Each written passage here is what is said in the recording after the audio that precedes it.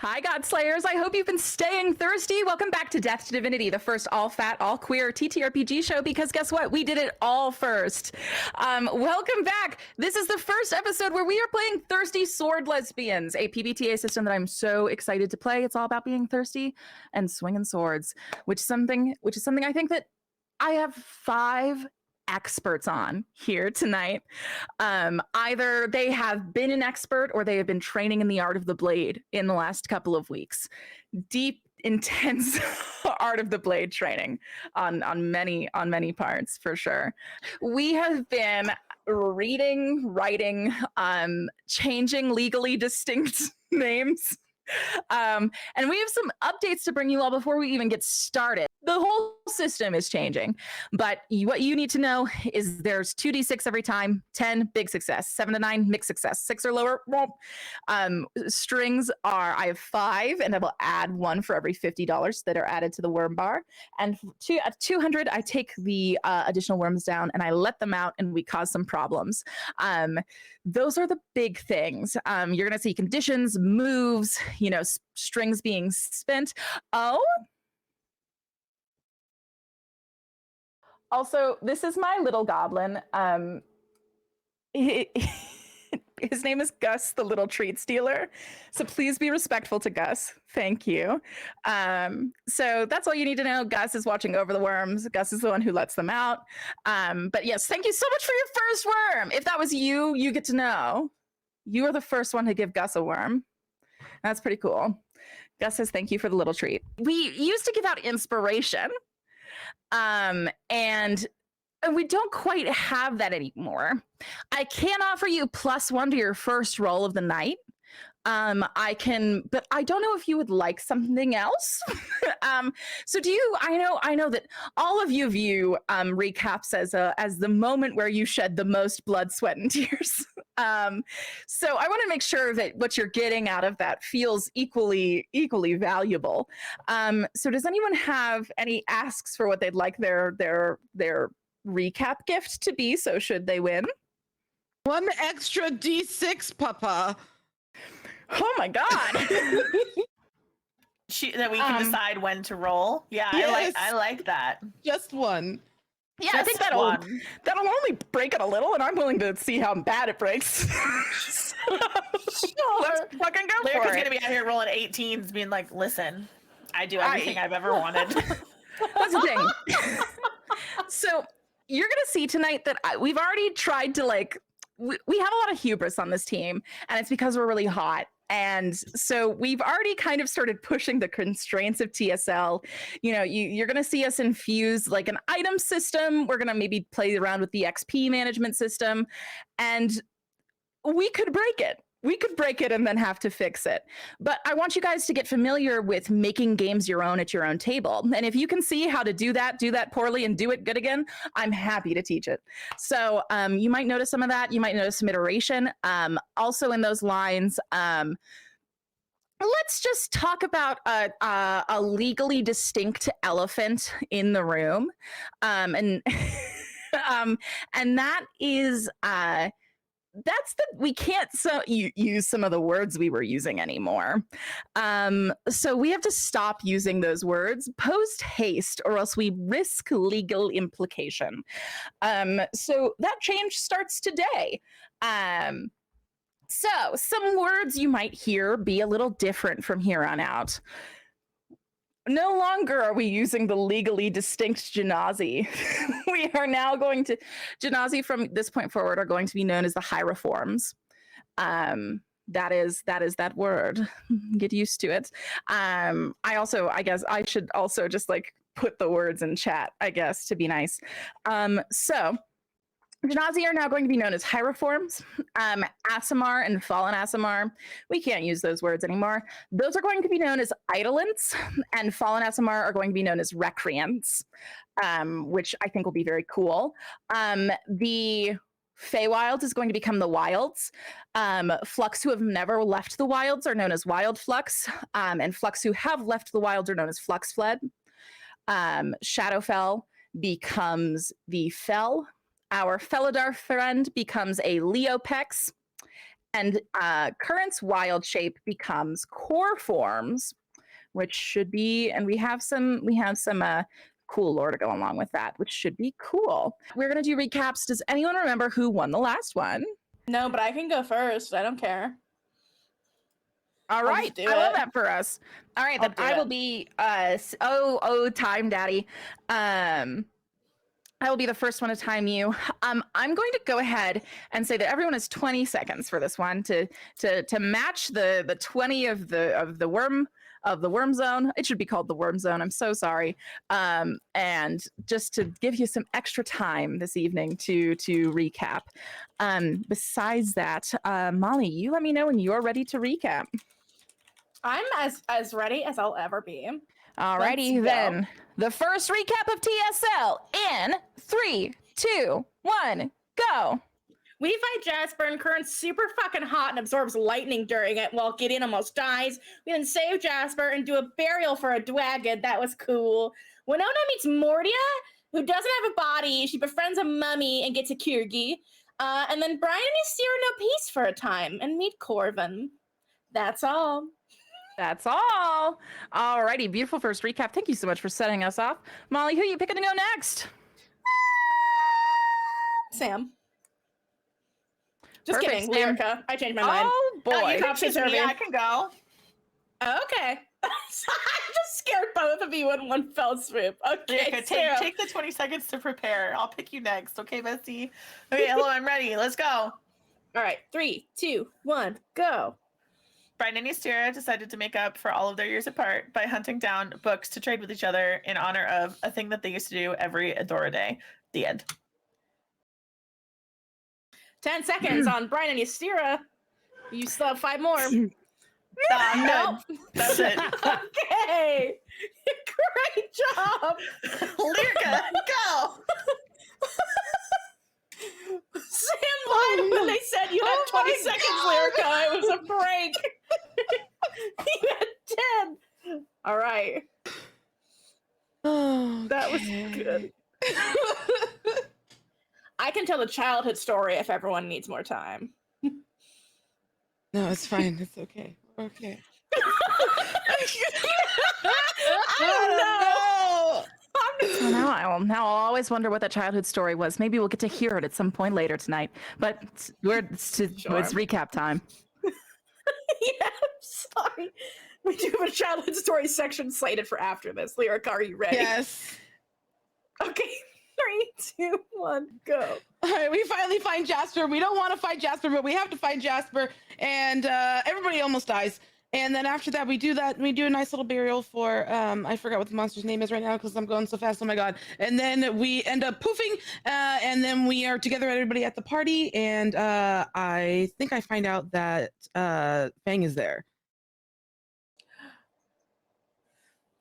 Nice. Oh, yes. Leon. All right. Julian, it's time. When you're ready. Okay, Are you ready? I'm ready. Yeah, I'm ready. Let's Okay. go. You seemed incredibly busy with I'm so sorry. I was Okay. making my last second notes. Okay. 3, 2, 1, go. All right. Winona meets Erelemus, who's a grimoire monster who keeps the pieces of Mordia. I think that's what I wrote. I don't remember. The party finally gets reunited. Kaelin figures out that he's got the Sword of Valxor and Doxon's card, and he's trying to get Oslo out, and also he gives Ampara a flogger. Oh, I That's had what I 20 forgot in seconds. my I forgot I recap. had 20 seconds, not 15. Well, there you go. The flogger is what I wrote down, and I forgot mine. So thank you for touching on that. Flogger is very important. Okay, I guess that And- leaves. Alright. Yeah, oh, Winona. yeah, I guess that leaves me. You ready? As ready as I'll ever literally be. Yeah. 3, 2, 1, go. Yeah, I meet a little guy, and I also talk to Mordia for a little bit. I get a corgi. We all meet up at Ampara's place, and then we all eventually decide that we're going to jump Fang, and Flogger happened. Mhm. Hell yeah. All right. Well, chat, those are the recaps. I hope you remembered as well what happened last last time. It's been a hot second. So definitely climb into your little brain palace or vote for whoever helped you remember the most. That voting poll is open right now. Who gets a treat? It's a treat. You get to decide. And while you're deciding, box a clock, Samantha. Okay. I'm so ready. Hello, everybody. It's time for me to get on my little box. I've been waiting for so long. First of all, we want to say thank you to our sponsor, Die Hard Dice. We actually collaborated on them towards the end of last year on little dice bundles for our characters. I'm only holding up the D6s because those are the only ones that'll be relevant in Thirsty Sword Lesbians. However, they are full dice sets that you can use for any of your tabletop games, and we got to actually work on our specific characters, so they're all super personal. It's a great time. If you use the code Death2Divinity at checkout, you'll get 10% off your order, and if you mention us in the comments, you might get some extra stuff from Castle Die Hard, which we love. We obviously want to give a huge shout out to Gay Space Games, who created the incredible Thirsty Sword Lesbian system that we are starting on tonight. I'm pumped about it. I think it's going to be great. And then the pixel art platform that we use for our streams is One More Multiverse, which I believe is currently in open beta, so definitely check them out for your own games. We also want to say thanks to Mackenzie Mullins, who did the full body character art that you see in our stream graphics. And just as a reminder, if you want more Death2Divinity content outside of episodes that happen on Saturdays, you can also join our Patreon, where there are weekly Scheme Time schemes with Katie May, and they often have guests in the form of various cast members and or our community manager Liza, working on all of the different like behind the scenes aspects that go into being a game master for this show, which is fantastic. You can also catch like gaming streams with the cast, behind the scenes stuff, playlists, fic, journal entries, you name it, we probably got it. And then last but not least, if you want to keep up with in-game lore, for example, all of the new terms that Katie May just introduced that are legally distinct from the ones that we were using before, you can find those in the D2D community pages, and you can access tons of content about the show and the world of Ackerman. And then if you join our Discord, you can talk about all of those things, and whether it's theories or whatever you have going on, questions, etc. And then on Friday nights, we do rewatch parties ahead of new episodes. So it's a really good time. I think that's it. I think that's everything that I have to say from my box. So I'm just going to step back down. And thank you to Samantha and her box. All right. Thank you so much, Molly. You're going to get that potentially volatile inspiration tonight. So you're going to get add an extra D6 to one of your rolls tonight. That's wild. Yeah. And I we're could going to see. totally biff something and say no. I don't actually. No, I don't actually. I do a backflip instead. Oh, that's a good question. Actually, is it for the purposes of this, would we roll all 3 d6s at once for that roll, or would it be like we roll the 2 and then whatever the number looks like, if we can decide if we want to add a third? Yeah, I think that's the rule here. You have to call it before the roll. You cannot add it after. I think that's the thing that'll make this a little less volatile. But something like one a session, like that's truly like that's the worst it could get. I truly believe in all of you. And all previous inspiration is now null and void. Yes. Throw your inspiration away. Cast it aside. We're ascending to a place where inspiration cannot help you anymore. All you get is a thirsty die. That's it. That's what we're calling it. Brand it. LOL. More chances for an 18 though. So true, bestie. Perfect. So we've done a recap. We got on the box. We got off the box. We went over terms. We went over moves. We went over all the things. We're getting to the point where besties, I think we're covering about everything that needs to be covered. But the last thing I want to do before we hop in is I want to reintroduce everyone. So I'm gonna have everyone go around. I want you to say your character's name, your character's pronouns, their playbook, and just like a brief summary of the playbook, if that's something you feel comfortable with. So let's go ahead and have the winner, Molly, start us off. Hello, I'm Molly. I play Gideon. Both of our pronouns are she, they. Gideon is a tiefling? Tiefling? Can we say tiefling? Oh shit! I I'm didn't a look at the word sexy little tiefling. demon with horns. And I did the Chosen playbook, which makes sense with Gideon's journey so far, right? It's about a lot of responsibility, making it hard for me to be the little piece of shit I previously was. So that's sort of where we're at with Gideon. No, did I? We can't. I'm a sexy little demon. Yeah, that's it. We'll come up with something or not, but that's what I'm everything. Demonite, man. a demonite, since you're half demon, demonite, demon ITE, demonite. Well, we had to decide what we want the lore to be because demons are technically grimoire monsters in this specific telling of it. And if Molly wanted to lean into that, Molly could. If Molly wanted to stray for that for something else, Molly could also do that. Molly can do whatever Molly wants to. devil. We could make them that they're from the fell. We could do whatever we wanted. So we'll decide that in between this. Perfect. All right, Molly, pick someone to go next. Julian. Hello. Yes, I am playing Kaylin. Both of our pronouns are he, him. Kaylin is a bard, which is allowed. Bards exist outside of other things. I've chosen the Scoundrel playbook. Scoundrel, their central conflict lies between the urge to explore new horizons versus committing to purpose or security, which I think fits Kaylin pretty well, considering he comes from a place where he's had a very distinct purpose set out for him, and he'd like to kind of, see what's out there that he can do on his own. And I will pick Gita. Hi, I play Winona, who is half elf, human person. I never really gave it too much thought. LOL.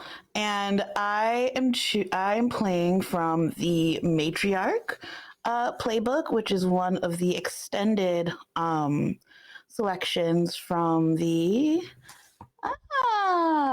Advanced Lovers and Lesbians. I just wanted to make sure that it was lesbians. And essentially given, Winona's emphasis on family and making sure that her people are safe, both from the weeds and the friends that she's made along the way.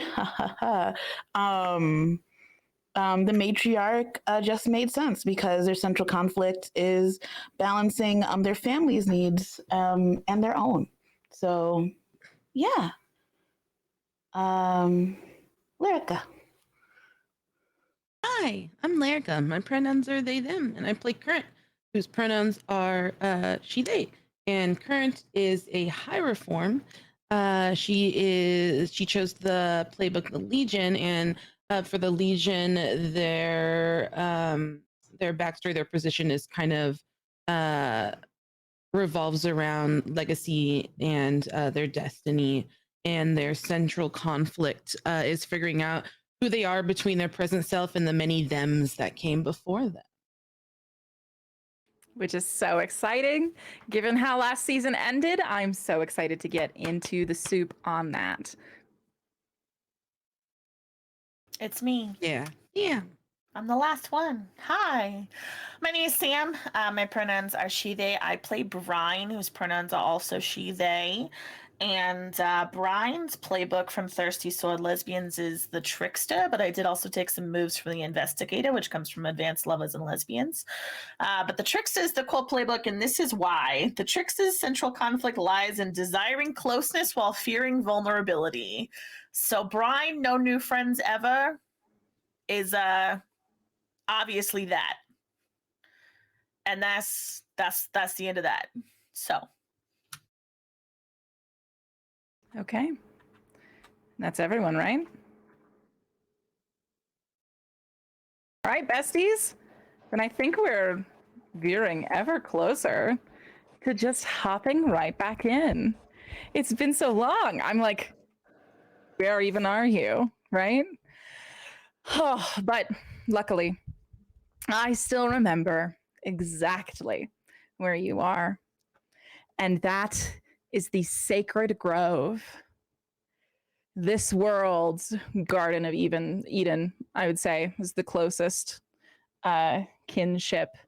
The place where the Apotheon sisters first walked.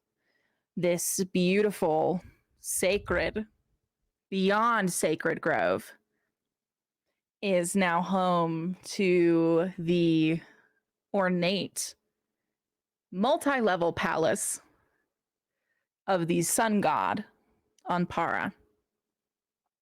A new development, but not new enough for it to have been in development when you were around. But this was built after mortal kind fell. This palace, this gaudy statement of human nature. Why? It was done on purpose, on the bones of those who lost the war. This mocking palace built. And each of our heroes are on the palace grounds. The first time in a long time that they have been in arm's reach of each other. Kaelin, Gideon, Winona, Current, you are all in Trist's wing right now. A tower that is far back towards the furthest edges of Anpara's palace grounds. This room that you find yourself in, this single door, you haven't tried to open it yet. But you would find if you did, it would lead to nothing but a magic portal. The magic on these grounds are brilliant. They seep through every inch. A door that should lead to the room next to yours might instead lead to the bottom of a pool or a monster's cage or to Anpara's chambers himself. Brian, you have only just begun to understand the extent of the magic prowess of these grounds, as I believe you were calling it prisoner, and I've been calling party favor. As Anpara's party favor, you have been relegated to these grounds for the last little while. I would like for us to go ahead and say that you did, before you went to the library, successfully gather every ingredient you needed to for him. So you can just go and say that you have those. And you ended up finding the library, the place to find it, to find the information that you need to gather these things. And you have been searching for books. And why have you been searching for books again? Because Ystira and I used to exchange them every Adora Day when we were together. And we used to try to look for the most, like, obscure, impossible that she would have already read this titles that we could possibly find, to the point where, like, we would obsess over it for months and weeks ahead of time. And everyone that knew us was, like, deeply, deeply entertained, but I think also deeply annoyed by how single-mindedly focused we were on this task. Absolutely. So you're paint a kind of picture for me. What does, like, Brian's, like, book searching, like, methodology look like? Oh gosh, I think when are you they just were like throwing them, like, how respectful are you towards these books? So I think when she was in Terrapine, Brian would, like, be very, like, she would take a lot of time and she would, like, very carefully, like, pull out, like, small stacks of things to look at and then decide, or she would, like, bargain with traders that had come in from other cities to try to see if she could find something new or exciting that she couldn't find in Terrapine proper. And I think now in Anpara's library, her approach is a little bit more rushed. And I think it's also a little bit more chaotic in the sense that she doesn't know what Ystira has been reading for the last decade plus. And so she's literally just grabbing anything that she's encountered in her time as an assassin that she thinks Ystira would like, or that would strike up the kinds of like conversations that they would have when they were living together.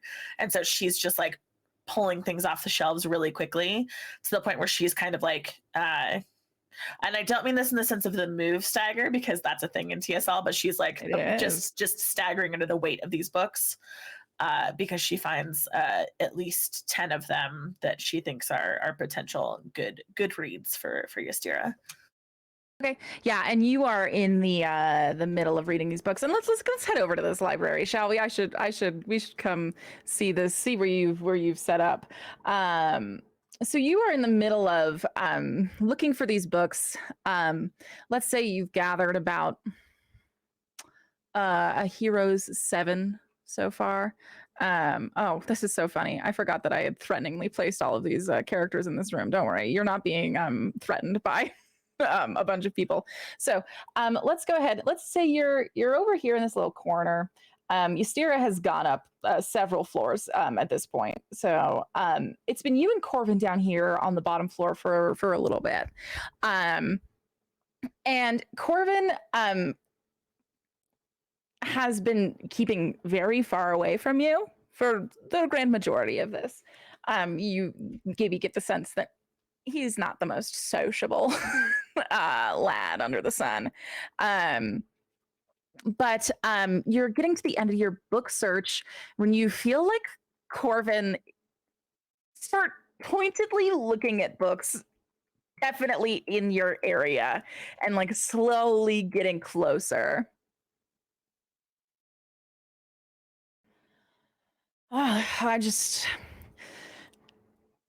There's so many books I wouldn't even know where to start. I'm looking for something kind of like Mother, I'm Sorry. Have you read that book? No, can't say I have. I think a friend of mine carried it on an expedition once, though. Okay, well, cool. And I think Brian, it takes her a second to say that because I think she genuinely is like, has this moment of like, this man can't possibly be talking to me. And like, she kind of like has this second where she looks around and then realizes that, like they're the only two there and he must be talking to her actually. Right, yeah. And you see Corvin kind of nod. And then you can tell me whether or not Brian sees this, but Corvin then just turns slightly to Ystira, who is looking pointedly down from the balcony, and just gives a subtle, like, go ahead nod, like, Brian hasn't read it. You're good to grab the book. So whether or not Brian catches that, totally up to you. I think she does, and I think she just kind of mutters under her breath, like, I think we'd call that cheating in the old days, but all right.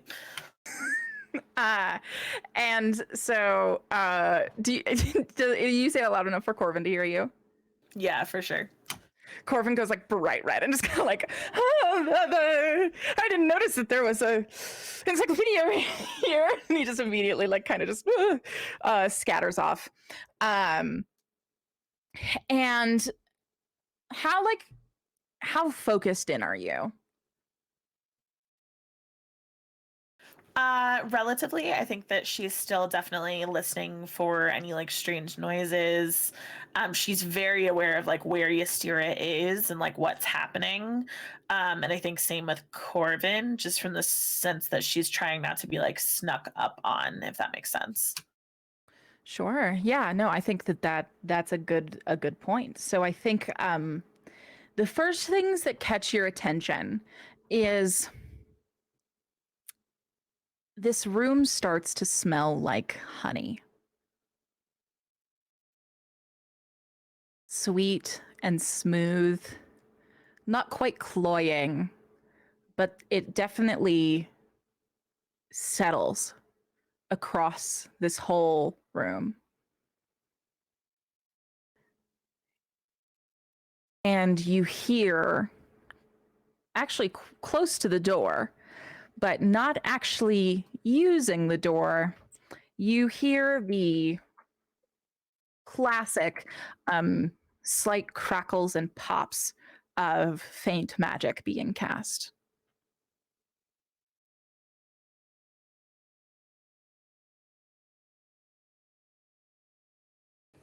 I think Brian's hackles raise a little bit. And people who know her would notice that, like, her shoulders kind of curve forward just the slightest bit, as if she's, like, protecting herself. And she is still facing one of the bookshelves, and she still has these books in her hands, but she has completely frozen. Like, she's not moving, and her focus is no longer on searching for books. Yeah. So yeah, you kind of freeze in place and kind of stay your hand. Oh no, this is a terrible time for multiverse to no longer work for me. Okay, great. So at that point, you hear, like, even if you're looking out of the corner of your eyes, and if not, we at least see, as slightly around the corner from where Brian is standing, there is this carve of magic that sweeps in this grand ovular shape, this pink line that just appears from nothingness. And then the circle goes all the way around and completes. And in that moment, a shield of light bursts forth from this circle. And that burst of light quickly gives way to the picture, sword first, of someone stepping through this portal. You hear first a very particular clicking of heels, you believe, on the ground, Brian. You hear these clicks, and you know from here on out you're going to be able to recognize them whenever you hear them. They are very unique, is the right word for them. And this fizzle of light cracks, pops, and gives way to this figure who daintily steps through. And I believe you said that you were not looking. So I think, Brian, the first thing you kind of experience is the sound of these heels coming closer, this clicking coming closer and closer and closer to sort of the centralmost place of this library. And you hear a particularly pleasant voice go, "I see the party favors have found their way to the library. Hello."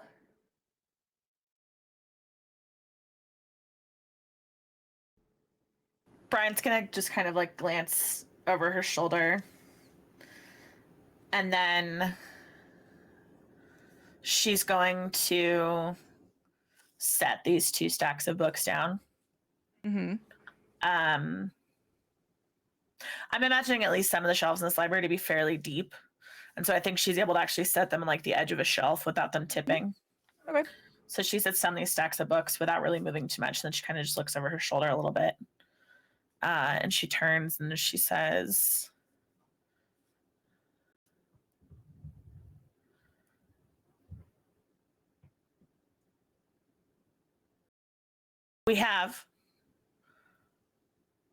You look a little too powerful to be another party favor, though.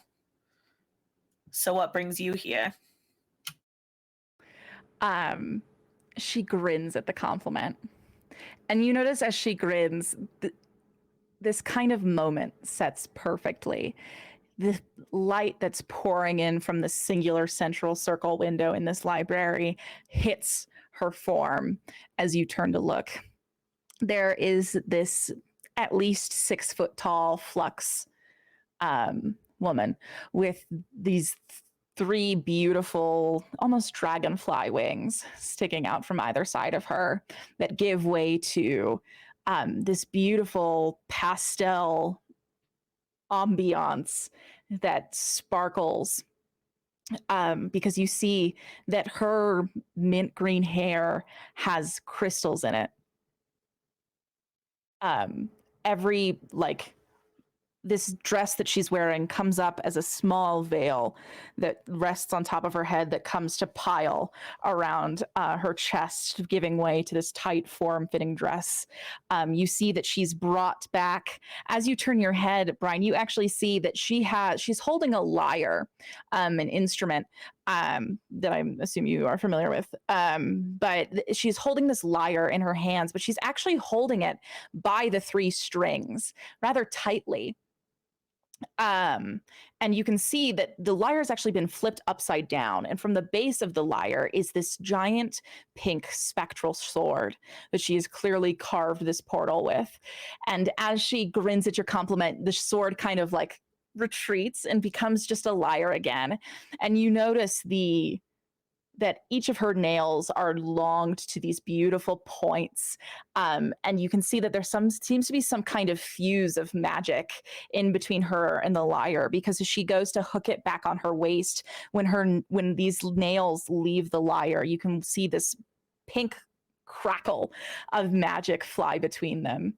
As it comes to rest on this holder she's wearing, and nothing else. There's no other armor, anything, just this beautiful slip dress that catches every moment in the light that comes up to this veil, these huge wings that reflect prisms of rainbows onto the floor, and this rather comfortable looking darker purple widow's robe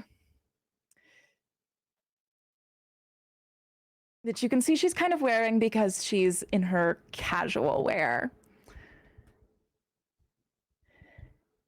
And she grins at your compliment. Oh, does she grin? She says, "Oh, I figured that the favors who found their way to the library would be my kind of favor."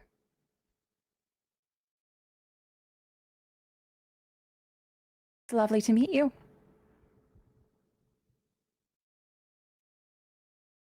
Corvin, we've already met. Corvin looks to her and nods kind of mm-hmm.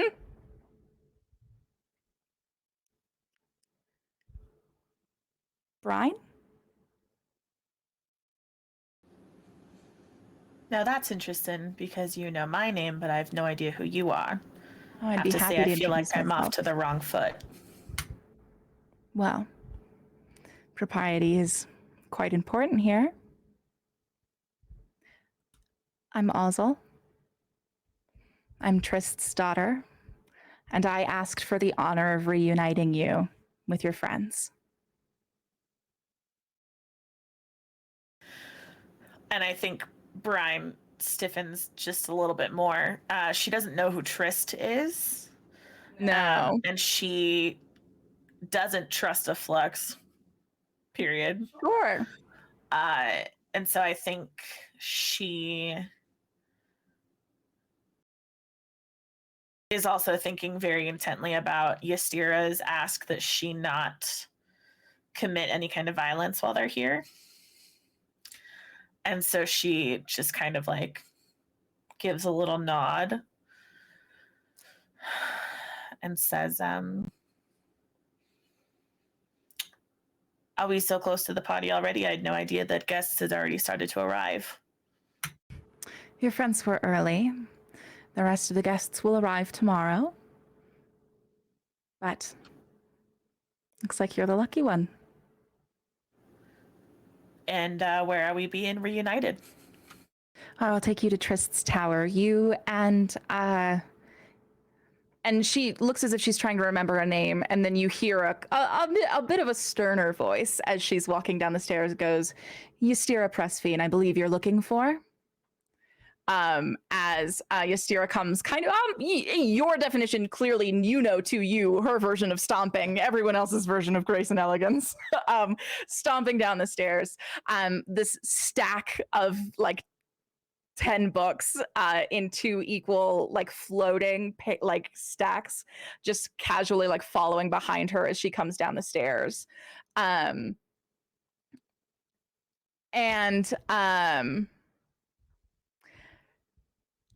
also kind of like looks over at you, Steer, and goes, wait, I think I recognize your face. Have I sung for you before? And Ystira comes up to like stand right beside you, Brian, and she nods and goes, oh, yes, I've been to Mirage a fair few times. I think Brian is going to look at Ystira and say, oh, that's where she looks familiar from. It's one of the times that we went for our anniversary, right? We were there together. This is clearly a lie. I would like to see if I can persuade Ozil of that, though, with my mask move. Oh, wow. Well, let's pull up this mask move and let's have our first move of the whole dang thing, shall we? Oh boy, howdy. So I'm still learning all of the players' moves. So I do need you to, for at least the first few episodes, read the move out loud to us, get us all familiar, all that kind of stuff. So why don't you go ahead and start with that, Brian? Sure. So this move is called the mask. So if I seek to persuade an NPC of a lie about myself, I can roll plus wit. And then choose from the following. So if I roll a 10 plus, I can choose 2 from the following list. If I roll a 7 and 9, I can choose 1. So either the NPC believes a big lie, the lie I have chosen is unexpectedly perfect, which creates a new opportunity, or the NPC gives me the benefit of the doubt and remains convinced even if there is evidence of my lie. Okay. Ooh, all right. So yeah, so let's just roll, shall we? I think that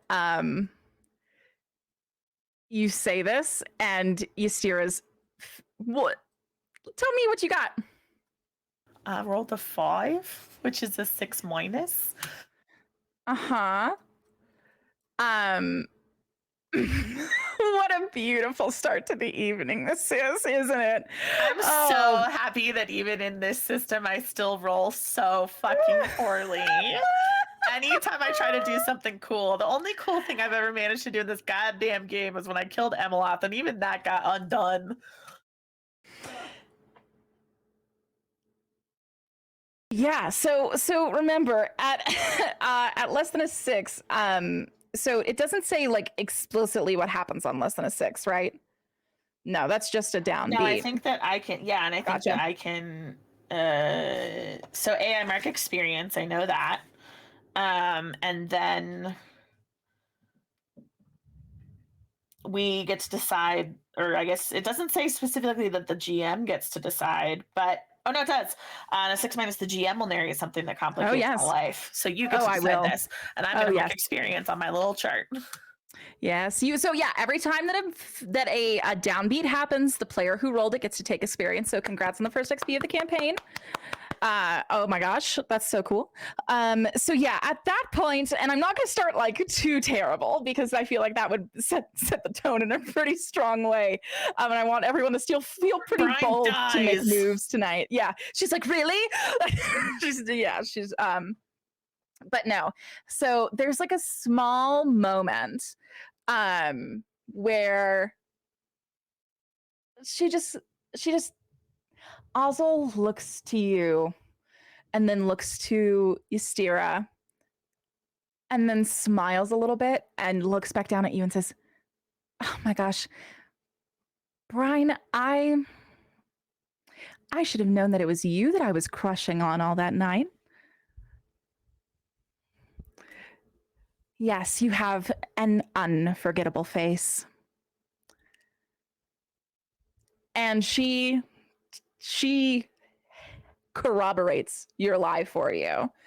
And with just a small kind of smirk. And I think because she has corroborated her lie, I'm going to take a string on you.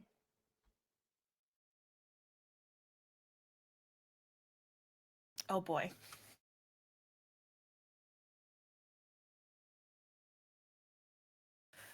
Brian, I think, doesn't show anything on her face.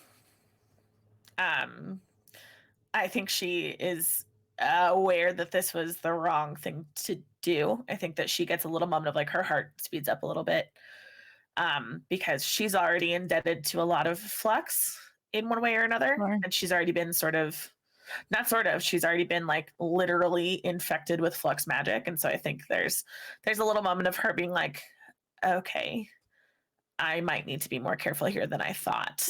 And that's like an internal processing thing. But she is actually going to meet Ozzel's eyes and just like smile and say,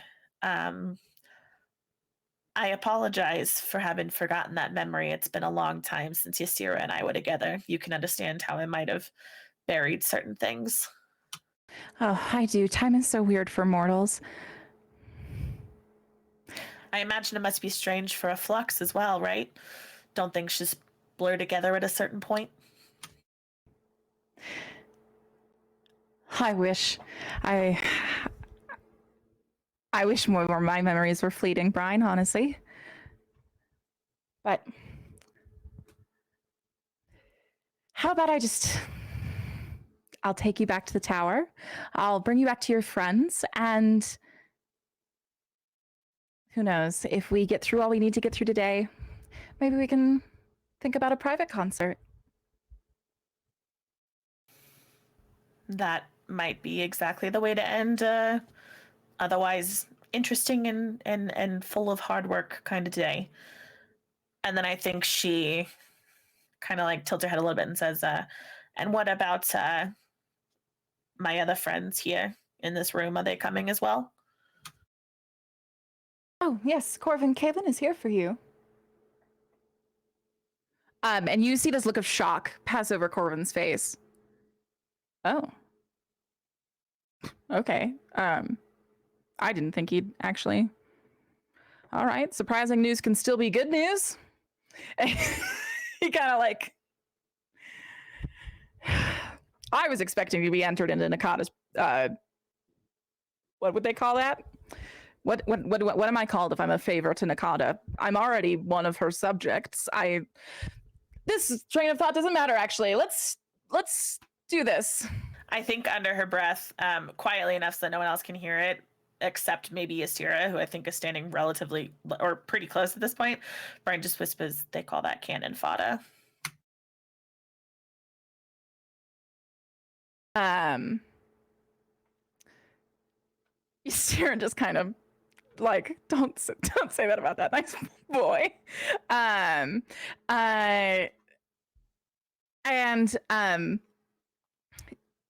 Even if Ozzel has heard that she is not going to act like she has, and she kind of looks around the library and just kind of takes it all in and says, do you need a few more moments? I'm happy to sit and wait. No, I think I'm ready to go. Ystira, Corvin. And Ystira says, I'm perfectly ready to leave. Ozzel, do you think anyone would notice or mind if we borrowed these books while we were staying here? I would love some reading to kind of cool my nerves. It's been a while since I've been at an event like this. And Ozzel kind of goes, yeah, it has been a while since I've seen you at one of these. Please, if anyone asks, I'll tell them I took it.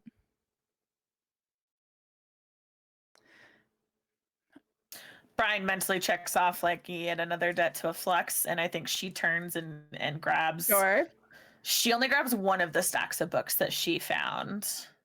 She's gonna leave the other one because she wants to have one hand free, and so she grabs one stack and just kind of like tucks it under her arm. Okay. Perfect. And then so Ozzel kind of looks around, and is like, and before we go and we reunite with your friends, do you need to use a washroom, food, anything that I can get you before we begin the next leg of our journey? No, I'm comfortable. Thank you for the offer, though. It's appreciated. Of course. Please let me know if I can make you more comfortable. And she kind of just turns around.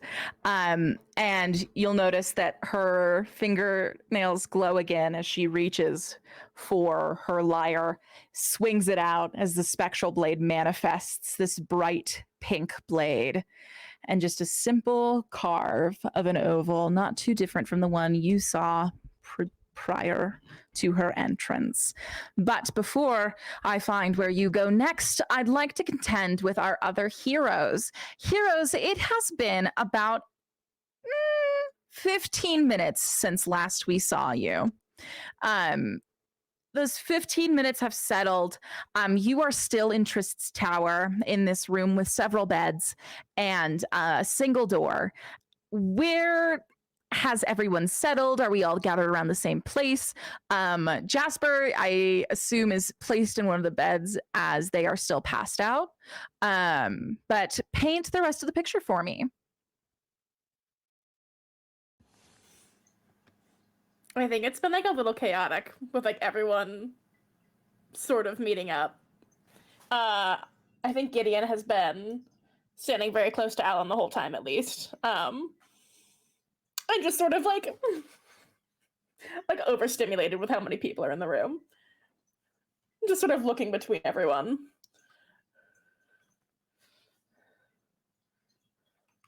Okay. Where is Winona settled?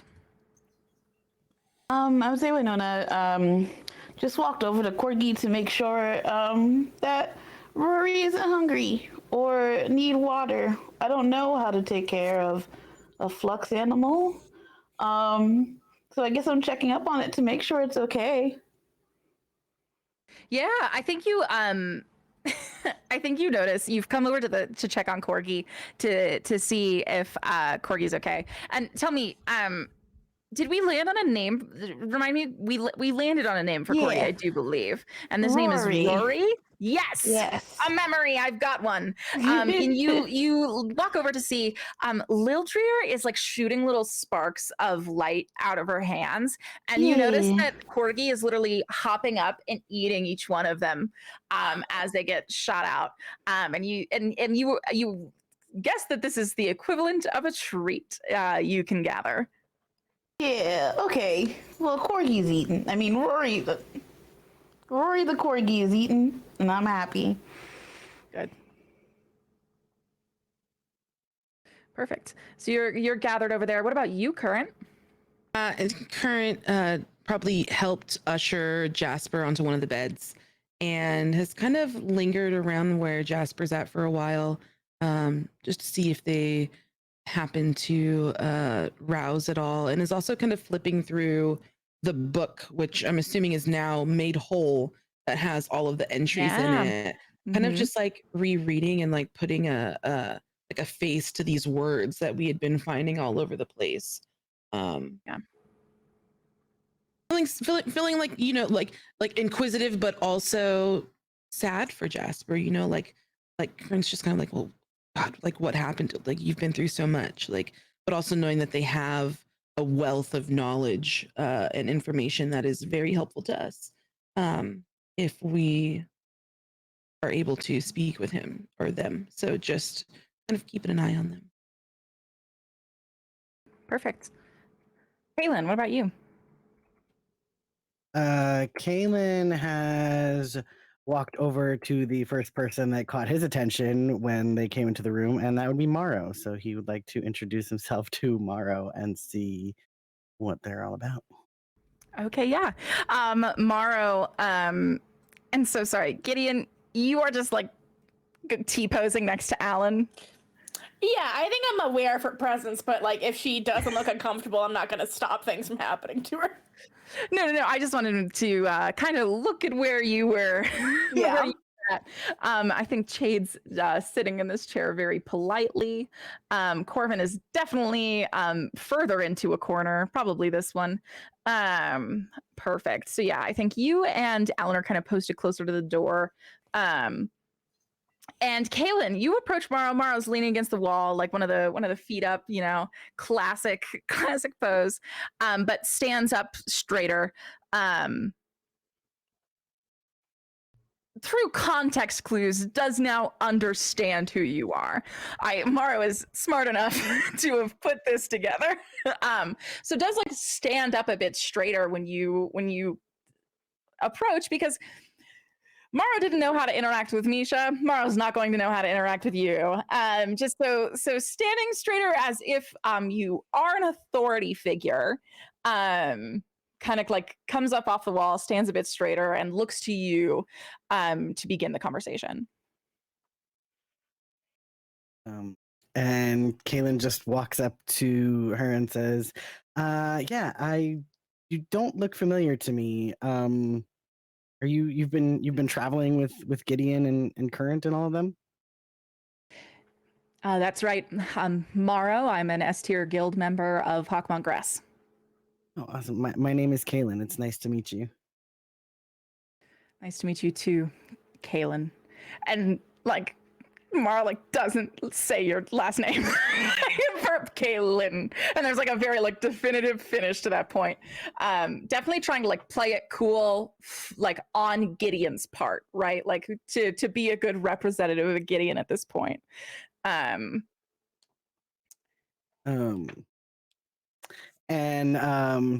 So just continuing the conversation, can I say I've never heard of Hawkmont Grass. Like what is that? It's a have you heard of Terrapine? I've heard a tiny bit about Terrapine, yeah. I know they've done some trading with Kurthus. Some. That's mostly fidelity. Hawkmont Grass usually, what we do is we're mercenaries. We take on a lot of jobs. We do a lot of delving into the wilds. We do a lot of artifact acquisition. We do a lot of small problem management. We take on jobs. We usually have teams within the guild, and we're for hire. Sounds like a job that requires a lot of courage and strength. Not so much different from yours, then. I suppose. So then you know who I am? Mara just kind of like nods awkwardly. Oh, I see. Well, yeah, Is it a secret? No, I just Like the last time? No, wait, what? The last time? Just with Misha, it was a secret. Oh, right, yes, right, yes, of course. I'm so sorry. Yeah. Well, there's a lot that goes on there. But yeah, no, not a secret. No. Yeah, it's interesting. And I would like to try and figure out a person. Oh, I would love that. So I'll go ahead and so every player has base moves, and that is a pool of moves that all players have access to. And then they have playbook moves, and then those are playbook specific. The move that Brian did was a playbook specific move. This one is a free game. So this is, oh boy, this is a heartstring move, I believe. Yes, It is. Mm-hmm. Yes. So figure out a person. When you try to understand a person, roll plus wit, plus 3 more if you spin a string on them. Ooh. On a 10 plus, you're going to ask 2 questions now or later in the scene. And on a 7 to 9, you may ask 2 questions, but they may ask one of you. And then on a 6, we get to have fun like we did with Brian. All right. So let's wait. Okay.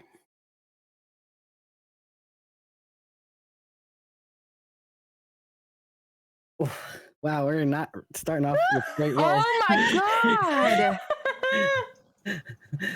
Okay, so There's that. Oh boy. Oh boy. No. Oh my god. Uh-huh.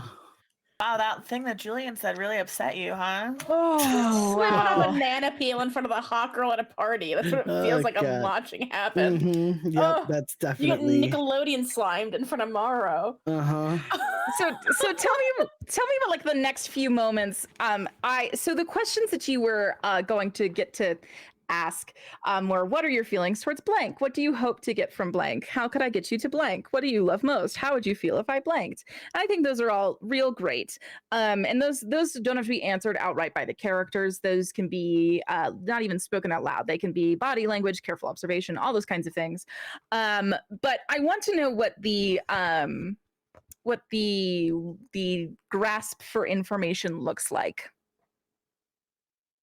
So Kalen's trying to just learn as much as he can about Morrow. He's partly because he's attracted to her, partly because she's just a new person that he's just trying to get to know, and kind of see, how'd you end up with this group? Like, what are your goals for being with them? Like, why why did you decide to join them on this mission? And he's just really probably super awkward about it. Like asking the questions, but like in ways that maybe don't make sense, or that just you're kind of like, well, why would you ask that, or why would you ask that way? So he's just super awkward about it.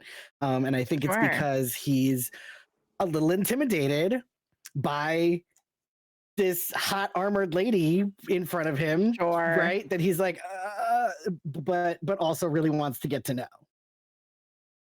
Right. Yeah.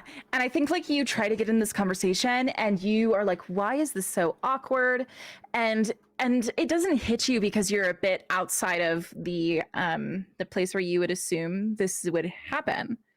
And you get a little bit into your conversation with Morrow when the realization hits you that like Morrow is answering you like a subject would. Morrow does not know how much power you hold and is being very conservative.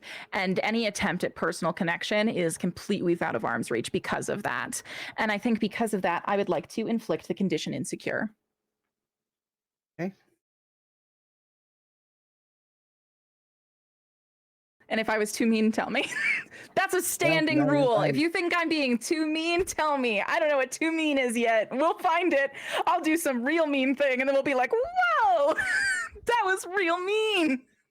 It'll be fine. But I think that I've got a lot of people who love destruction, so I'm gonna Yeah, I think that was on point.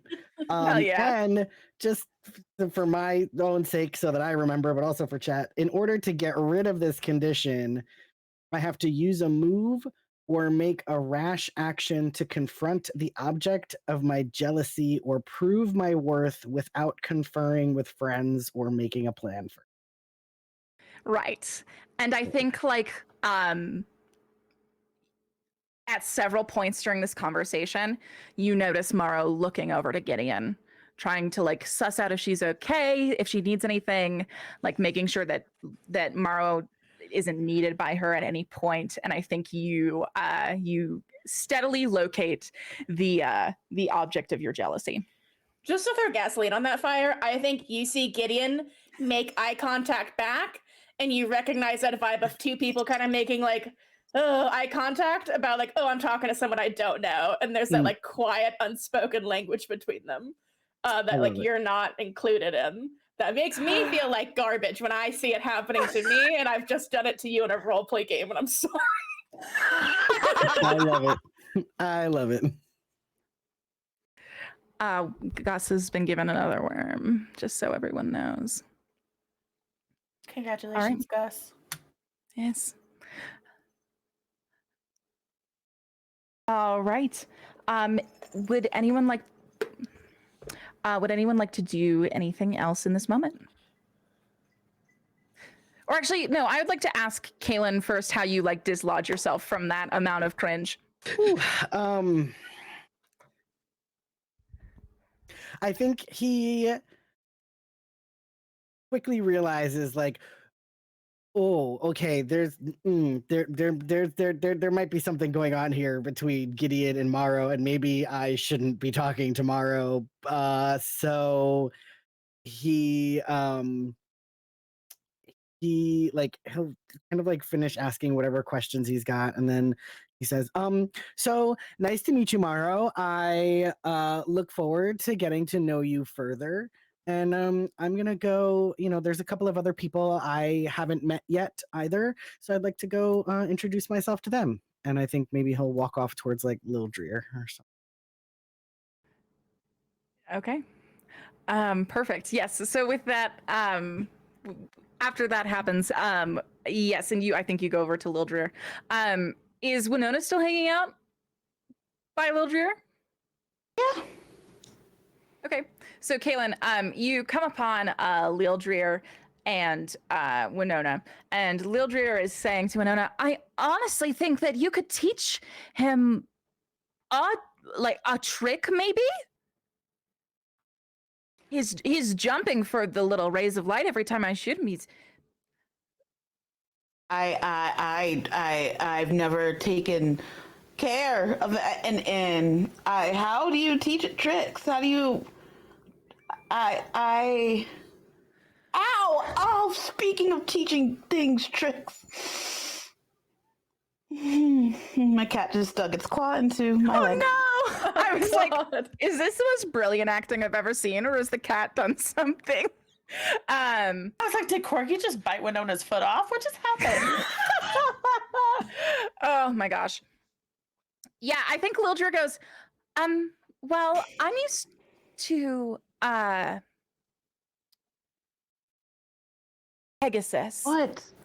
So my experience is not as relevant, but this is it a dog? I think so. Okay. I mean, it's a mythical creature, so we can treat it. So we can treat it like a mini Pegasus, right? Maybe. Yes, we just have to figure out what a mythical creature like this one would eat. Well, I think I'm happy to take that job on. I know that everyone will be dealing with so much. There are a lot of people who are official invitees to this event, and I am not one of those people. And I know that you've got a lot on your plate, Winona, so I am just so happy to put that on my plate as you deal with that. That'll be done. I will get all the information you need. Oh, I'm sorry. I didn't mean to pawn it off on you. You are not like pawning. that. I am volunteering. I'm stepping up. I'm Lildrir. Lildrir sticks her hand out. Hi. Do you remember me? Yes. I know that I'm kind of like covered in ash. You helped me with my I remember who you are. I just assumed that you would be. I didn't know what would happen after you went into the mists. I didn't know if you would be I didn't know if you'd be completely different. I rarely have people gone into the mists and came out the same. I don't know if I can. I'm good. I remember who you are. I remember who you are. Yes, and that's what you hear as you begin approaching. I'm so happy that you're here. I'm so happy you're here. Aw. I'm sorry. Did I hear you say your name was Lildrir? Lildrir, yes. Okay. Hi, Lildrir. I'm Kaylin. Nice to meet you. Kaylin, it is so lovely to meet you. And where did you come from? Did you come from Terrapine like Morrow? No, I'm an Eidolent from the core. Oh. I'm part of the Legion. Oh. And I'm here to protect Gideon and Current. Okay. Very cool. All right. And Winona, how long have y'all been traveling together? Not very long, but it's been an exciting time. Okay. What's the most exciting thing you've seen so far? Oh my god. Winona walk into the mists or the Colossal hit our ship, one of the two. Yeah, and our ship went crashing into we've seen some things. Yeah, it was like right after I prayed, and so I'm kind of but yeah, watching Winona walk into the mists was the most exciting part for me. I don't know, what was the mists like?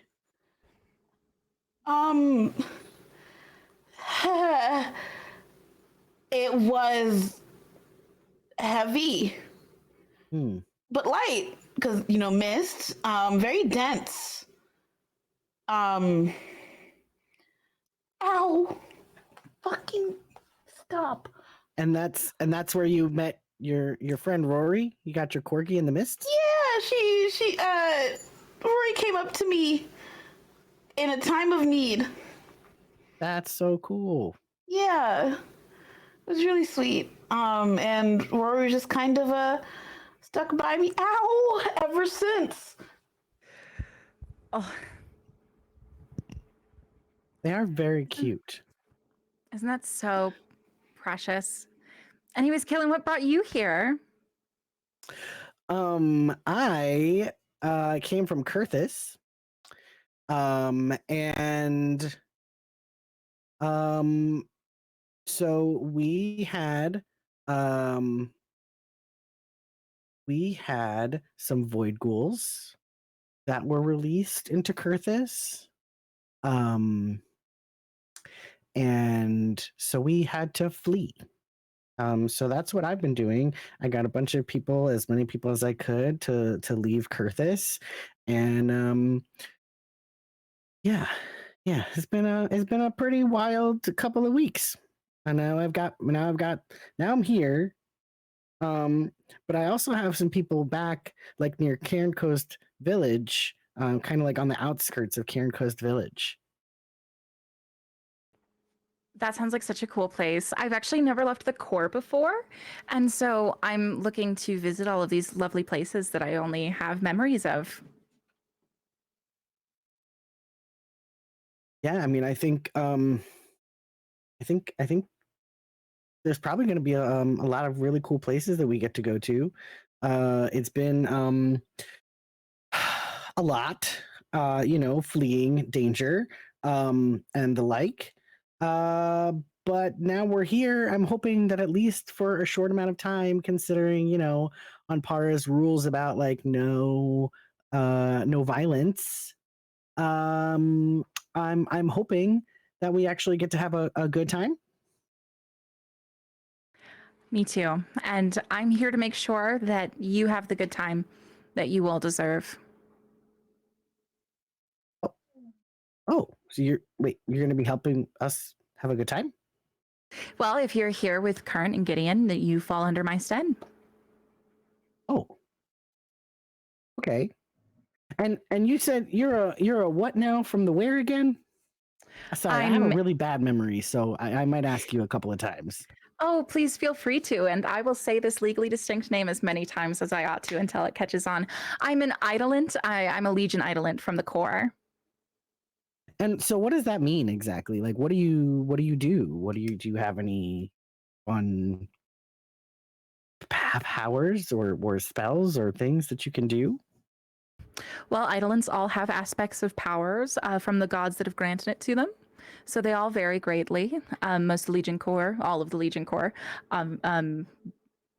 worked with Monarch to make the core safe, even through the great war that happened here. And I just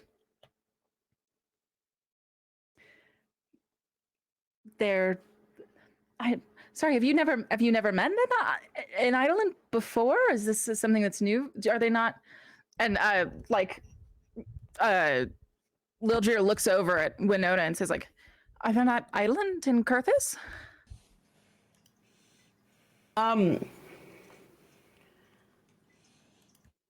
Yeah. Winona just kind of just puts her hands up and just like, I kind of just maybe seen a couple. Can I be eavesdropping? Oh, please. Yeah, I dated one. They sucked. Gideon calls over their shoulder back to the group, and then looks back over at Mara and goes, "I found much better in Terrapine."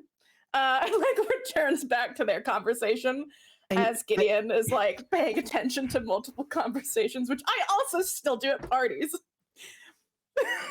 And I think Kaylin's like, oh, right. Okay, sorry. Like I said, bad memory. You're right. Gideon. Oh, wow. I remember that. That was it was the worst. We have so much to talk about. I'm very happy to see you. Yes, I cannot wait to catch up more. Well, you've met Lildrir. There's Crovalone over there as well. Necromancer, also from Hawkmongrass. Necromancer. He's very talented. Bone magic. And Gideon sort of like waggles their sword, even though Crovalone had nothing to do with it, as if it's like a prop. Like, look, a bone. And you're waggling it, and you actually notice when you're waggling it that those bones are freshly polished. So maybe he did have something to do with it. You see Gideon whisper, Crovalone. Like a sitcom dad. Crovalone. Gideon, what the heck is that? That's the coolest thing I've ever seen. Well, it's called the Bell Whale. I think that's what I remember. It's made from, God, Gideon sort of like looks back to Alan. It's like those cursed plants that grow on graves and have it's like a maze. Bell Whale ornaments, yes. Yeah, I got it at a department store in Terrapine. So they just kind of sell whatever there, I guess. That's so cool. They do sell whatever there. Yeah, in like a fun way, anything goes. Yeah. Yeah. Oh my gosh. One time I found a necklace that if you wore it, let you drink however much you wanted. And then when you took the necklace off, you got as drunk as all of the drinks you had drank up until that point. Like it all hit at once. We didn't know why it exists. Morgan wore it, I think, for the rest of our trip. And Alan kind of gets like lost in that story and then like realizes that it's about more game and then kind of just like finishes it anyways, you know? Mm-hmm. Gideon's thrilled, eyes sparkling with joy, I think, at the story. Any like crumb I think Gideon gets that their dad was like a little bit of a bastard like they were makes Gideon happy, but also like maybe feel more emboldened to act in that way themselves, as you see like they kind of get a little more swagger. And they were avoiding sitting on the couch because they were covered in blood, and then you see them sit on it anyway and go, that's wild, as we're listening to the story. Oh my gosh. I love that. I love that. You sit down on the chair and Chade sit down on the couch, and Chade, who is sitting in the other chair, stands up and goes, Gideon, do you need like a drink or anything? Do you need like a washcloth to get the blood off your face? Oh, Chade, you were so much more present of mind than I am. I probably should. I'm probably grossing everyone out. I'm sorry. I just sat on the couch. No, please stay sitting. You have worked so hard.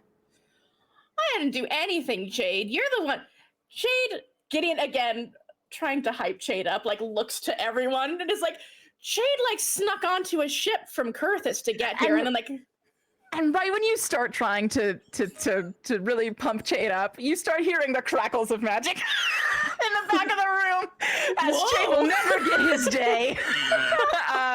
You hear this small crackle of magic, and everyone's heads snap over close to the door as a very similarly to what was described before. Yes, this arcing swing of pink light, not the door which was opened last time, but this arcing pink light comes and makes this full tall oval that Gideon is the height of you.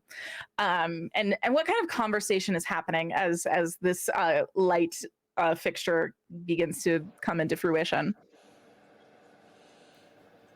I think Gideon stops mid-sentence talking about Chade and fully turns to look at what's happening. If other people are talking, feel free, but unfortunately, Chade's moment must get cut off for the bit, so I stop. Thank you. Perfect. What's everyone else doing? I think that just from everything that has happened, it's kind of like almost a knee-jerk response for Current when they hear this crackling start to happen as they go to reach for where what should be where their weapon is. in just like an alert stance, but then just turns around to view what's happening. Yeah. Kalen has also got his arm at the ready to. Perfect. And then my question for you, Brian, is who is the first one to go through the portal?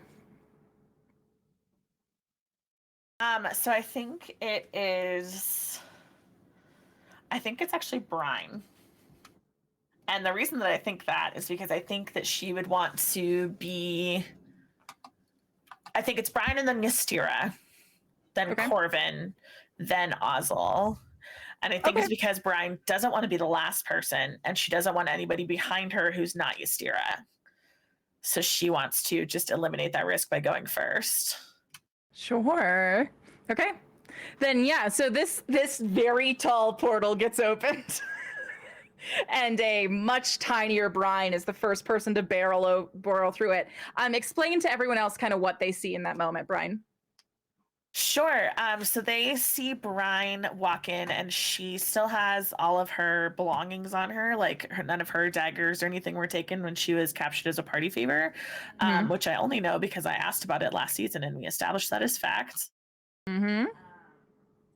Sorry, I was trying to get to a message so that I could see something. And then she has this like stack of books underneath her arm. And I think that anybody who is like looking and like taking in the books, did they just see the word cats and then the word musical on one of the thicker spines? And then they also see the word immortality on another spine. And then there's another one that looks like a really beat up copy of a graphic novel that Gideon has probably read, which is Adventure Lads in the Wilds, volume 72. Love Adventure Lads. We love Adventure Lads in the Wilds. And so these are 3 of the 5 books that Brian has brought with her into this room. And she just kind of, her eyes are like a little bit wide, and I think she like steps to the portal and she just honestly kind of looks around.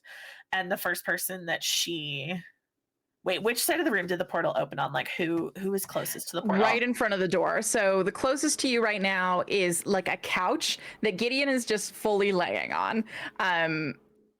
So Gideon is laying on a couch that like you were just tall enough to see over. Alan is standing off to the side next to the couch. You see Prince Kalen just off to your right.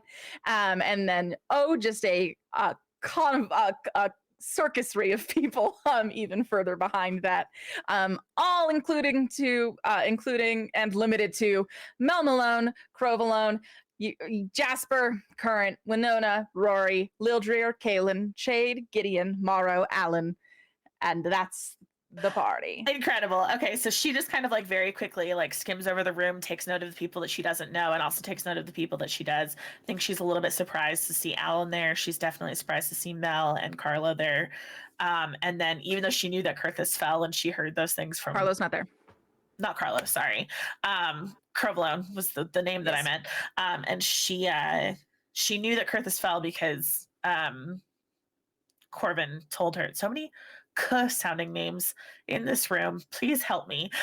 Corvin told her that Kurthus fell. I think she's still just kind of surprised to see those people again, because I think there was a part of her that had just kind of like written them off as dead in her mind. But when she sees Gideon, she genuinely like drops the stack of books and goes, "Please tell me that's not your fucking blood." No, I've come to rescue you, Gideon says. I imagine they're like sitting on the edge of the couch, leaning on the back of it, and they have their sword over their shoulder like a jackass. Very like Johnny, like one of your French girls kind of a moment. Yeah, and I think everyone in the room saw them get into this pose as the portal opened, knowing someone was coming in. Oh my god. And then Gideon goes, "But you look fine. You've been collecting books with your not ex-wife. Hello, Ystira. Hi." Yeah, so that's the first thing it said, and you like say that, and then I think like everyone else in the room who is not Brian, additionally in behind the legally distinct halfling. I do believe we need to rename that as well. And we can't say hobbit either, so we'll get there. So there is, like, as tall as you, Gideon, this beautiful flux woman with this just glimmering like fabric that is sparkling. Like, you can now see just reflections of light just hitting the room in all different places. This beautiful like mint green hair, this very like pale pink skin, and just iridescent wings. And you have seen her giant spectral pink blade come back to its lyre form and come to sit on her hip again as she hitches it to the belt. Stand like- the fuck up. Yeah, there was not flux on the room before, and there is now. So that is a very big difference. And I think Brian like actually like takes a very intentional step closer to the couch once like everybody has kind of come in the portal after her, and kind of like looks at Gideon and gives Gideon this very pointed like looks at Gideon, kind of looks like jerks the eyes to the side as like and this is who delivered me here, and I have a lot of questions, kind of a face. Mm-hmm. And then I think she says like very pointedly like, well, I'm not going to hug you when you're covered in blood, and then turns and just like throws herself at Winona. Hello. I'm glad to see that you're alive. I'm so fucking glad you both made it. Oh my god. And then she just like I think Brian, when she hugs Winona, she just kind of like lifts her arms up, and Winona either lifts Brian up or doesn't. And it just determines how long the hug is. Yeah, I think today Winona will lift Brian up. And I think Brian Today just, is the day. Yeah, just squeezes around Winona's neck with her arms and just says like much softer, like, and who knew that Mel made it? And then kind of like makes a little like I didn't snicker until I got here. All of my past just loves to show up on this trip. And then very quietly Brian goes, well, if you need somebody to cover for you so you can go spend some time catching up, let me know. And then like kind of like releases her arms a little bit, which is the very known signal that Winona can put her down. Oh, sure. And I'm gonna grip Brian a little tighter and just like say, just a little gritting, but like in a loving way, like, I need you to take the inflection off of the catching up in your voice, please. Absolutely not. I'll never do such a thing. And Brian, you get like set down, and then this pink dog starts running very fast circles around you. Also, you have a new nibbling. This? A new what? A new? Did you adopt? How did you adopt? It chose me. You know how they say that pets are supposed to choose you? Oh, well, yeah, I have Cat. Oh, yeah. Oh, God. And then I think Brian turns around to Current and goes, how did you get here? Where is the ship? And like, just as she's saying it, she's like walking across the room towards Current with her arms held out like this. That, like, what's happening, but also that, like, I will take a hug now, please. I think Karen is like explaining with her arms out before we like, okay, well, this is what happened, and then I as I'm still explaining, I am picking Brian up to hug as well. And Kat is with Karina, and they're gonna get here. They're gonna be all right. You left the cat with Karina? It wasn't the ideal situation, but here's the thing. All hell broke loose in the core, and my cousin, you remember wanted to kill me. And then also there's apparently a bounty on me as well. And they were waiting on the ship. They never found me. So we had to leave quickly. And that's when I was reunited with... Who's we? And then I think she looks around and just goes, where is Ula? And Current's going to go into their bag and pull out the note that Ula had left. and hand it to Brian and explain that Ula had to go look after some questions for their family. They think that they found the key to finding their family. So they left the crown with Rosalind, who ultimately, I also left the crown with Rosalind, to which we broke it and threw it into an abyss. And we may have destroyed the room with all the little prophecy orbs, and then we kissed. Well, actually, no, we kissed and then we did. Yeah. It doesn't matter. It doesn't matter. There was a kiss. And I think Brian like reads over the note really quick and then like hands it back to Current and just says, I mean, if I had this to find my dad, I'd be on it too. Can't blame him.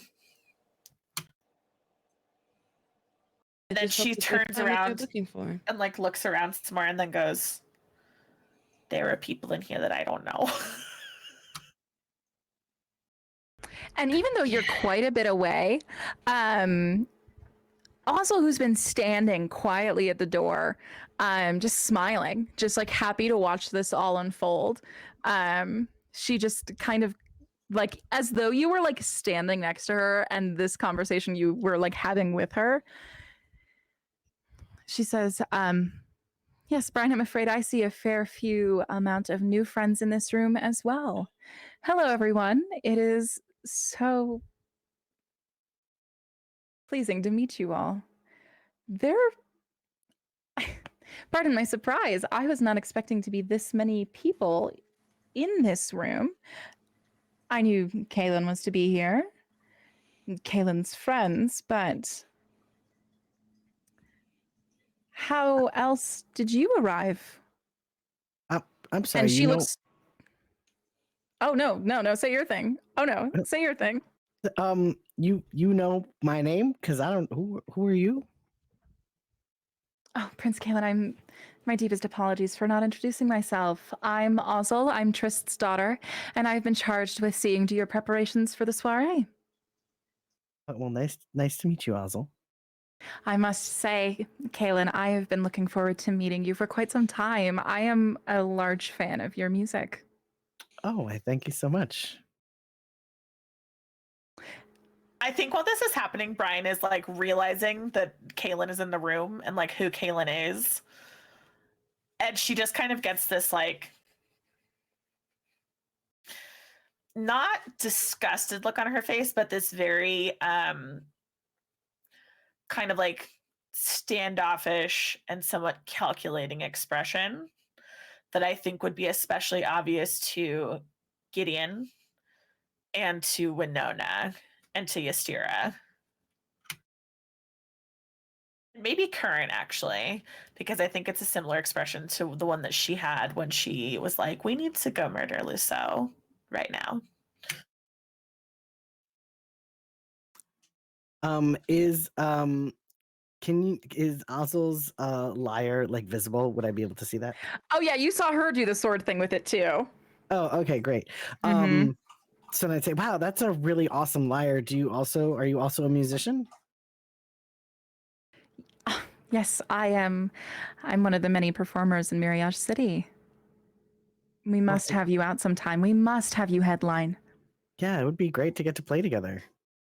Oh, together, no, the honor would be mine. I'd love nothing more.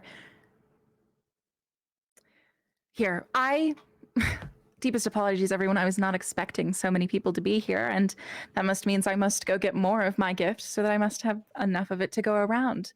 If you'll pardon me for another, let's say, half hour, I will tend to the rest of my duties, and then I will meet you here. It is my job to see that everyone is adequately dressed tomorrow. I know that some of you have had your fair shares of strife and war outside of these palace walls, and you will not face any of that need while you are here. You will be clothed, fed, and cared for under my stead. So if you need anything, do not be afraid to ask. Just by a quick show of hands, I suppose, is there anyone who has brought their outfit for tomorrow?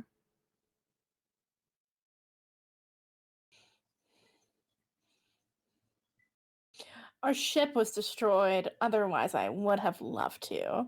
And you see Gideon do like a little bow, and then they add, and apologies for the extra guests. I just wasn't willing to leave loved ones behind in a dangerous place and ditch them for a party, no matter how excited I was to come.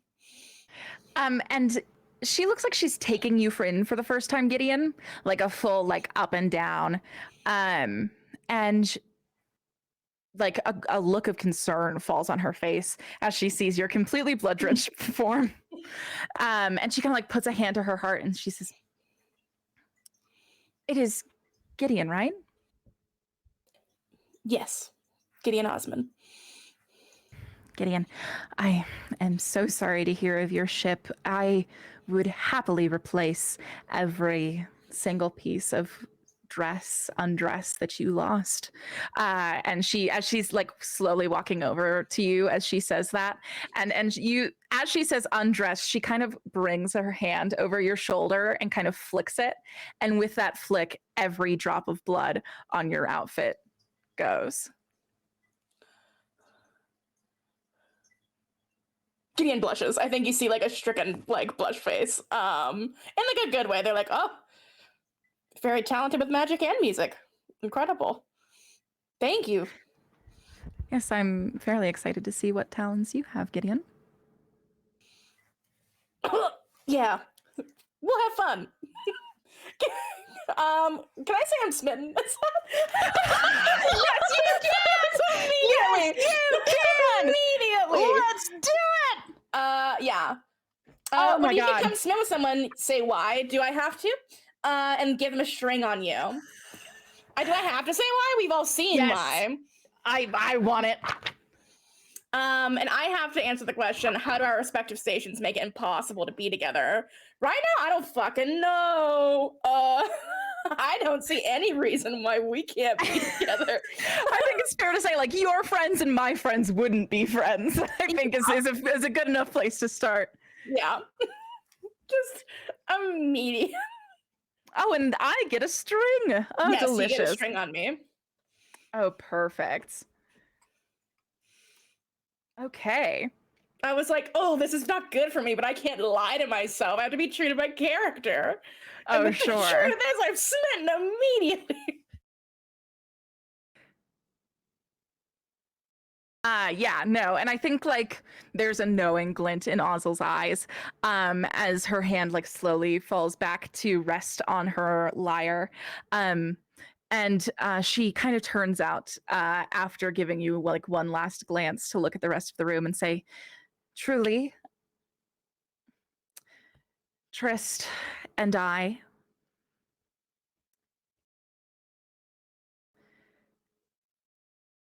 We are flux of dreams and desire, not only of flux, but of mortals as well. And well, we're no god. And her eyes like shoot to you, Current. And I think you're one of the few people to catch it before it keeps going. It is still well within my domain to ensure that each and every one of your desires are met while you're here. So please do not be afraid to ask. Oh, I won't. And she smiles even wider as she hears your voice, Kaylin, and she looks over to you and kind of gives you a very flirtatious smile, and then she kind of turns her back and says, "All right, well then I will see you within the hour. I will go grab my gifts." And you watch as the lyre just gets flicked out, the spectral blade in this whoosh, in one moment just shoots out. The blade is almost as tall as her, and she carves another circle for herself before stepping through her own portal, and it just kind of turns into sparkles to rest on the ground. And I think that is where we will go to our very first break, Godslayers. How will we influence people over? How will our players figure out their future? How will they prepare both gifts and outfits for the ball? We will find out after this break. See you there. Welcome back, Godslayers. I hope you've been staying thirsty, and I hope I can satiate that very thirst with the rest of this episode of Death2Divinity. Last where we left off, our humble players, our what should we say? Fortuitous heroes. Our I don't know. What should we be? What should I refer to your humble little grouping as? Do you think? Our desperate plebs. I don't know. Yeah, I don't. Desperate plebs We are are. simply the Sexuals. thirsty ones. Yeah. The thirsty ones have gathered into a single room. All right, so last where we left, you guys just watched Ozzel disappear back through the little portal from which she came. You might notice that Winona is not here, friends, and that is because we could not get Winona's internet to stay stable for more than 30 seconds. So shortly after you guys watched Ozzel disappear through that portal, Brian, you did the very thing you promised to do, which was get Mel and Winona a few minutes. You opened the door out, and it did seem to lead down some stairs, and you were not quite sure where those stairs went, but you know Winona went down them. And suddenly, that leaves just the remaining occupants now that the beginning few have dispersed. So that leaves none other than a still unconscious Jasper, who is in one of the beds. You actually see that Crovalone has gotten into one of the other beds and is actively napping despite the extreme excitement of the day. Good for him. And Lildrir is now that Corgi is no longer there, kind of just like big eyes watching what everyone's doing and trying to figure out how she's going to make herself useful in this new endeavor. So with that, you guys seem to have been given a fair bit of time before you would need to you are expecting another visitor. So with that, leaving Lildrir, Ystira, Corvin, Alan, Morrow, Chade, paying attention, shall we say, what kind of, I guess the only thing I can say is what happens next. I think Gideon sweeps Corvin up into a big hug. Now that they're no longer covered in blood, I think Corvin definitely like just a huge hug. I don't lift him off the ground because I know he wouldn't like it, but yeah, no, you huge hug for Corvin, and I think like Corvin's like fucking shoulders begin to shake the moment that happens. And I think Corvin's is like, oh, I thought you ran off into the woods and made a bunch of wood friends and forgot about your non-wood friends. Corvin, I could never forget you. And were my calls just not going through, bud? I think they weren't, right? Like my phone was No, fucked they up. straight up weren't. They were not. I quite literally, my phone was just sort of used to send haunting pictures of Alan as like a vague threat. And that's pretty much the only function my phone had.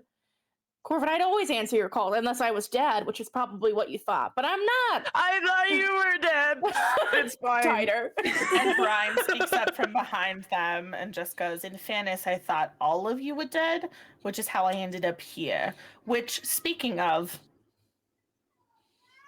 I don't believe the party favors are supposed to bring gifts for Ampara, but if any of you have a better idea of how that is supposed to go, please let me know. I think Corvin goes, I think it would be safer to bring a gift and just have a gift than to not bring a gift and then have an actual god go, hey, where's my gift? Don't you think? I would like to reiterate that as the party favor, I was brought here by Ampara. I get it. We all fell through a sun hole with a tiefling. Oh, nope, a legally distinct tiefling. A little demon! And we were were brought here against our wills and put in little cells until they made us promise to play nice, and then we got to enjoy a bunch of host of nice things that a god just has lying around. I still think it'd be best if we brought a gift. And where are we supposed to acquire gifts exactly? I have these books. And she gestures and goes, which already belong to him. Oh, I'm sure he has a gift store. What is this, a theme park? We're not in high Mirage five. City.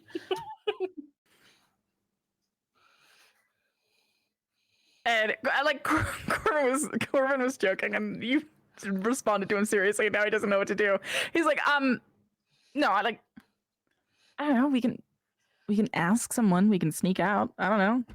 We can You think we can oh sneak my out? lord. No, I Yeah. don't think we can sneak out of wanna steal Anpara's something? palace in the Sacred Grove in the no, you know what? You want to steal something from his house and give it back to him, Brian? That seems The like a more- you move.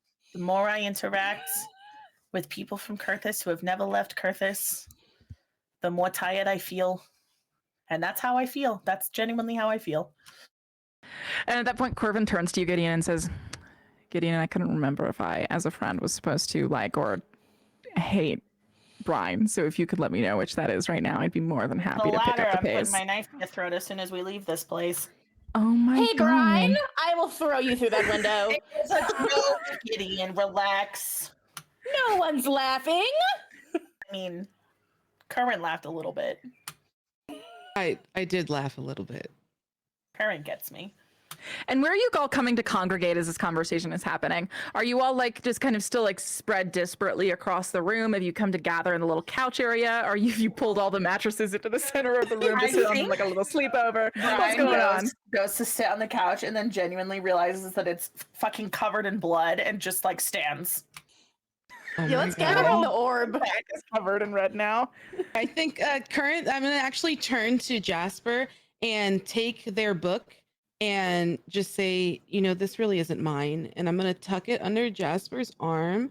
And then I'm just going to do a little bit of just a little bit of a tiny little bit of elemental magic. I just want to make like a bunch of little stars above Jasper. And it's like playing a nice little tune so that when we that's leave, cute. they don't wake up like in silence and all alone. Maybe a note telling them what's going on. Yeah. And I And, think if you walk like towards talked the to table. Alan would offer to like stay and keep an eye. Keep an eye on Jasper for sure. But otherwise, yeah, I think like two of your little stars like go down to the blanket at the end of the bed and like bring it up over, and they're all like kind of the glow in the dark stars that like you'll put on your ceiling, kind of like that. just Exactly. twinkling. Yes. Perfect. Yeah. So you do that, and then there is this little railing. People could come sit on that in between the couch area and the rest of the beds. You're welcome to do that. Brian, you're just standing like this as blood drips down from the back half of your outfit. Kaylin, what are you up to? Yeah, Kaylin is standing by the orb and he says, yeah, I already gave Anpara a gift. I gave him a magic flogger. I look at Alan. I just look to see Alan's expression immediately. Alan is pale, just deathly pale. And Kurt just goes, nice. Yeah, it's really cool. It's got a lot of like really fun properties, and I'm hoping that we get to put it to good use later. Okay, how's Alan doing? Alan You already can't just like knows. say these things. Alan already Oh, knows no. my intentions, and I've told him to be less of a prude, but here we are. Imagine being. No, I'm not even gonna say it. Never mind. Just staring at Gideon, mouth open. Yeah, I think Gideon's jaw is hanging because I think it's like, listen, I love being horny, but not in front of my parents. I think Gideon says that out loud. And he's got a shrug. And I go, well, that's a good gift, probably for Anpara. I thought so too. I'm sorry. If sex toys are going to be the example gift here, I'm gonna have to just take the out. Yeah. What does take the out mean, Brian? Corvin asks. Literally just take me out. I just don't. I have no desire. None. Gideon came all this way to get you, and now you're saying it's done. Just If do it sex anyways. toys are the standard, I'm. Do you not have a? Have you never had a sex toy, Brian? The problem is less the sex toy, Corvin, and more the everything else. And then I think she kind of like looks at Ystir out of the corner of her eye, but doesn't make any other expression. Okay. Just be creative. Is I don't know. Ystir also at the table with us? Ystir has definitely been quiet so far. Seems pretty decidedly so, I would say.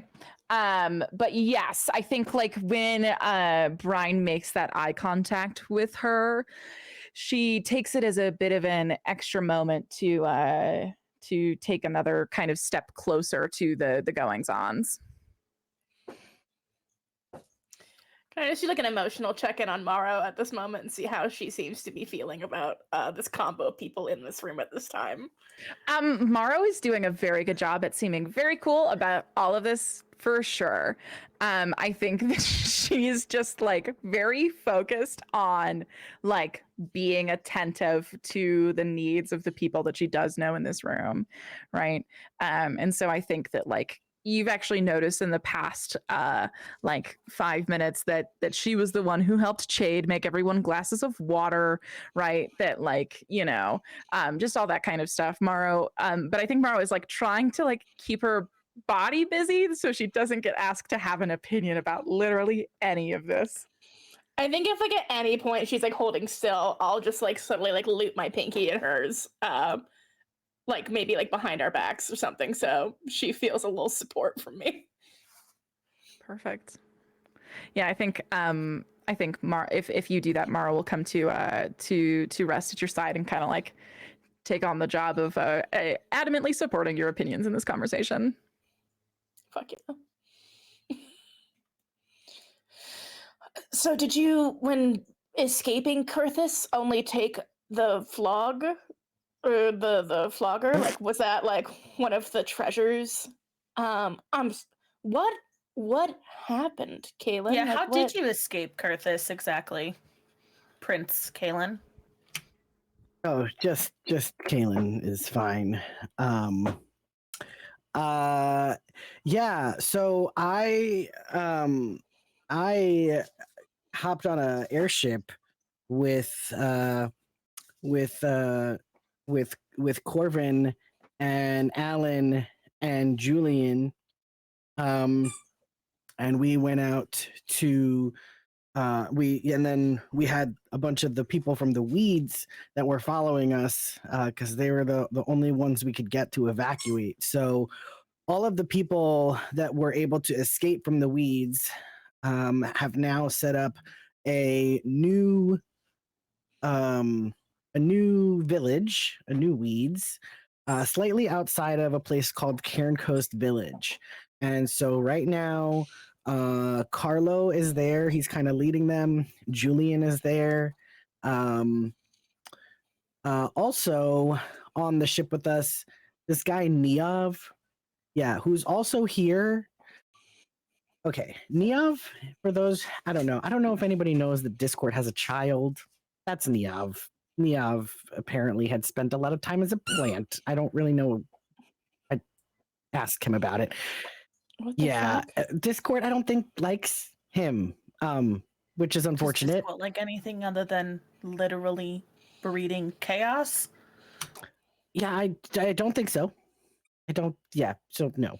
So Niav is here somewhere. Corvin obviously is here.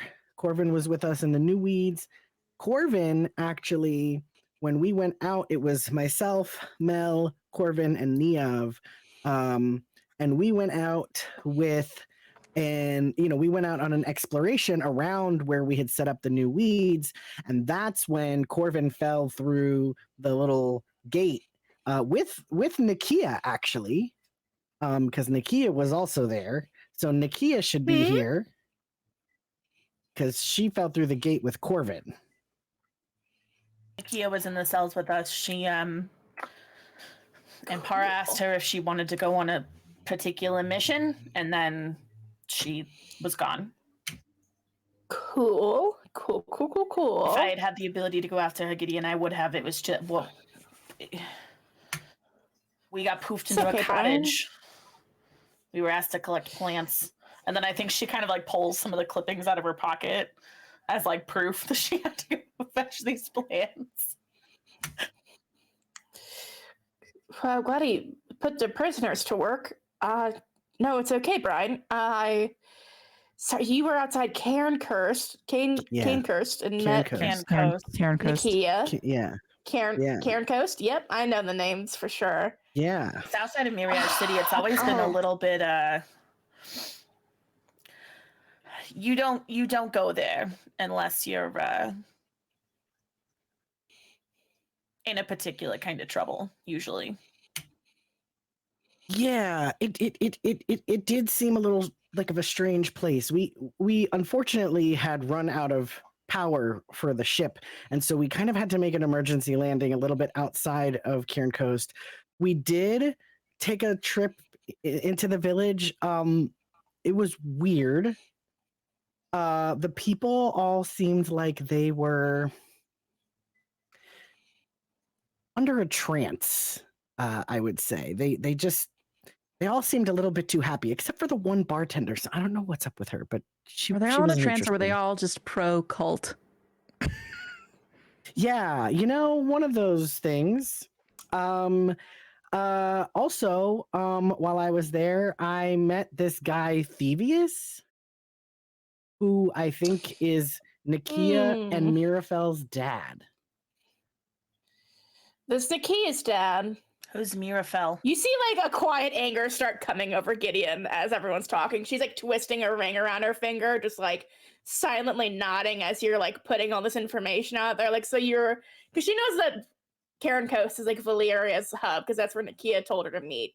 And so she's just like letting you talk as you see her like slowly be like, I'm sorry, who's Mirafel?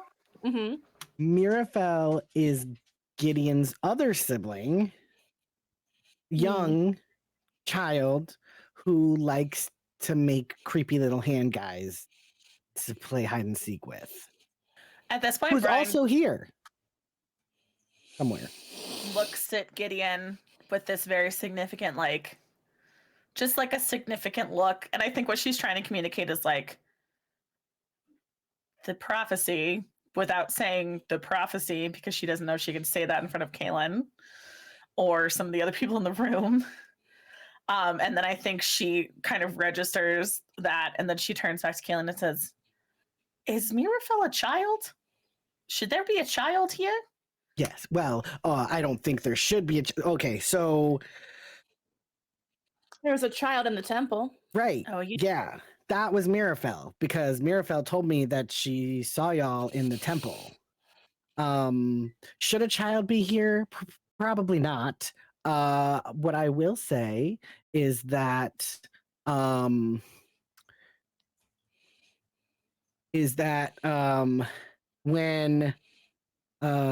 we were in the weeds, it was supposed to be Mirafel was going to come with us, and Niav was going to come with us as well, and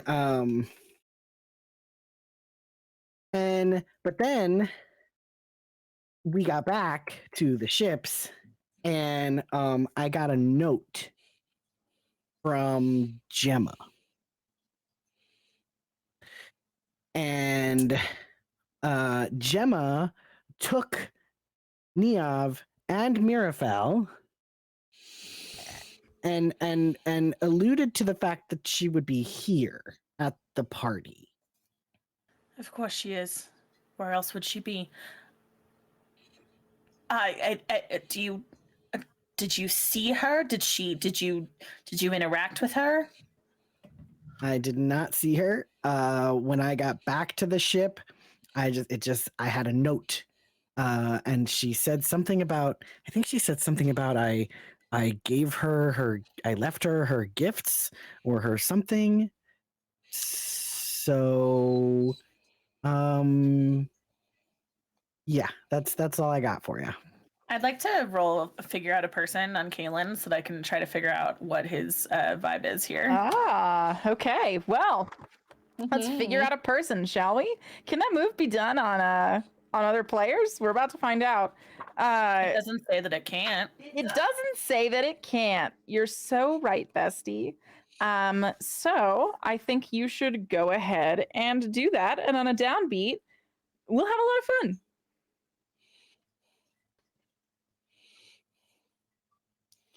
Oh, and the downbeat did happen. I'm marking my Holy experience. shit.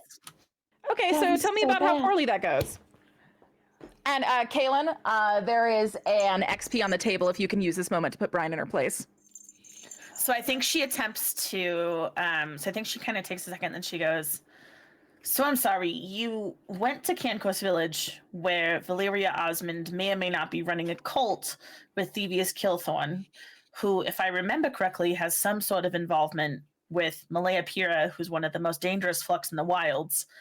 And then, rather than protecting Mirafel or getting her out of the situation, you allowed her to be kidnapped with the son of a god who is potentially trying to destroy Kurthus and maybe all of Akramon for her own personal enjoyment by someone that we trust to be ruling in Terrapine, except now she's here.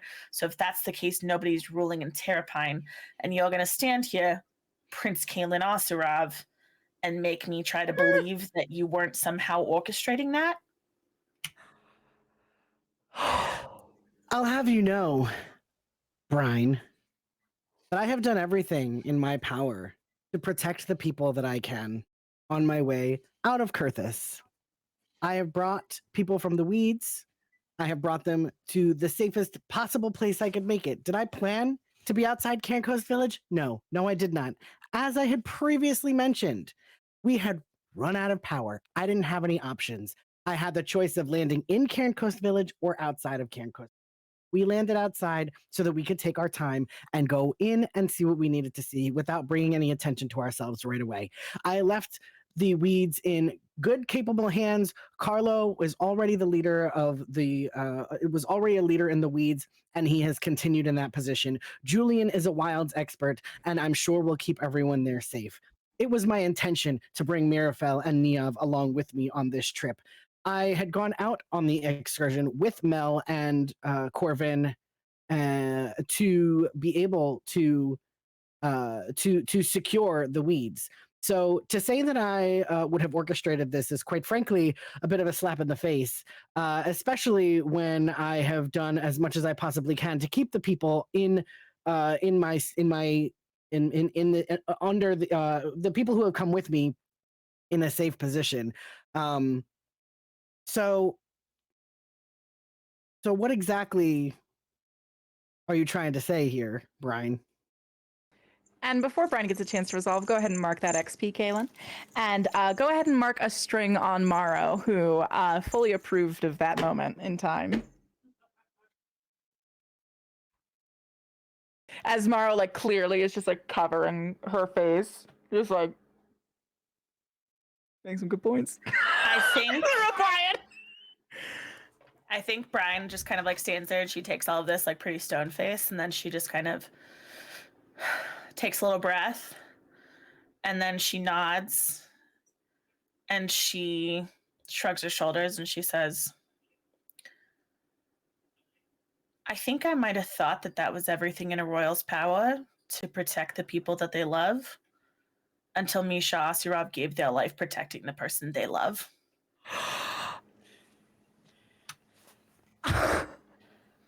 And for that person's sake, I won't ask you any more questions.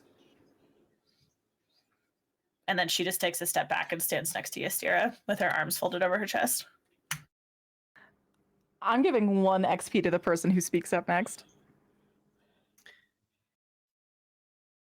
You dare to bring Misha's name up now after you know what may have happened to them?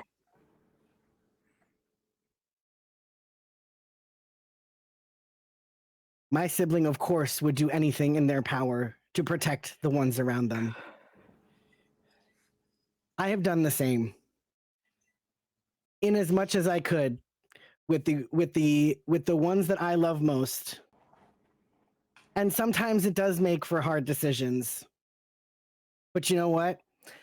You make those decisions and you move on and you continue protecting the people who are left because not everybody's going to make it. It's a sad but true fact. So I'd rather continue on and try to fight with the people who I have left around me than to allow evil to continue moving forward.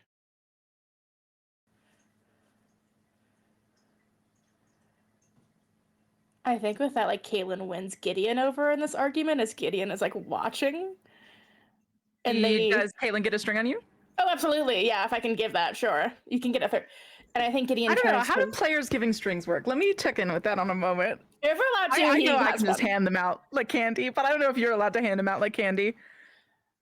Let me see. Actually, can I just get? Let me actually look because this actually might be. So, Kaylin, what is your overall goal of taking this stand in this moment? Not only to kind of exonerate yourself, but is there anything beyond that? Will you think of your answer? I'm going to give you a second to think of your answer. So I just went and looked. You might also find someone else at the table suggesting that you roll entice because your PC has just done something sexy or romantic even without intending to. So if you would like to say that, there's always that option. But I think that would, instead of just the string exactly, it's just an entice moment. Wait, so, Now you know. so I would be suggesting to Molly to roll entice. No, you would be rolling entice. You I would be actually was rolling gonna say, entice. I almost feel like Kaylin could do the same thing for me because they're like trying to they're appealing to my emotional sensibilities to try to make Sure. me think that they're right. Yes. So that might actually be interesting too. I actually think that is beyond interesting because if I do so check, optionally, your GM may allow you to direct and entice at a group of people. So I think if that sounds about right, this is one of the first moments that Kaylin kind of gets to like step up and prove his spot in the group. I think if we want to make that an entice roll, I'm more than happy to. Now remember, you can spin strings to influence rolls if you want to help or sink this in any way. The string does have to be on the person yet. So Okay, if so wait. that makes sense. So I still just have my original 2 strings on Gideon then. Right? As of right now, As yes. of right now. Okay. Yep. And then I'm rolling entice. Yeah, so if we want to say this is a group entice, which would be a thumbs up consent from everyone else. Brian, do I have this consent for this entice roll? Thank you. I'm so sorry, I was reading something. You're so fine. Trying to understand what's happening. Entice. When you appeal to someone's physical or emotional sensibilities, roll plus heart. On a 10 plus, you're going to gain a string on them and they choose 1. On a 7 to 9, you're going to gain a string on them unless they decide to choose 1, which is get flustered and awkward, promise something they think you want, or give in to desire. So those are those. Delicious, delicious, delicious. Okay. So, plus heart.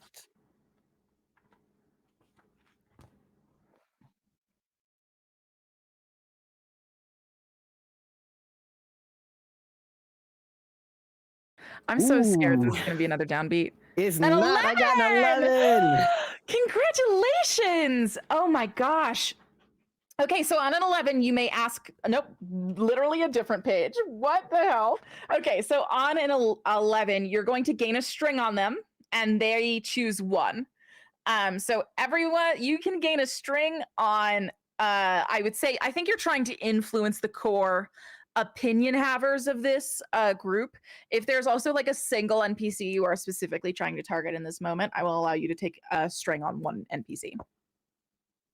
Okay, wait. Do I still have my string on Morrow from earlier? Or is that this? String from Mara from earlier. Like from a couple You minutes gave them ago when I a was Oh, no, just... that's That's that's separate. done and done. That's one and done. Yep. Okay. That was just for dunking on Brian. Just straight up. Okay. So then I would get a string on Brian and Gideon. Yeah, so you're gonna take a Brian, Gideon, and Current. And Current. Okay. Yep. And then you can pick an additional NPC if so you choose. You could really win Shade over to your team right now. Oh yeah. Yeah. I am actually going to take one on Ystira. Oh shit. Oh boy, howdy. Okay. Everyone, please make sure you're updating your sheets as you need to. Dang, dang, dang, dang, dang. Okay. Well, so Current, Gideon, and Brian, you now get to pick between these three. You have to either get flustered and awkward, promise something that you think Kaylin wants, or give in to desire, which we can define as we would like at this point. Follow your heart if you choose that third one. I'm gonna promise something that I think Kaylin would want. Ooh. And so Brian like unfolds her arms, lifts her hands up. She says, like I said, Kaylin, for Gideon's sake, I'm not asking you any more questions. Consider me convinced.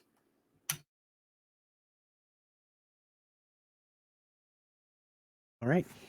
Thank you. Gideon and Current, what do the next few moments look like for you?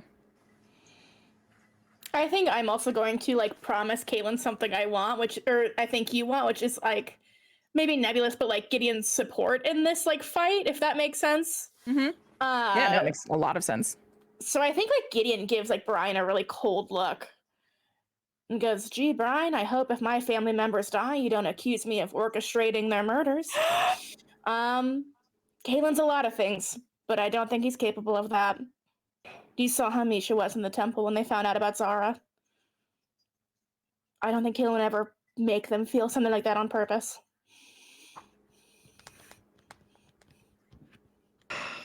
Oh my god. Sorry, I'm so sorry, Sarah. I think Brian just kind of like tucks her hands in her pockets and kind of gives like a small shrug and says, once a castle kid, always a castle kid, I guess, Gideon. You cut out for me. I didn't hear it. Once a castle kid, always a castle kid, We Gideon. say it again. I'll do it. No, I got it. And she just kind of shrugs and says, once a castle kid, always a castle kid, I guess, Gideon. Current's eyes just dart to Brian. And I think Brian? even softer than Hey, that. Brian. Oh, hold on. Current, I'll give you an XP if you try to mediate this. You can I was try. gonna say, I think even softer than that, Brian just goes, because if you want me to believe that crown hasn't shed more blood than all the monsters in the wilds combined, it's not gonna happen. Okay, but Brian, here's the thing. We can't also act like each and every one of us, including those of us castle kids, haven't been subjected to the rules and the customs and all the other bullshit that goes on in the crown as well. Do you think half the shit that we've found out over these past several weeks is stuff that we wanted to learn about us, about our existence, about our entire world? Hell no. It's not anything any of us want. And people have died. People that we love, people that we care for. And yeah, some really fucked up decisions have been made. At the end of the day, we're all trying to survive. We're all trying to get through this. So us pointing fingers at each other isn't going to help anybody one way or the other. How does it help any of us get closer to what we need? And I think Curran's also going to blurt out, just not even thinking that Caitlin is there, about these goddamn prophecies. How is any of this going to help? And you see, before you react to that, Gideon, I think Current, you watch as Alan's kind of shoulders kind of sag with a bit of relief as you kind of like step in to kind of create some peace about the situation. So go ahead and mark your XP and 1 string on Alan. I don't know if I'm supposed to be giving you all strings, but at least, you know, the offer stands for this session and this session alone. And I think Brian looks at Current, and I think Current can see that Brian, like, there are not tears in her eyes, but she is a little bit glassy-eyed.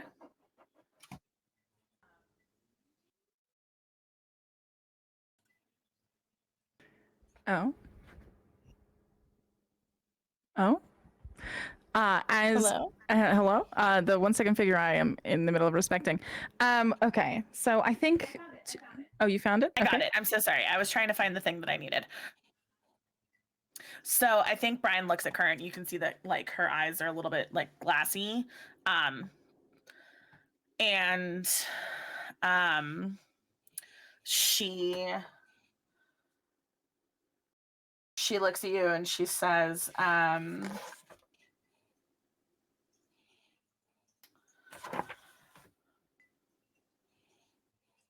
do you really think I've been down here all this time with you and haven't figured that out?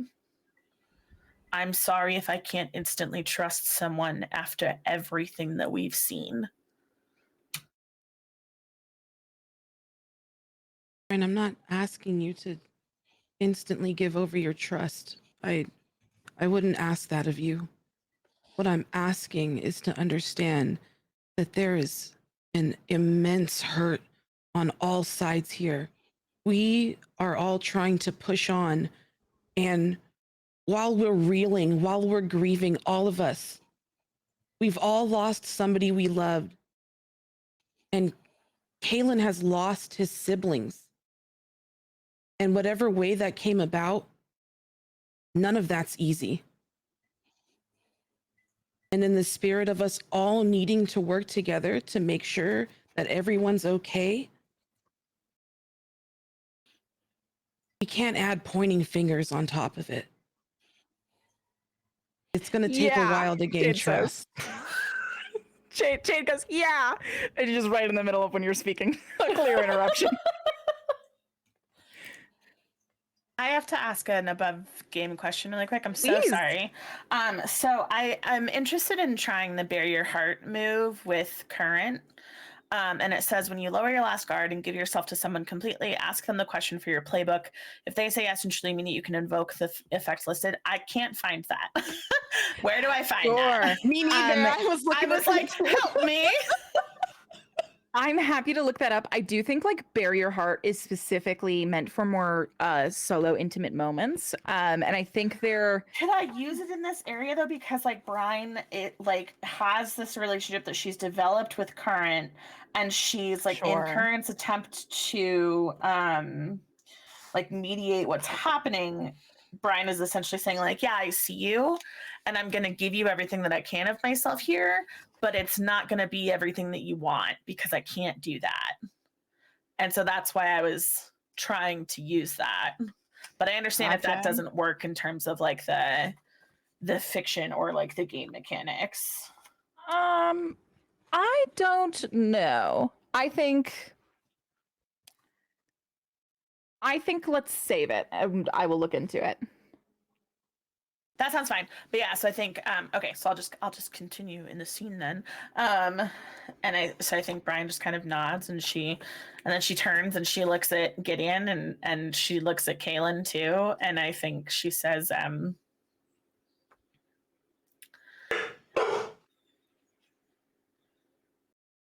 obviously we've all been through a lot. Obviously we're all here because we're trying to do our best by each other, for each other, however you want to phrase it.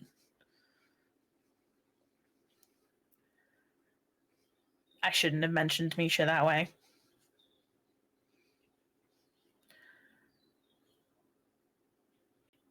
And while I am not going to be eager to trust an Oseram, if Current and Gideon are vouching for you, Kaylin, that's good enough for me.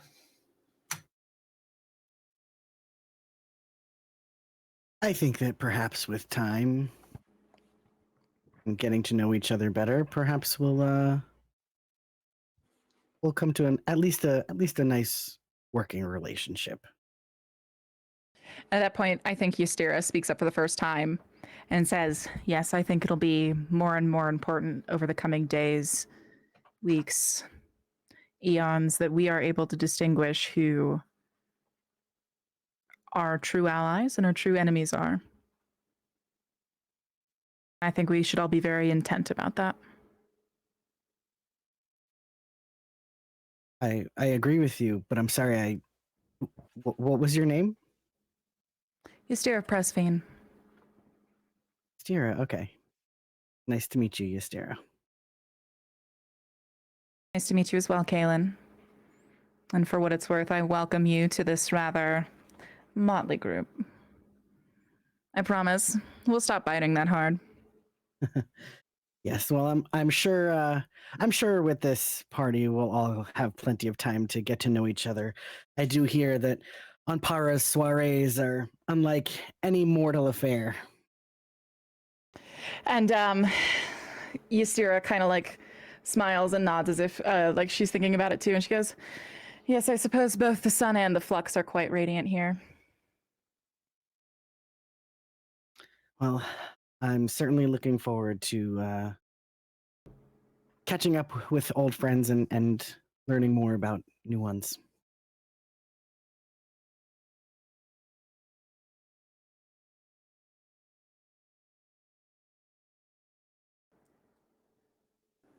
Gideon, I have a question for you. How have you been interacting through the next like this?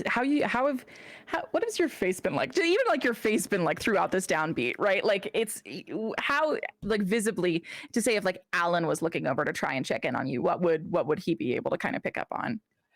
Just like rage at Brian. I think like Gideon has not looked away at Brian after that like Castle Kids comment. I think like, you know, when you're like really mad and you like can't let go of that thing, it's just that like line over and over again in Gideon's head, but they haven't said anything because everyone seems to be like calming it down. Sure. But like I think Gideon was like about to go off on Brian had Current not stepped in, but that anger hasn't gone anywhere. Does Current see that? Oh, absolutely. I think like anyone who knows Gideon sees it. And I think they're just trying to like be polite and like not cause a fight right now. But yeah, you can tell they're still pissed off at Brian. Although if Brian looked like they're about to cry, it might be like coming back a bit. I think after Brian looks away from Current, her face is like totally stone and you don't see that glossiness in her eyes.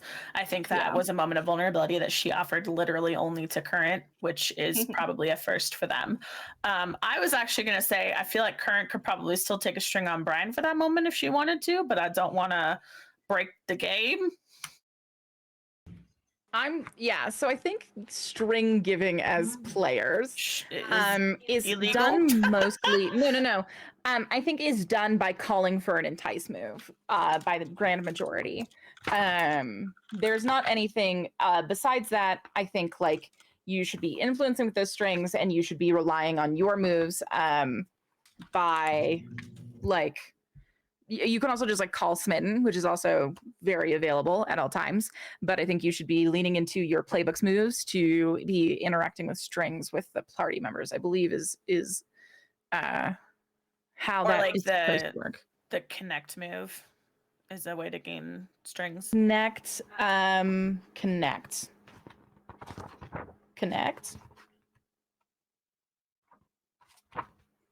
Where is the move connect? Will you tell me? It's in heartstring moves. It's under blow off Heartstring.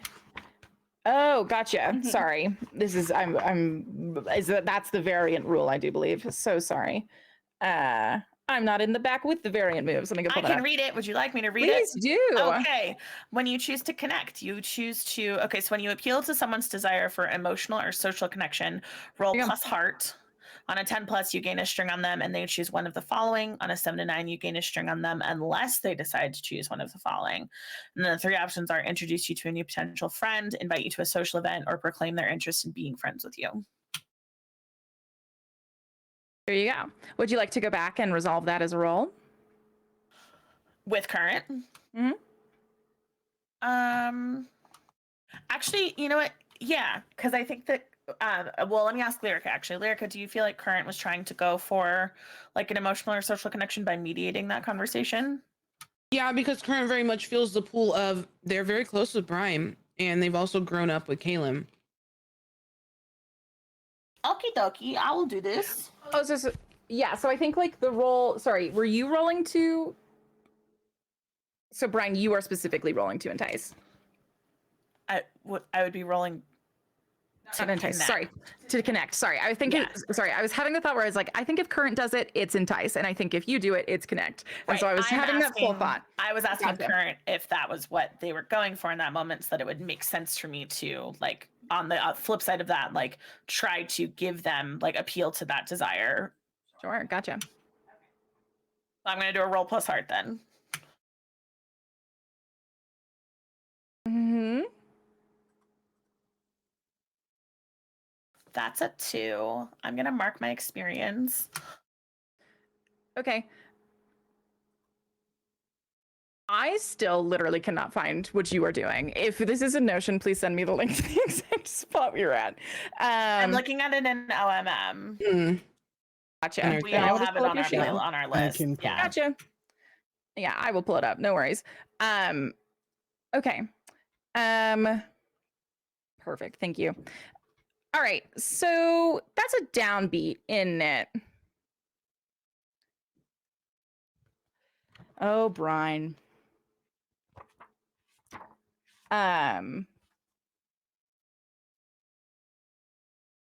So on a downbeat, I think that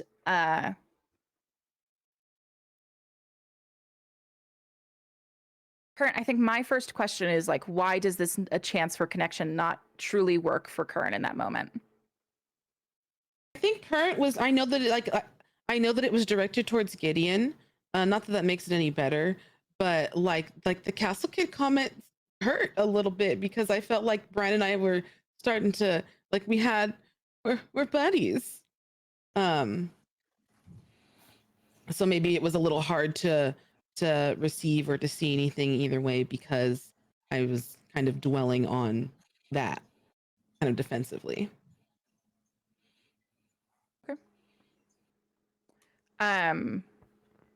Does Current give any like signs of rebuffing, or do you just not buy in, and does that absence speak for itself?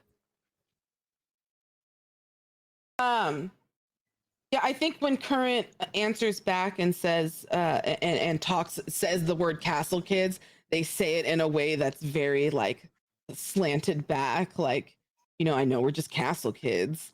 And just continues to say their piece, and then kind of just resigns into themselves.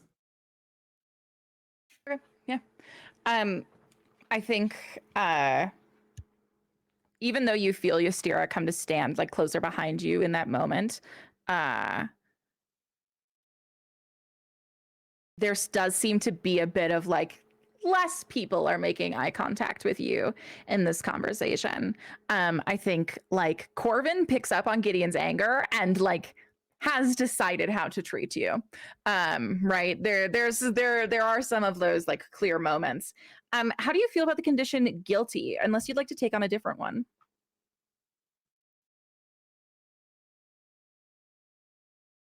Yeah, I feel like that's fitting. I'll take that. Yeah, it feels like that to me too. So go ahead and take guilty. All right, we continue.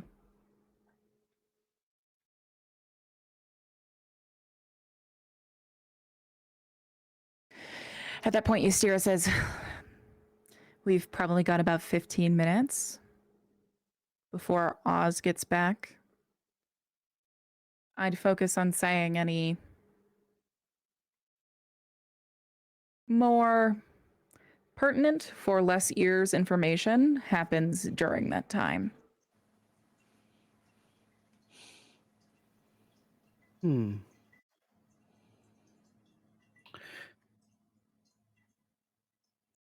Well,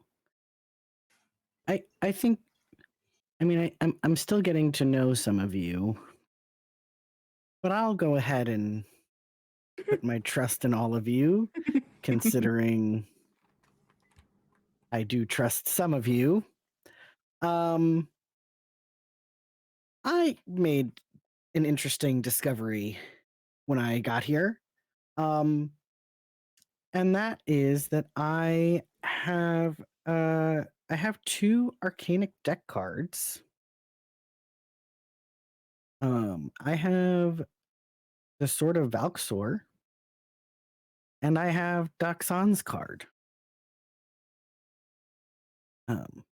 Is this something that you're telling the group? Yeah.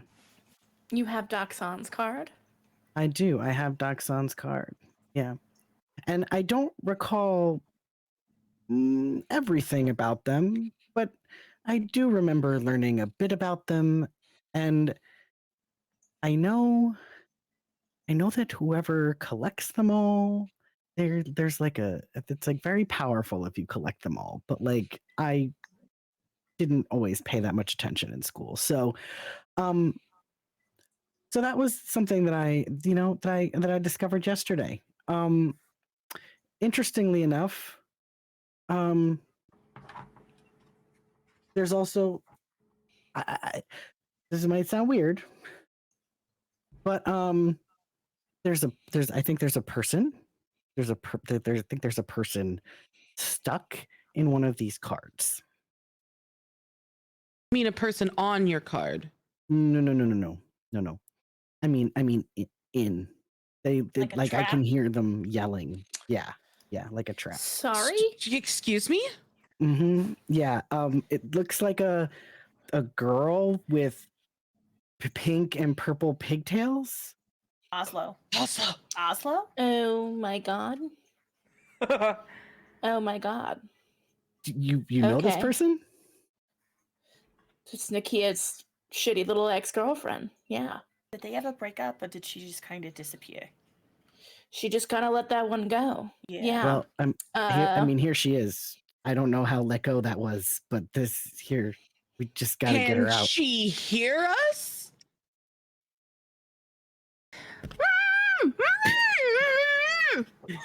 Oslo! Oslo!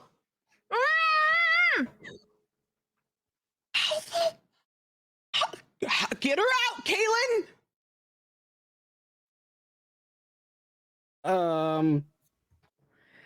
Let us take a moment to discuss arcanic deck cards. What you hold in your card, Kaylin Osterov, is a minor arcana deck card. As you go to hold it open, as you guys Kaylin holds it up, go ahead and tell us what card you're holding up. I am holding up. I am holding up the Sword of Valxor. Yes, you are. You want me to read the thing that's on the item page? Yeah, you can go ahead and read this. So this is a minor, there are going to be minor arcana and major arcana. The major arcana are the 9 god cards that are part of the arcanic deck. The minor arcana are the 4 suits of each of the hierophants, Valix, Valxor, Valkar, and Valara. So you are holding a minor arcana card. This card does not require an XP to be activated. However, all major cards do. They have vastly more powerful moves. So yes, you are holding the Sword of Valxor.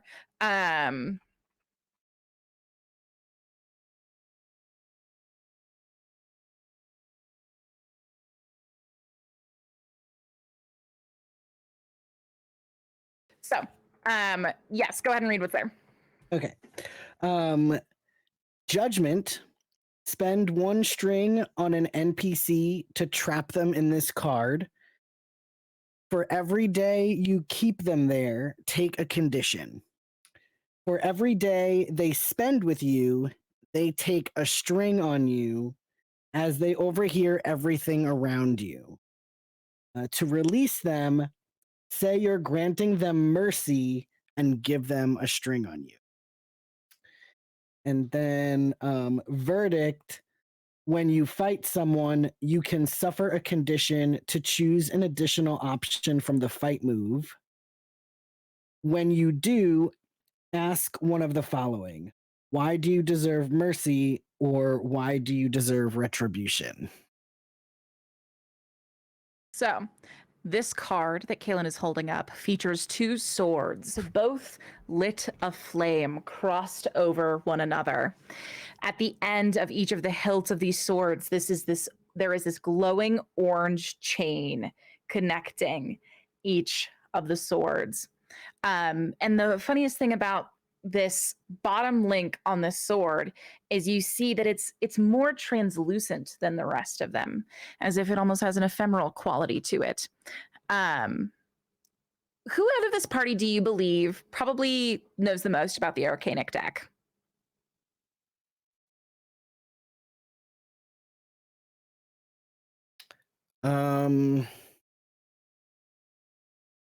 I think.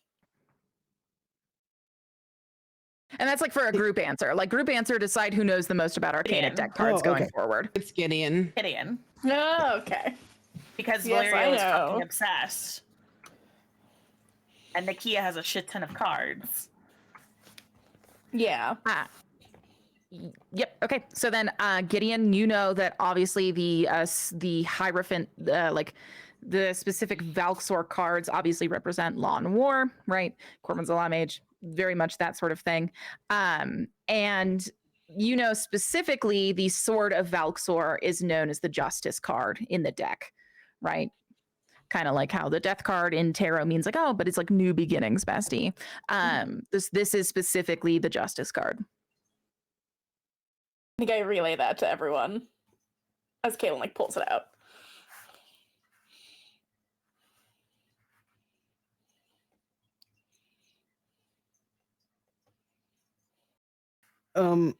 So above game question, how do I get somebody out to release them? Oh, I say I'm granting them mercy. Okay. And give them a string on you. Give them a string on me. Okay. So I will say, yeah, I think I just have to grant them mercy. That's it. Their name is Oslo, you said? Mm-hmm.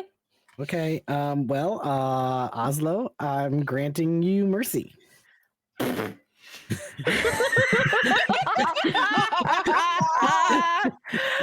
And yeah, like what kind of like positions does everyone take up as this happens? Like, are you all just kind of standing around? Are you all just like going to be around this girl in a circle as she's freed from a card? Like, what's going on? I think Brian actually like kind of reaches behind her and like puts a hand on Ystira's waist and like very intentionally like steps both of them backwards towards the wall. And also takes note of where the door is. Sure. Yeah, huh? Perfect. Is anyone else doing anything at this point in time? I'm gonna say that Current was just right up in there. It's like, you know, looking at the end of a hose, waiting to see if the water is going to come out. Yeah, sure. No, so oh yeah, Gideon, tell me more. I think Gideon just has their hand on the hilt of their sword and like steps back, but it's just kind of like looks like they're like snickering, like as Oslo is like let out of the card, with one hand on the sword in case things break bad. Yeah, you see that Marok actually kind of takes a half step in front of you and then looks over to Ystira, and Ystira gives like a very firm nod. And I think it's in that moment where the people who have been to Terrapine remember that Ystira is Oslo's boss now. And Oslo, I don't think knows. Well, Did Oslo secure of the heist? No, Oslo got trapped before the heist. She got So taken off Oslo the map doesn't know before that happened. anything. Yikes. Besides everything she's heard in the card since she's been in there. Very cool. Well, then she might know. Yeah, she might. She probably but knows then if she heard in the card. if she was paying attention, which is completely up to her. So you guys watch as that ephemeral chain actually disappears. And as the ephemeral chain disappears, the flames on the sword card flicker as if they are actually a light. And in that flicker comes a giant burst of actual flame. So you kind of have to like dodge out of the way as like this puff of flame just comes out of this card, and just like a screaming mad Oslo with it, huh? I'm pretty sure I do, but oh my god, I just remembered. Yeah, we don't. Do I have? Nope. We have her in there, but she doesn't seem to have a little spray. It's blank. What the hell? So, I made it at one point. I guess it must have gotten corrupted. Okay, I'll do that real quick. Nobody worry. As this, you cut off her pigtails, right? Or did you mend them back on? I mended them back on. You did mend them back on. A show of mercy. How kind of you. You notice this this pig-toed Oslo comes just tumbling out of the card, does like a full like over her head, just bum bum bum bum bum. In this like huge like kind of like you hear Chade gasp, right? It's this big drama moment for most of the people around. You see Corvin actually like Crovelin like wakes up and sits up. And also comes like tumbling out of this card, like with her scythe that just like topples off to the side. And she tumbles to the ground in front of you, Current. And she gazes up in a daze. And while she's in that angry daze, is probably the one chance you're going to get a word in before this girlie goes off. So take it if you'd like. Look, Oslo, now before you say anything, your hair looks fantastic. Oh my god. Fantastic! She stands up and she swings at you. And I'm gonna just give you the dodge because this girlie's been in a card for weeks. I'm just gonna grab her hand. She goes, "You cut my fucking pigtails off!" And I got trapped in this shitty fucking card. Where am I? Okay, can we just? Oh, you! And then I think Do Brian you want to go back in the card? Oh my god, you're here too? I told Kaylin to take you out of the card. Oslo, you're in Anpara's palace, and if you seek to harm someone on these grounds, you'll be turned into a rabbit and hunted for sport. So I highly suggest that you put your fist down, pick up your scythe, and relax. Very like feral eyes.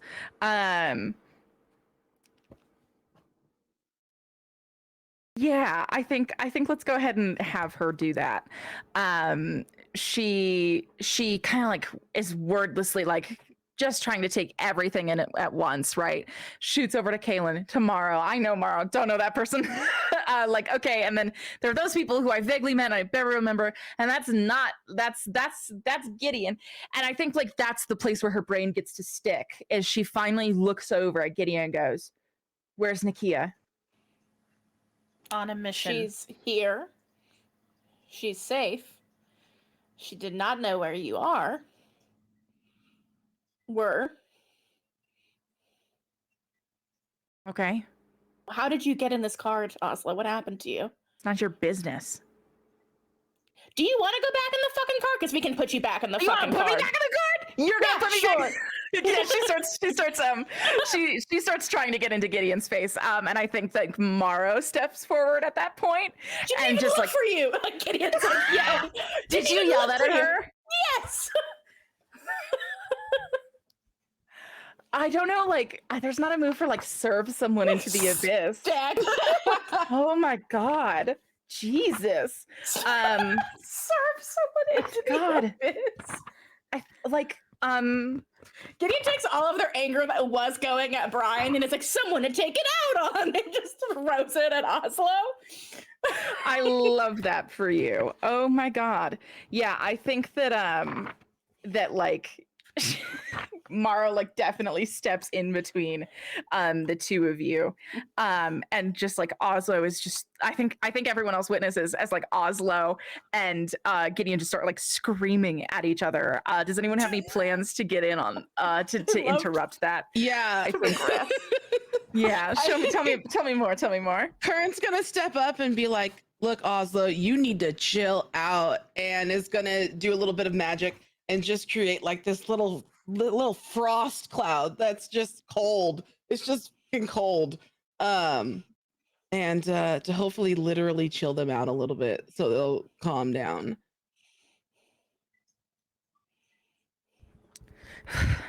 I'm calm. It's Gideon the one who isn't. Why are you all in this room anyways? This is the worst group of people I've ever seen. I don't even know who half these people are. Can you just, for like 2 seconds, And at that down? point, because like her eyes have gone to you, Brian, she also sees Ystira standing there, who has been eerily quiet up until this point. And at that point, Ystira, like to support your kind of statement, speaks up and goes, Sampira has been ousted as the leader of ISIS Fidelity. Gemma, Nakia, and I have taken her place.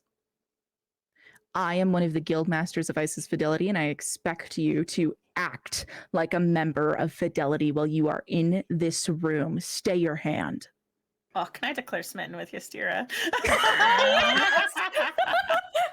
Yes, would anyone else like to? You know, you probably. Let's like go! my guild master. So I do want to say that gives Ystira another string on me. Okay.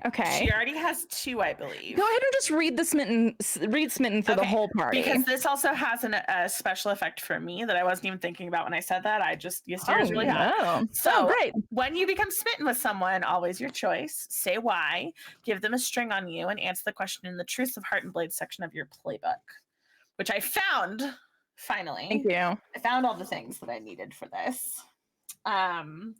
So, okay.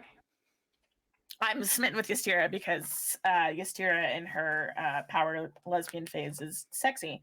And the question, so she gets a string on me, which I have questions about that because if it's more than a certain number, it triggers something, right?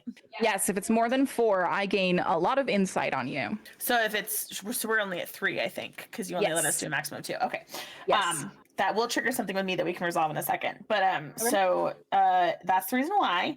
And then this question, what secret do you have that you think would make them reject you if they knew?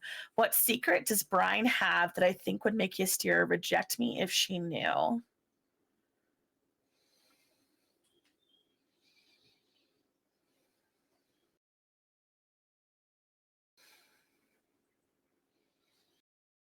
I'm sorry, I'm genuinely like trying to think.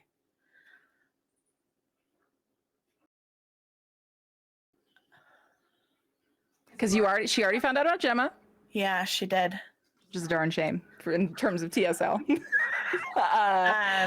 know what? In terms of TSL, Brian still has feelings for Gideon. They're just dormant. Oh shit. That's a Gideon's an okay door.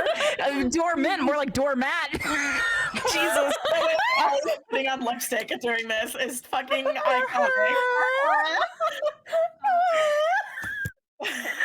LOL. So anyway, so because that gives Ystira another string on me, that puts me at a 4 on my feelings tracker. Not a 4 on your feelings. So if I reach a 4, I left this room. if I reach a 4 on the feelings tracker, I can't hold it in anymore. I tear off the mask and scream what I've been holding in, do what I've been afraid to do, and damn the consequences. I give anyone present a string on me to gain a string on them, and I stop when the consequences catch up with me for good or for ill. So rather than just jumping into role-playing that, I wanted to just... Yeah, you can let that ticking time bomb set, and I think as long as you let that happen sometime tonight, we can call that. Yeah, that was. Because I don't think it makes sense to do it here. You're right. But I think that you are broiling. But I no? wanted that to be there so that we knew about it. Boy, howdy! I love that for us. This is gonna be one hell of a game, isn't it, folks? But yeah, so I think when Ystera steps up and like, well, not even steps up, but when she just like says that, I think Brian just turns very red and has to like kind of like avert her eyes from everyone in the room. Sure. What about you, Kaylin? Yeah. Yeah, Kaylin was definitely like, oh, well, that's hot. That was powerful. Put her in her fucking place. And we changed my question from the one in the book to what would I do to fuck up the relationship? I love that one. We made a great choice. We really did. And you know, like Kaylin doesn't really know Ystera very well. Has known her for all of 10 minutes. Sure. So at the moment, he's probably thinking that he would just fuck it up by like trying to approach her too soon, right? Like now. Oh, sure. Right. Yeah, being too much with your feelings. Yeah, no, that makes sense for a thought to Kaylin to think. You're right. If I was too much with my feelings, it would be bad right now. That sounds like a Kaylin thought for sure. No feelings. Perfect. I love that. Okay. Yeah, I think that like Oslo looks pretty like put in her place by that. And I think that I think Oslo kind of like you see her shoulders kind of sag and she kind of retreats into her own body as she reaches down and she picks up her scythe and goes to like put it over the back of her like in the little sheath that she has. She's okay. Congrats, Guild Master. You let me out of my card. Now what do you want from me? A little less. And she kind of like asks that question. I'm not kicking your face in. I think that counts. I'd like to see that. Genuinely? I would love for you to relax and maybe have fun at this party. Can you do that? I don't want to stay at this party. If you wanted to leave, I don't know if I could facilitate that. Are you trapped here? Some people are. Part of the reason I wanted to know who put you in the card was so I knew who to maybe protect you from based on who's at this party. But since I can just go fuck myself, I guess I'll just let whatever happen to you. Or you can tell us who did this to you. And if they're at this party, we can keep you away from them. Or just keep an eye on you so it doesn't happen again, Oslo. I think this sounds like figure out a person, don't it? Sure. Let's go ahead and get that. Let's go ahead and roll that. I will. 7? Mixed result? A 7 to 9. You may ask 2 questions, but they may ask one of you. Oh, so gosh. The questions available to you are: what are your feelings towards blank? What do you hope to get from blank? How can I get you to blank? What do you love most? And how would you feel if I blank?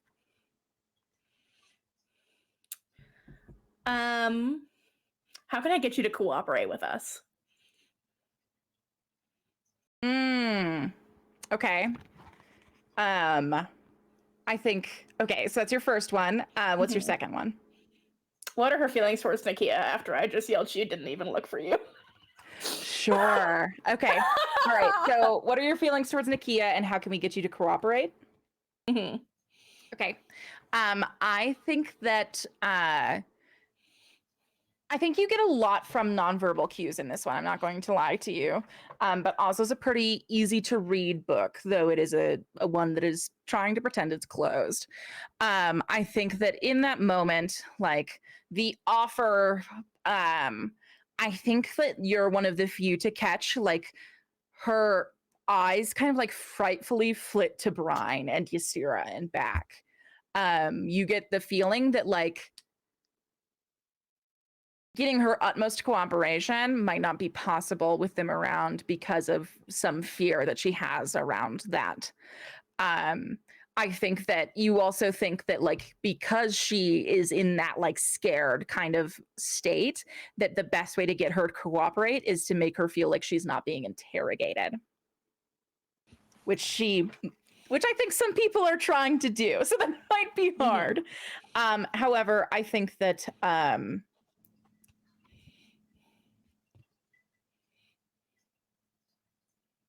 I get to ask one of you. I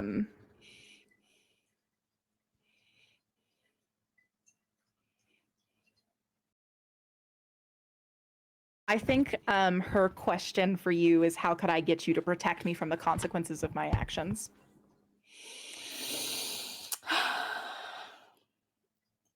Yeah. Okay. How can she get me to protect her from the consequences of her blackmailing? very, very bad actions? Yeah.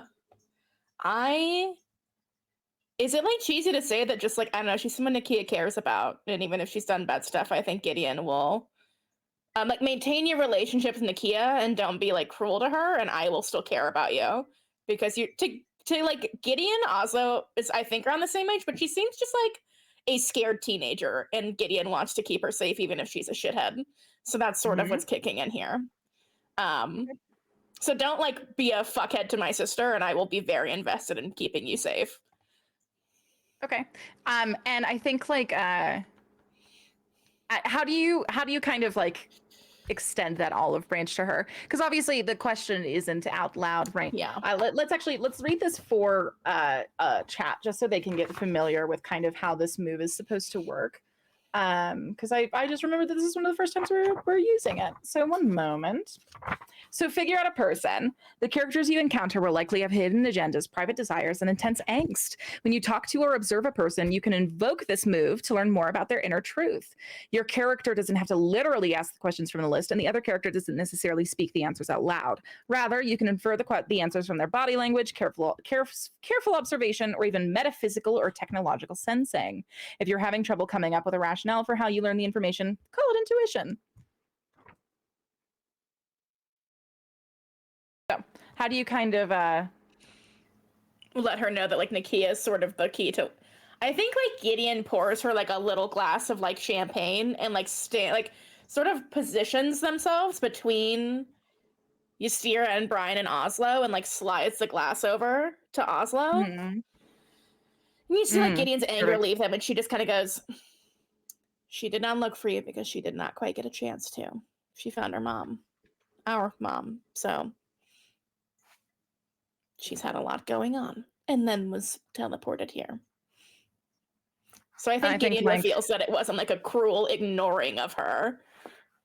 Yeah, and I think like Oslo's eyes go kind of wide in that moment before like kind of nodding. And then I think I can't see the map because I forgot to make her character, so I'm still the character creator. Whoops, I was too busy reading the book.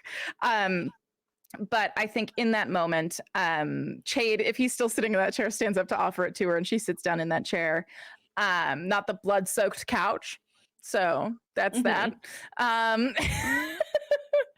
And she kind of like meekly kind of like quiets down and she sets her scythe down on the ground next to her chair, and she kind of pulls her legs up into a crisscross in the chair and takes the glass of water that's been offered to her and says,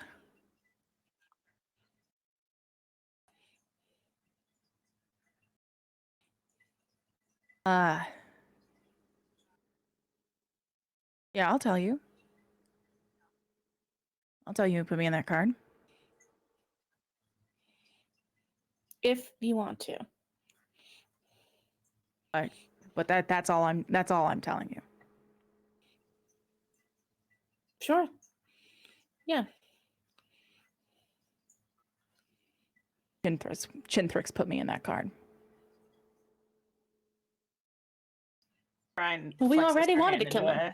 Yeah, Brian flexes her hand into a fist at her side, which I think probably at least a couple people will clock. So we have a shared interest. I don't have a shared interest. I'll never go back to Terrapine. The only interest I have is not being involved in this anymore. You don't have to be Oslo. Chinthrick has taken over Terrapine with an undead army. Just a little heads up. I don't know if you caught that while in the card. She does So not look that's- surprised. Yeah. So Gideon says, so that's mostly why we would like to take him out. You have no obligation to be part of that. But if he's at this party,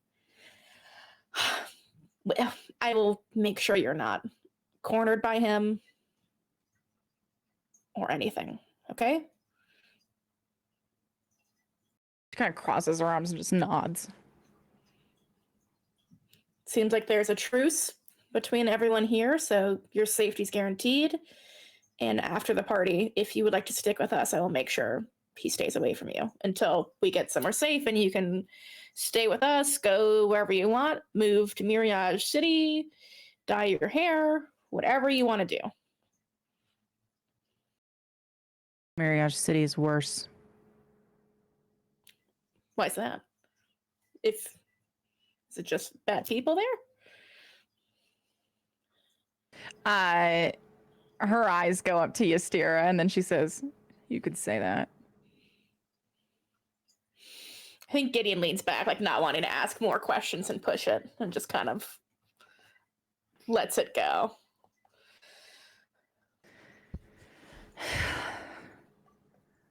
And his buddy too.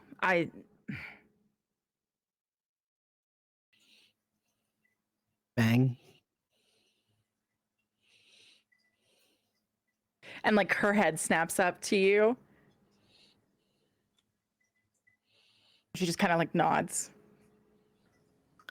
What do you know about Fang? That's who I got the card from.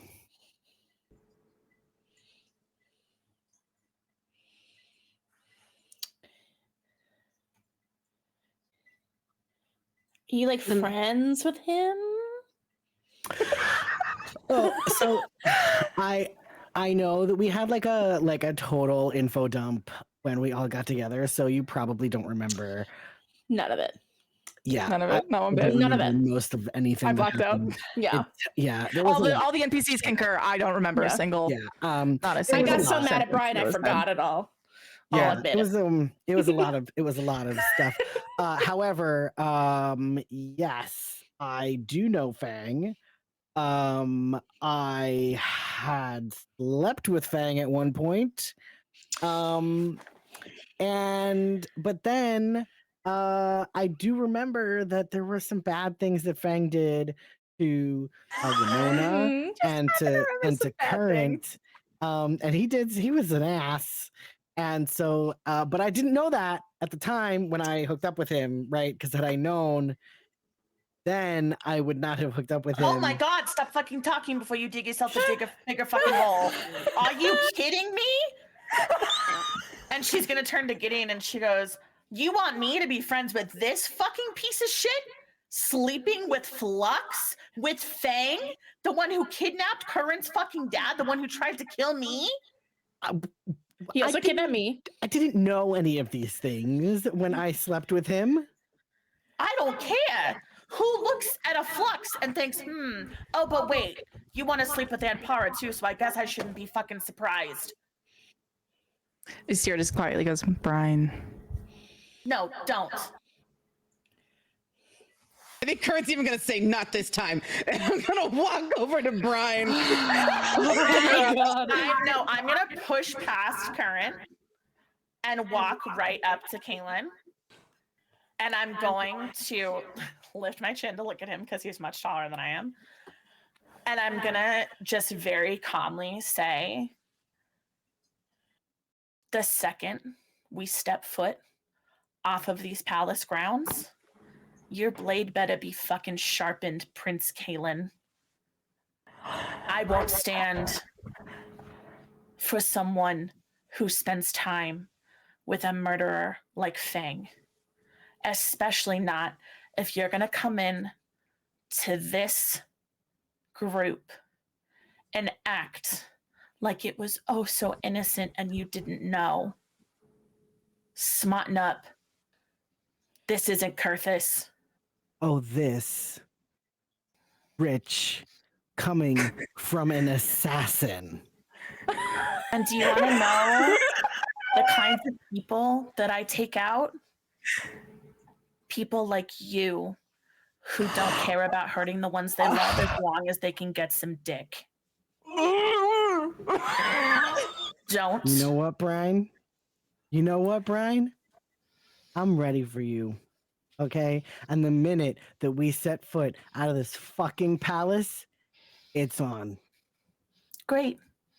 I can't wait to see your blood on the ground. Okay, all right.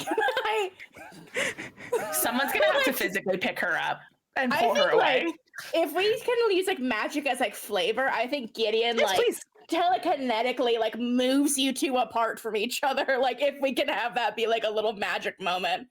Yeah. Brian starts flailing. Put me That's actually down. one of Put me your. down. Actually, I think that's one of your. I would like to pause and say, is that not one of your moves? Not even like a move per se, but one of your destinies is like incredibly strong power. Yeah, it's So if you'd like to take this moment to like exercise the magic of like physically using Yeah. magic to separate these two people cosmically, I think that means that, right? Like no one else in Yeah. this room could cosmically separate these two. Yeah, it's called a legendary skill. Yes. So it's like space closes between like Brian and the wall as her like body snaps over and Kaylin snaps over to their side. Brian just starts yelling, "Put me down! Put me down!"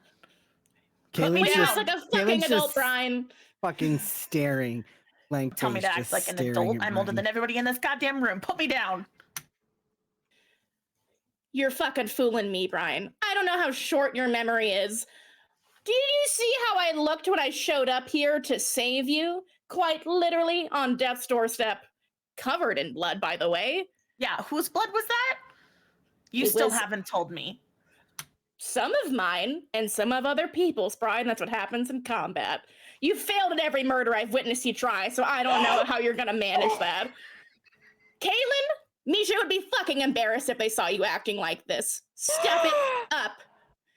I don't have time for these fucking clown games. We are at Anpara's palace. Get it together. You guys can, you know what, fight, duel and kill each other afterwards. Can you keep it together for this weekend so we can, I don't know, get some intel or not get murdered or turn into rabbits or whatever the fucking deal is? Assassin, Prince, would you like to act like it? And I drop them. Brian, I think, like staggered, not the move stagger, but I think she staggers, and then she stands, she gets to her feet, and she's like a little huffy, and she Hey, says, Brian.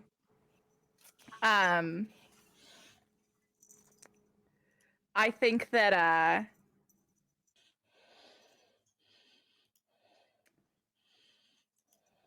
I have an XP on the table if you try to make peace with Kaylin. I stand up, get to my feet, and I look at Gideon, and I say,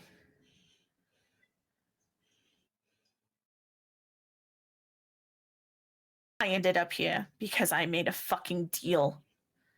Because I thought you and Winona and everybody else was wasted by that fucking colossal.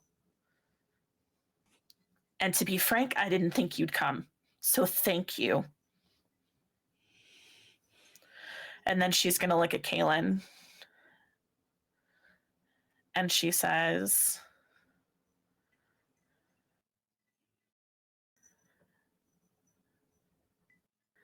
I can play nice to abide by the rules of the palace.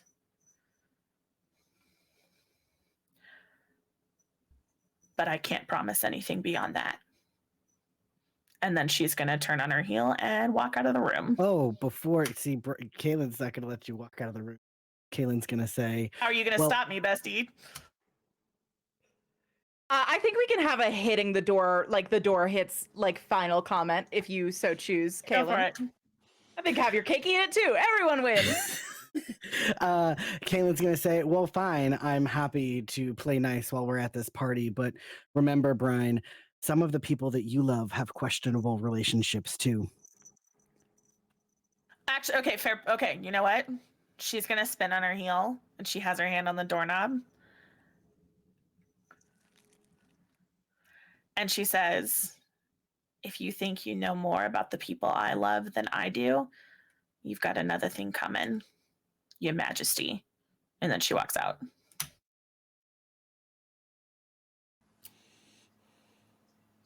I'm going to say that you didn't make peace. I'm going to put this worm back up here. So now that my feelings have exploded, I get to revert my feelings counter to 0, and I also get to clear Beautiful a first condition. run. I also Beautiful get to clear a first run. condition, so I get to clear my guilty Oh! condition. Oh, very nice. I love that. TSL, everybody. Oh my god, that was so fun. I love that. Great work. Interesting. Yeah, so who's the first one to break that silence? I think Current is gonna do that and be walking up to Kaylin. And very purposefully, Kaylin Osirov. Listen, buddy. I know that this isn't the easiest, okay? I know that you've been dropped into the middle of a bunch of shit and it feels like you have 50 different fingers pointed at you right now. I get it. All right. That's valid. What's not cool is coming up in here in the face of all of us that are telling you how fucked up of a person Fang is. And for the response to be, well, I didn't know. If you didn't know, that's cool. But saying that in the face of Brian, whose life almost ended because of this person, in the face of me, whose father is missing because of this person. And they kidnapped Misha. Gideon yells over. And you slept with them, which is embarrassing for you. And they turned me into a felt centipede, so. I understand that it may feel like an attack and it may not feel cool. But you need to understand that we've been through a hell of a lot down here. And a lot of it is at the hands of that person. And I understand. And the reason that I have said that I didn't know was because had I known, then I would not have slept with him if I knew how much harm he brought to the people that I care about. Kaylin, the impact is that it did cause harm. And at that point, Current, you feel a bit of a presence behind you because Ystira has come to stand at your side. She's kind of just like quietly sauntered over to come stand by the two of you and says, Current, I think Kaylin understands what kind of man Fang is. But I think we could be more understanding of his adjustment to that new knowledge. Yeah?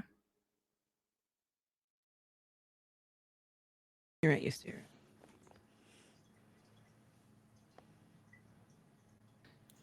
Kaylin, you will have Isa Fidelity's protection while you are down on the ground. Until you are safely back in Kurthus, we can promise that.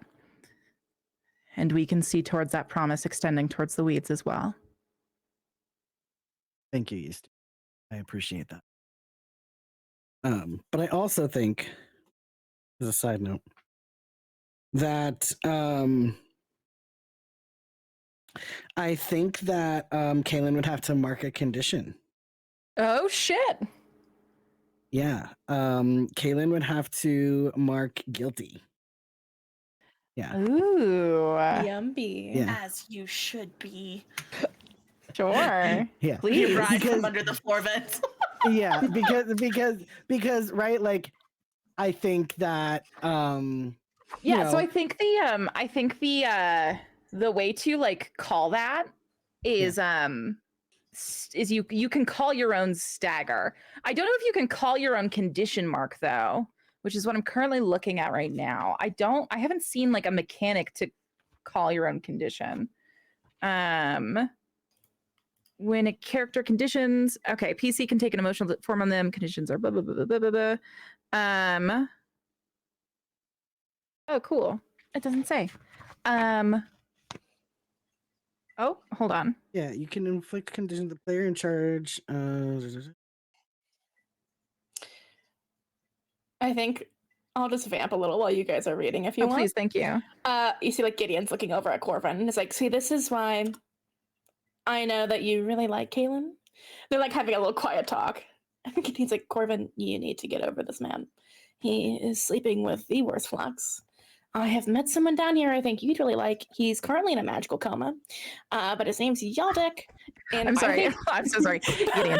I think as far as post separation pranks goes, insinuating that I would have ever touched Kaylin is a good one. What are you talking about? Did I not? I thought I knew that they had a thing, and that. Oh, you do.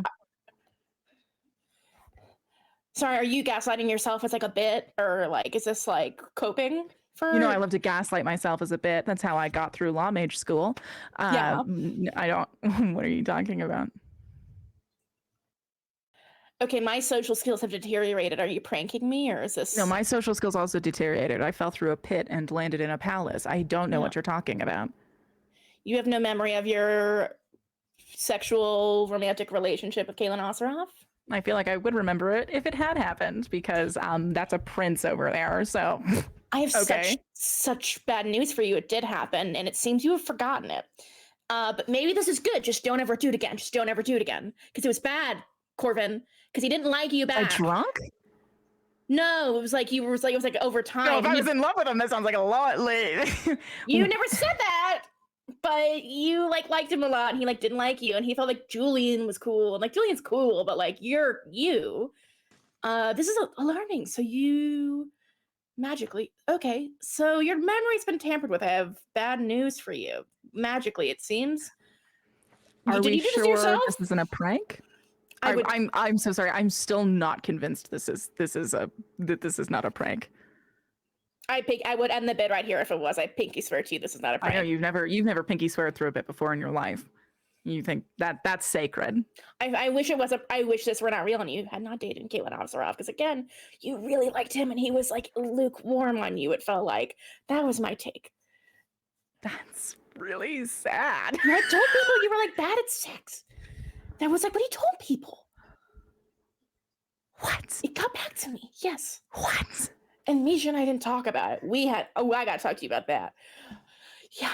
No, it was not good for you, Corvin. And there's someone else here that I think you'd really like. That I was like, oh, thank God, I'm going to like save Corvin. I'm going to save Corvin from himself. I'm going to introduce him to Yaldek, and it's going to be great. So, okay. Were you like kidnapped at any point other than this time? Nope. Okay. Just the one time. There were the void ghouls, but that's not a kidnapping. Okay. Do void ghouls eat like embarrassing life moments? Oh my God! Stop calling my life embarrassing. First and foremost. I miss you so much. Okay. Okay. Should I go down the list of people you've slept with to make sure you remember all of them? Yeah, list them all.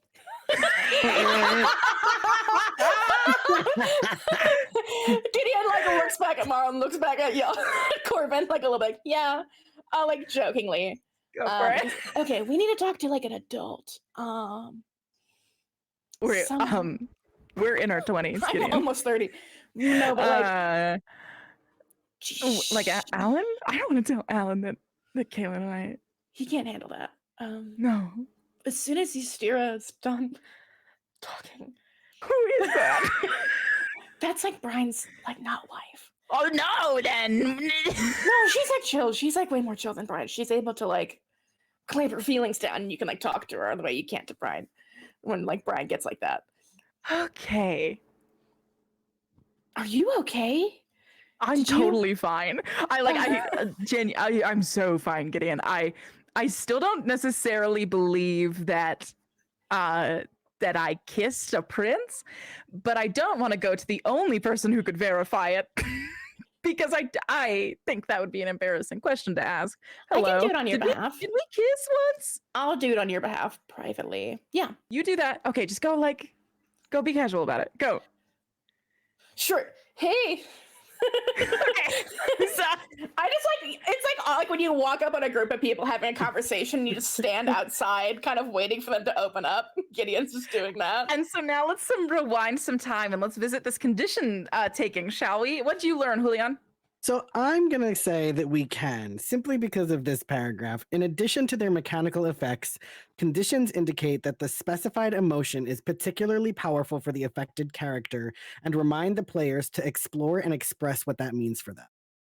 Yeah, I think it's not outright in the text. You may put as many conditions on your body as you'd like. That only makes my life more fun. And so I don't know why I would say any answer otherwise. So feel free, bestie. Okay, so Kalen's now has 2 conditions marked on him. Oh boy, howdy. So yeah, so tell me what you taking on that condition looks like after you current kind of like goes in and Ystira kind of steps in to create some space for you. Yeah, so I think that Kalen, like, he's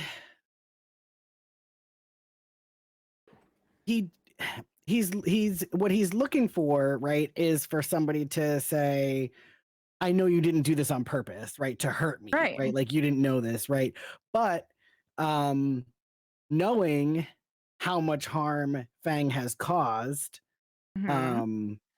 he does feel guilty for having slept with him without, even though he didn't know, right? So yeah, I think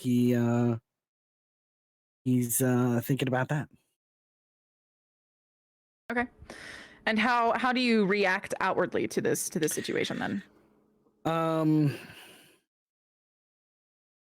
I don't so Ystira came kind of to like offer some space for him or whatever. So I think that he would just say,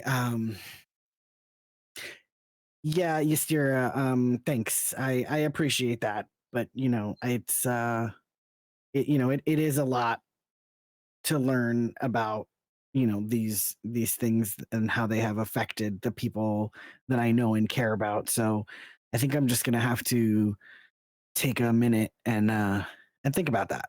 And I think that he will come over to this bed over here and just kind of sit down and be alone. Okay. And I think that like when you go over there to be alone and conjure your thoughts is when Gideon and before Gideon steps into this conversation, we're going to go on our second and final break for the evening. And before we go on that break, we are going to I would like to say stick around at least to make sure that you enter into the giveaway. Tell us about that giveaway, Mantha. Hello, everybody. As you all know, our incredible sponsor, Die Hard Dice, has given us a handful of $20 gift codes to give away to our community. So stick around through this break and make sure you enter that giveaway in chat. You can pick up one of our super cool PC dice sets or anything else from the Die Hard Dice website. And we'll see you on the other side of break. See you soon, Godslayers.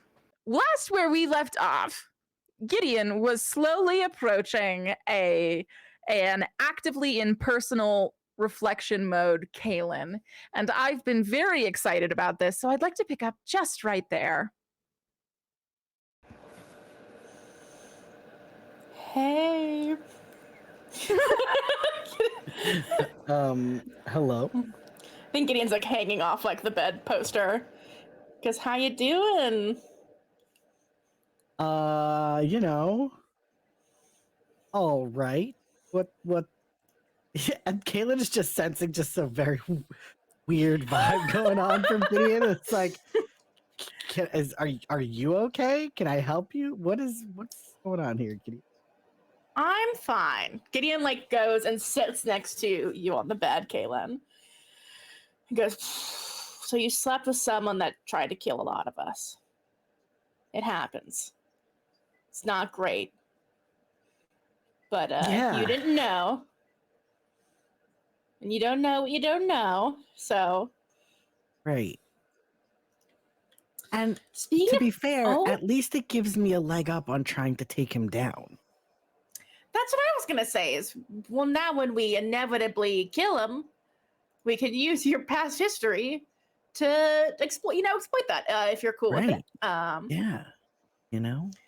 Yeah, so that's cool. That's a good way to make it up to everyone, I think. Speaking of people you've slept with,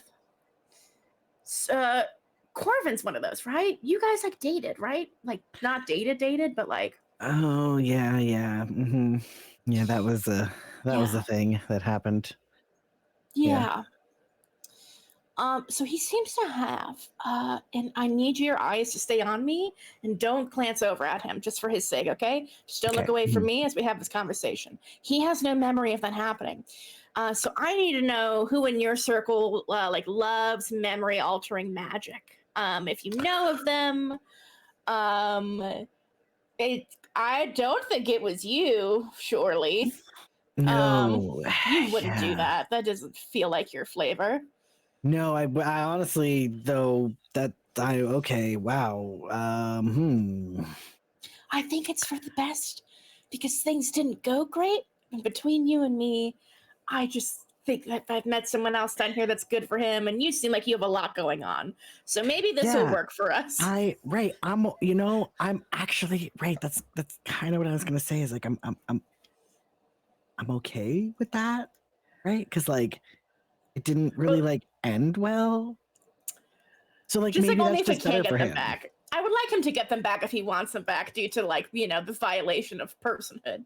But like for now, it's so good that he doesn't know how that went down. Yeah, no, definitely better that he doesn't know right now. But I also don't know how to get memories back. Do you know like who takes them or like what's up with them? Hey, Jade says as he approaches the two of you. Hey Jade and I are friends now, Caitlin. That's new. That's a development. That's new. Your Majesty. Okay. It has been an honor to help the family, honestly, and I'm so excited to be able to extend that service to you as well. Jade Edelman, I don't know if you remember me. I think Of course, Jade. Cool. So yeah, no, I just wanted to come over and say like what Brian said to you was 100, both of you. And he takes a moment to look at two of you and he says, I think it was, and he takes a moment, like he's about to like drop some like real hot gauze. He says, I think it was disrespectful. So I'm really sorry that happened. Thank you, Jade. Thank you. You're welcome, Your Majesty. So I just wanted to just kind of just say that and just say like, don't let Brian get to you, Kaylin. That's like one of the biggest pieces of advice I could probably give. Something that I learned very quickly. Has Brian like hassled you a lot, Jade? I have not picked up on this. Her eye contact is enough. So sure. So I just, like, you're gonna be one of the gang soon, Kaylin. Like, like I am. So I just like, I just wanted to just tell you to keep your head up. Thank you, Jade. I appreciate that. And if you need to cry because like your visions of like faith and like government are crumbling, I am a happy shoulder. Oh, dear Jade. My visions of faith and government faded long, long ago. Right? What do you mean? Oh, Jade. Oh, Jade. You know, sometimes as a royal, you're privy to things that other people are not privy to, and also sometimes you start doing some investigating on your own. So based on the few things that I knew that my family and the Arcanon told to the public that were not true, that's kind of what started my investigation into a lot of things. And then I found out that there were even things that they told me that were untrue, and there's a lot of things Oh. that that don't get out to to everybody else. Hey, let's just crumble one of Shade's pillars at a time, right? Hey, it's okay, Shade. It's okay. I'm getting just thinking Anyways. of how like Misha would have handled this better. It's like, yeah, no. Sure. Uh-huh. Anyways, it was so cool hanging out for a sec, but It's gonna be okay, Mara Shade. needs You're Mara with needs us armor now. polish, and I told her I'd find it. So Oh, okay. All right. Well, if you need to chat, I'm gonna go. You're important and you have purpose, Jade. Thank you for being here. Thank you. Okay, so not a great move. Yeah, yeah. all true. Mhm. I've noticed you took the prince off of Kaylin. What's up with that? You just over it? Yeah, you know, when your parents lie to you for your whole life, and then you find out that there's a bunch of bullshit that they've been doing and lying to you and to all of the people that they're supposed to lead. Yeah, it kind of makes you want to not be related to them anymore. So No, I get that. I just Misha took that all so seriously, you know? The responsibility to help people. That's gotta be something, right? Last name or no last name. You can take my last name. Just Kaylin Osmond, and then you could still use all the power to do the good stuff, maybe. Maybe not my last name. My mom runs a cult now. New last names. But you know. new last names. Yes, let's get some new last names. But yeah, you know, I mean, and I love that about Misha, and I do want to help the people, but I just the way that things were going in Kurthis just wasn't the way to do it. I guess I can't disagree with that. I wasn't your mom's favorite for sure. And I think you see, like, as you're talking about your family, like Gideon sort of like goes into their bag and pulls out what to you just looks like a little shrimp pistol with like a carving in it.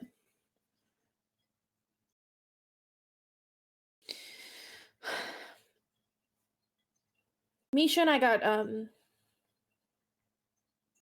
we got really close over the the whole time we had together, and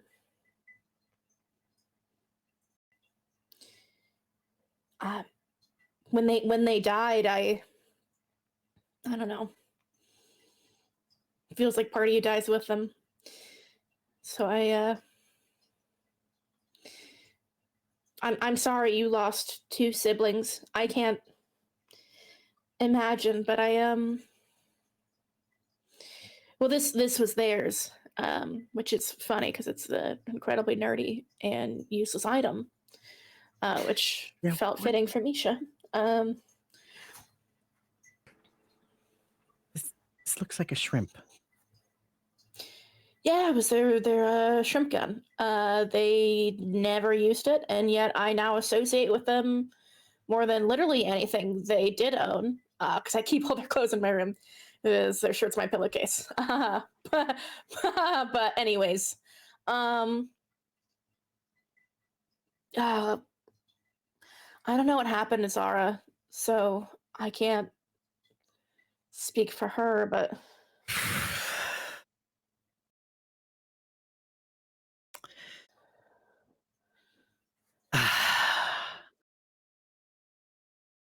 um,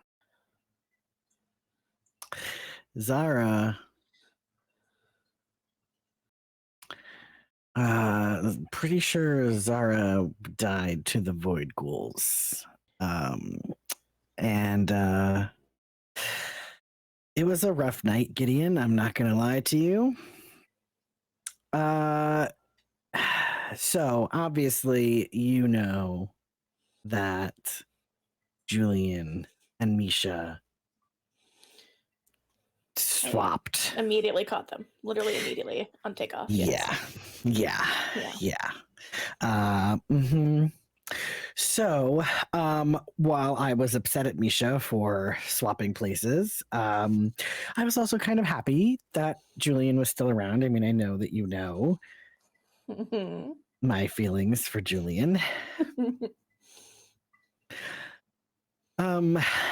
And Julian and I kind of spent the day. Well, first we were sent to intercept this card. That's how I ended up with Doxon's card.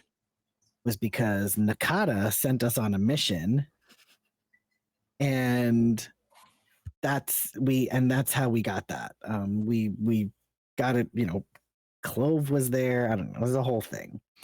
That night we decided to go to a hidden venue for some one-on-one intimate time. Interrupted by frantic calls and texts from Zara, who had said that one of the ships came back and to go to the astronomy tower, which didn't really make any sense to me because why would we be going to the astronomy tower to welcome back one of the ships? Yeah. But Julian, who obviously had to pretend that he was Misha at the time, took that call, even though I begged him not to.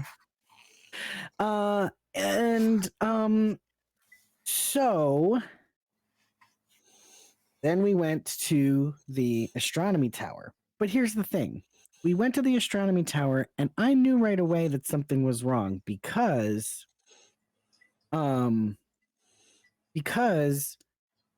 you would expect, like, if we were going to hear from one of the champions and we were like having the ship come back, you would expect that there'd be a lot of people there, but there was like nobody there, Suspicious. which was right.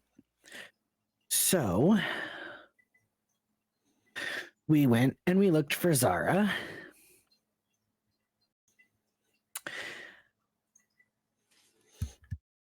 And we got to the top of the astronomy tower and we saw Zara across the way. Mm-hmm. Yeah, it's not that far. Not far, but you know, when the center of the astronomy tower blows up and a bunch of void ghouls are coming out, it seems a little far.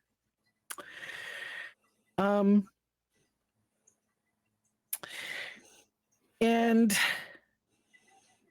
given my history with Julian and my feelings for him, I really wanted to protect him.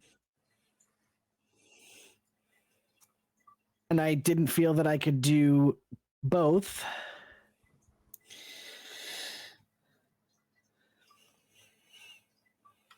So when I saw the void ghouls come through, I grabbed his hand and I got us out of there.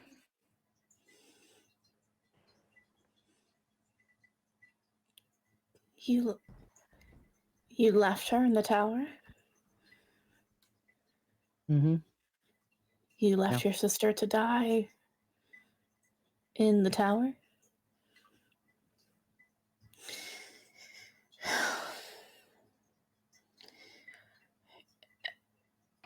One of the last few hours of Misha's life was them finding out Zara died, and I've never seen them cry like that when we were in the temple.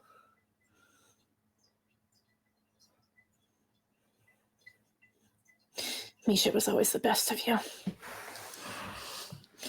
I think like Gideon like looks away and kind of like shakes their head, and then like looks back up. I hope your cowardice died on Kurthus, Caitlin. Because I need you to fill some pretty big shoes now. And whether you want that crown or not, there is a responsibility that is on you.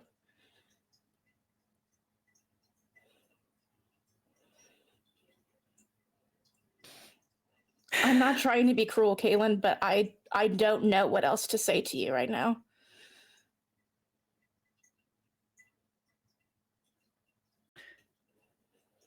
You're not wrong, Gideon. Misha was always the best of the three of us. And Misha is probably the only one who wouldn't have followed through with our training.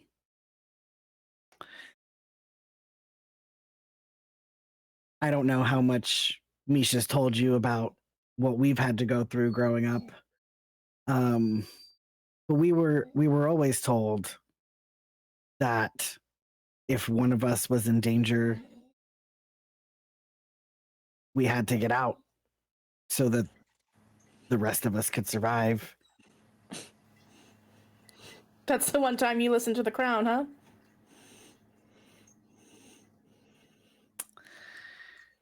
Yeah, I guess so. I think Gideon like takes your hand, like puts shrimp pistol in it. Well, the good news is there is a chance that Misha's alive. So I just need you to keep it together until they can show up and do a better job than you. And then you can be handsome and play music in a forest like you've always wanted to, Kaylin. If you want to run away from this, who am I to tell you you're wrong to? But if you can just do this until then, for me, I would appreciate it.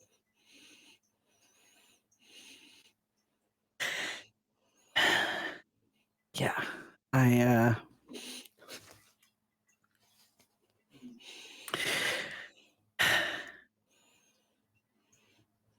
looking back, I think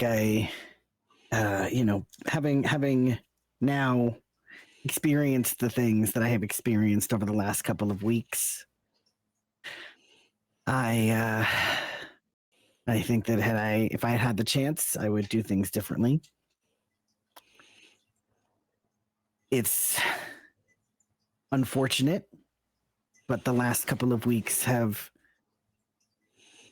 really forced me to take a hard look at who I am, the responsibilities that have been bestowed upon me, and what I need to do with them. And it took a lot to get everyone out of the weeds, to get them to safety, to try to set up an area where they could be safe in this completely unknown area that, for all I knew, nobody ever really survived.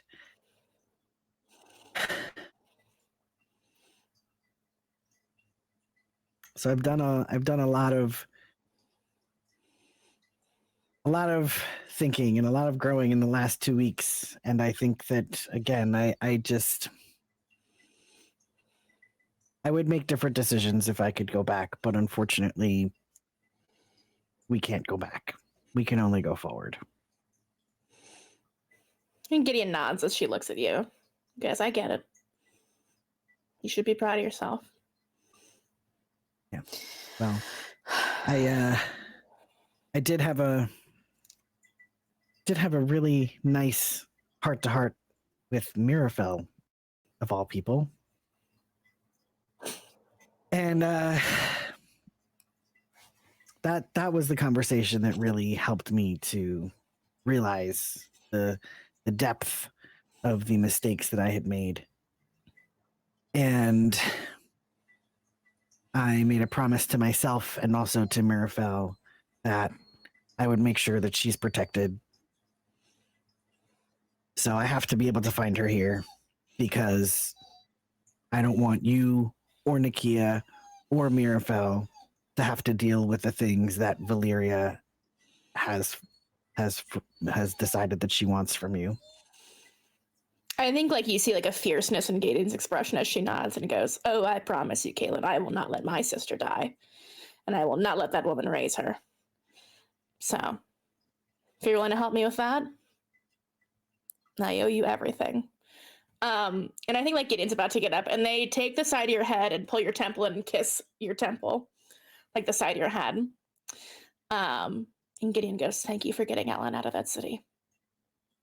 And you see their eyes are like watery. I never would have left him there. I'm sure Discord really wanted him to stay, so I appreciate that. And you hold on to that. We'll figure out how to get Misha here, okay? All right. Gideon holds out a pinky. Lock pinkies. Current, have you been listening in on this at all? What are you doing while this conversation? I mean, like, those are two people who you know relatively well. You can kind of get the profound energy kind of radiating from that corner. I was curious how much I could hear. I think like eavesdropping rules, if you're in the room, it's free game in TSL. I think I'm ready to call that rule. But I think you have to say that you're eavesdropping within the first 3 minutes of the conversation. Okay. I think from going forward, I think you're fine to have tried to eavesdrop here, of course, with the consent of the other players. Nods from them, totally good. So yeah, how much of that would you have liked to have listened in on?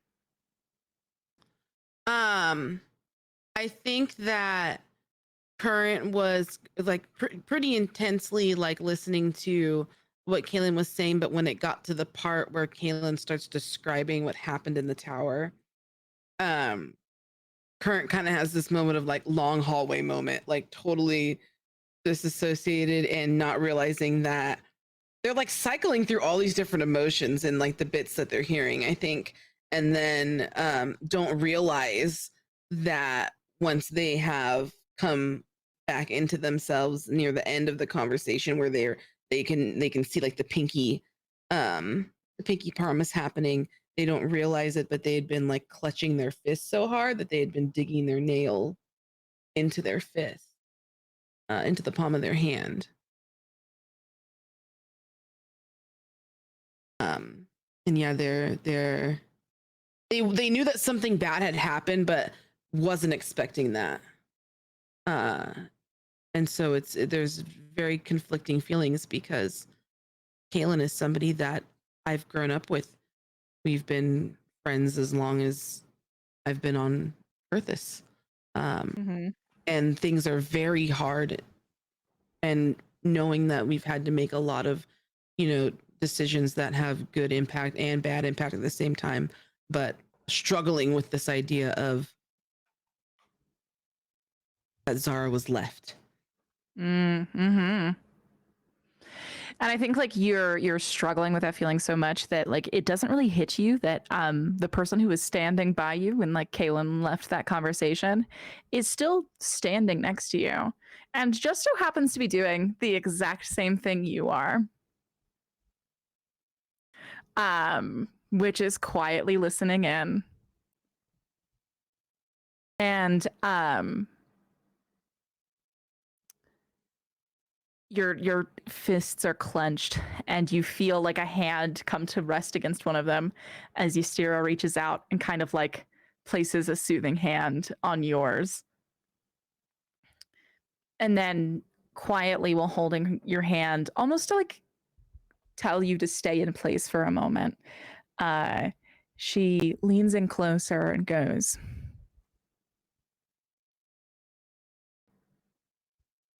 "That information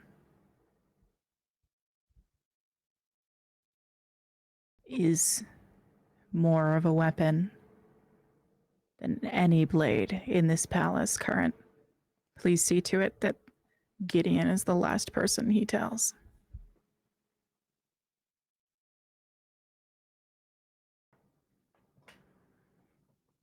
I understand. And she looks to you and gives you like a very purposeful look and then just says, "Thank you."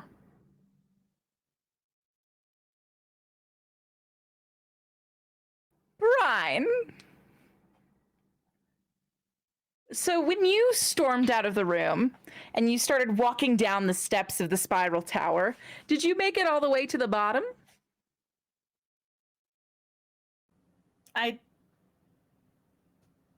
No. I think I stopped once I felt like I was far enough away Okay. to like not be heard. Okay. And then I think I leaned against the wall and had a little angry cry. Ah, an angry cry, you say? Very brief. Like a couple sobs at most. Surely it wouldn't be brief enough, though. It is never brief enough. This is the law of storytelling. All of a sudden, you hear, "Oh,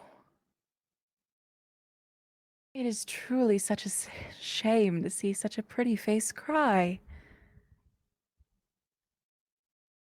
Ryan, I thought you would be so happy to be reunited with your friends." Ozzel comes into view as she like turns around the corner, and in her arm she's holding this like giant like open-faced picnic basket that is overflowing with like fruit of mortal kind.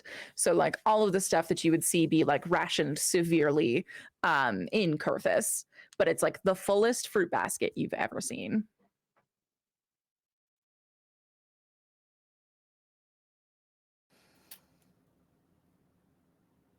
That's an awful lot of fruit. Don't know that I've ever seen so much in one place. Are you sure you were just in a room with your friends? I think Brian chuckles a little bit. Fair point. Can What's I hurting? help you with something, Ozzel? It's my job to help you, Brian. And I you don't seem need in any help dire right need of now. helping. I'm good, I Oh. promise. Promise? Not in threes. Of course not. Okay. Of course, I don't want to insert myself somewhere where I'm not welcome.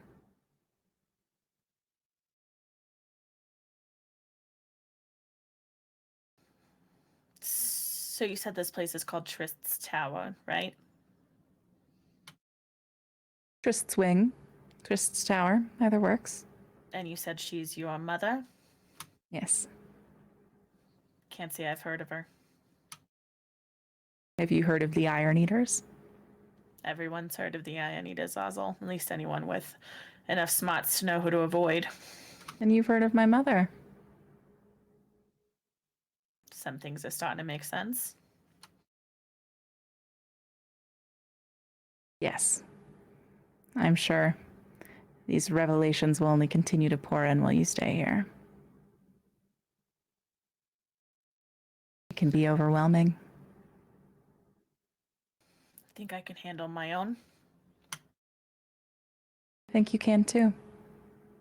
In case you can't.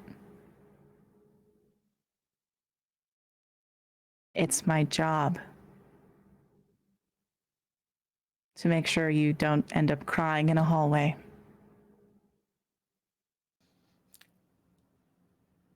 Where are you taking all that fruit? To your friends.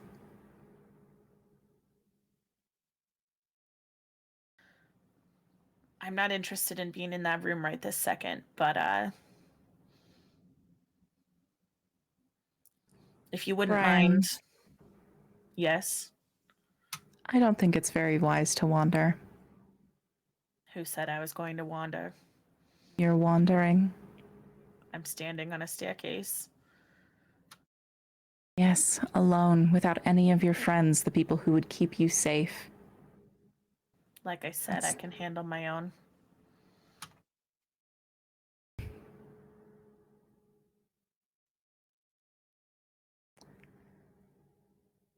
I appreciate that in a person.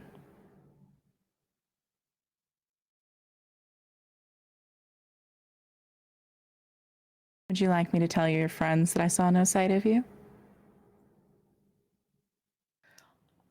I don't know why you have to put my name in your mouth at all when you're talking to my friends. And you don't think your name would sound very pretty in my mouth? And she just keeps walking up the stairs.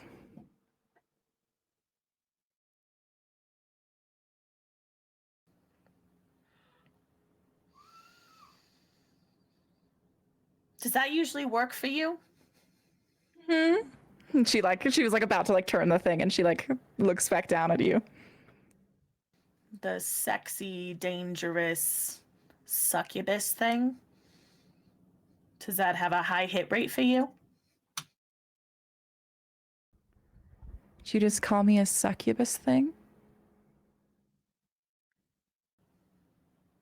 Compared you to a succubus, perhaps. Would never call you a thing. Well, pretty little thing. I have enough power to be exactly what I'd like. If you wish to taste such liberation, perhaps leave behind crying in hallways after your friends have exiled you. I exiled myself. Yeah, you do it first. So just right before they're about to, you can say that you're the one who really did it, and you didn't care. I've been there before. I get it, Brian. So, does this work for you? Hallway weeping, angry. I think the word that was used to describe you was petulant. Does that work for you often? Who told you that word? Talk. And by we, you mean the Flux, the Enclave, on Para? Oh. What it don't I mean? I mean, Ystera used to be one of my favorite people to exchange gossip with. I don't limit it to Flux. What exactly do you know about Ystera, then? Oh. More than enough. I'll catch you later, Brian. And she keeps going up the stairs.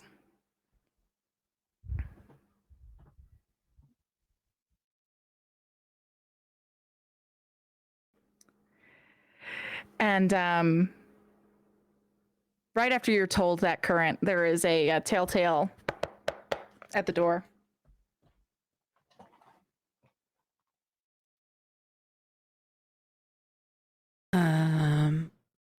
I'm going to walk up to the door and open it. Yeah, so you walk over to the door and open it, and standing there is Ozzel, who I will call Oz in this scene for ease of use. So Oz is standing there. She's got this huge basket of just like more fruit than you've ever seen in one place in your life. And you hear like Jade like very reactive, that boy, like as he sees the fruit. It's been a long time since you've had not rations, those of you who decided to endure the blood fountain. So I think that there's definitely some extreme draw there, as Ozzel steps in, and she says, "Oh, Current, perfect. Do you mind I just figured the other basket, which was much smaller, so I just went out to my garden. I got some more fruit, and I wanted to make sure that everyone was adequately cared for. Do you mind disseminating this?" Of course not. You've made Jade at least very happy. "Can I have the pomegranate?" Jade asks. Current like throws it up and like He tries to catch it. It falls on the ground and splits open, and a bunch of the little seeds falls out. He goes, "Okay, I'll eat them off the floor. Don't worry." And he starts picking them up. Okay, Jade. All right. Any requests from anybody else? And I like start to go around and get everybody what they want and setting it down on the table.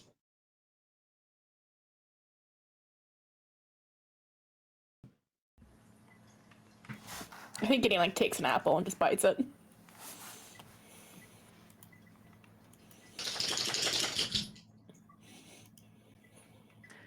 Yeah, Gideon's got the apple for a little bite.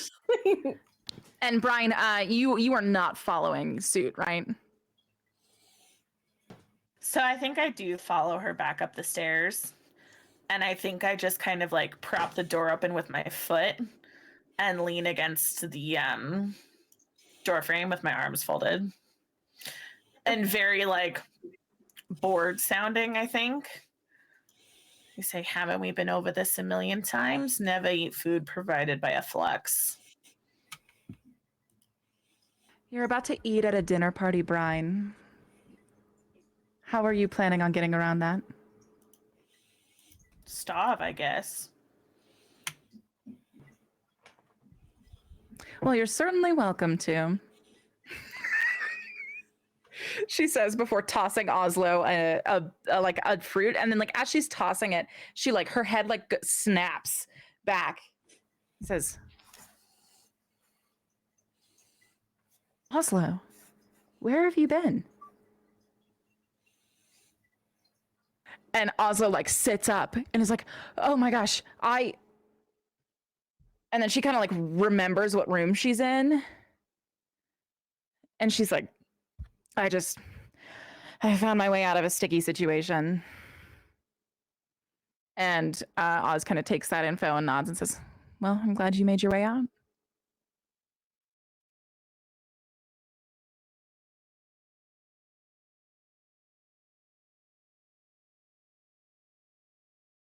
Kaylin, can I interest you in anything?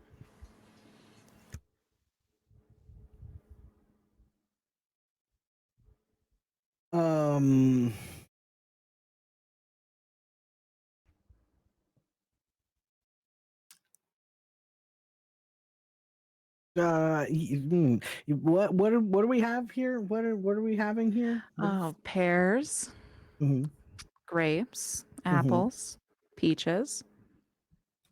Do you have any mangoes? I'm sure I can find one for you. That would be lovely. That is my favorite fruit. Good to know. And she pulls one out and she gestures it to you.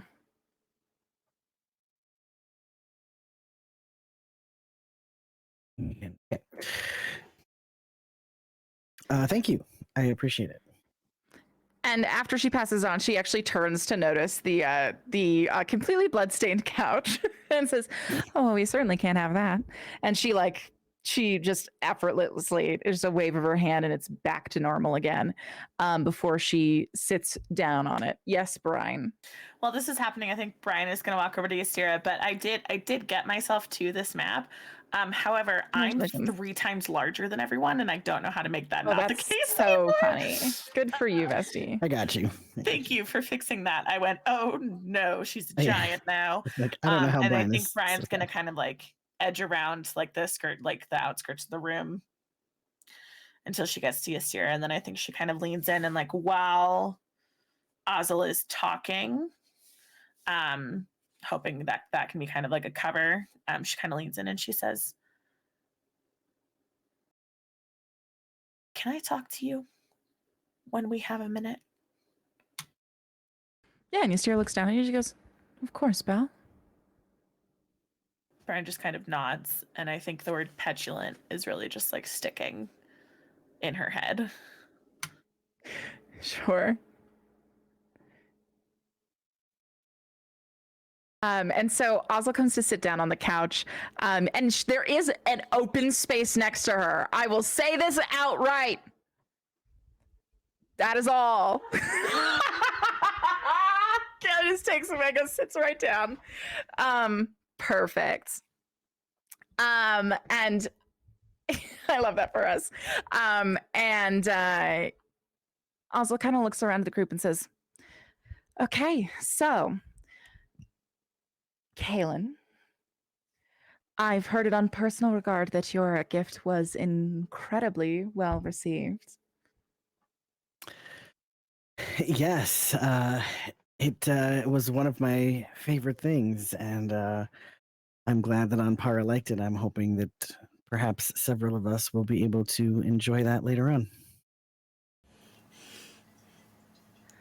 Oh, well. I'm glad that you don't waste your own time. For the rest of you, were you planning on... I guess I'm asking if any of the other guests, which I believe are Gideon and Current and Winona, who I don't seem to see. Now, as much as I enjoy your dear entourage, they will be adequately cared for, but I don't believe that they will be present at the soiree proper. But I want to make sure everyone who is in attendance does have a gift to offer. So that would include Ystera, Brian, and Corvin as well. But I want to make sure that your gifts all go off as well as that one does. So what were we thinking? I don't want to traumatize Alan more. I feel like I can't say with my dad in the room, but it's not quite as bold as a flogger. Okay, well, I guess we can discuss your gift privately then. Yes. Current, what about you? I do have to confess, Ampara's invitation did find me in a state of war. So I can't say that I had grabbed a present on the way out. But I do have these, and Current's going to take my bag of holding. I'm gonna tip it over, and I mean, just like an ungodly amount of trinkets start pouring out of this bag. Oh I my mean, God. like everything that I have ever collected when sneaking out is falling out of this bag. What's kind of the most like kitschy thing that kind of tumbles out in this moment? Oh. Probably like these two little, it's a salt and pepper shaker, kind of like that. But they're in the shape of, I don't know what it would look like to have like acrimony and little cherubs. But Oh, yeah. they're in the shape of that. Mm-hmm. And also what falls out with that is a little square rectangular thin looking box of sorts that when it tumbles out of the bag happens to hit the ground, bounce a couple of times, and hit right on the corner to where it opens. Uh-huh. And I can see a faint glow coming from what looks to me to be another card that I am then going to quickly pick up.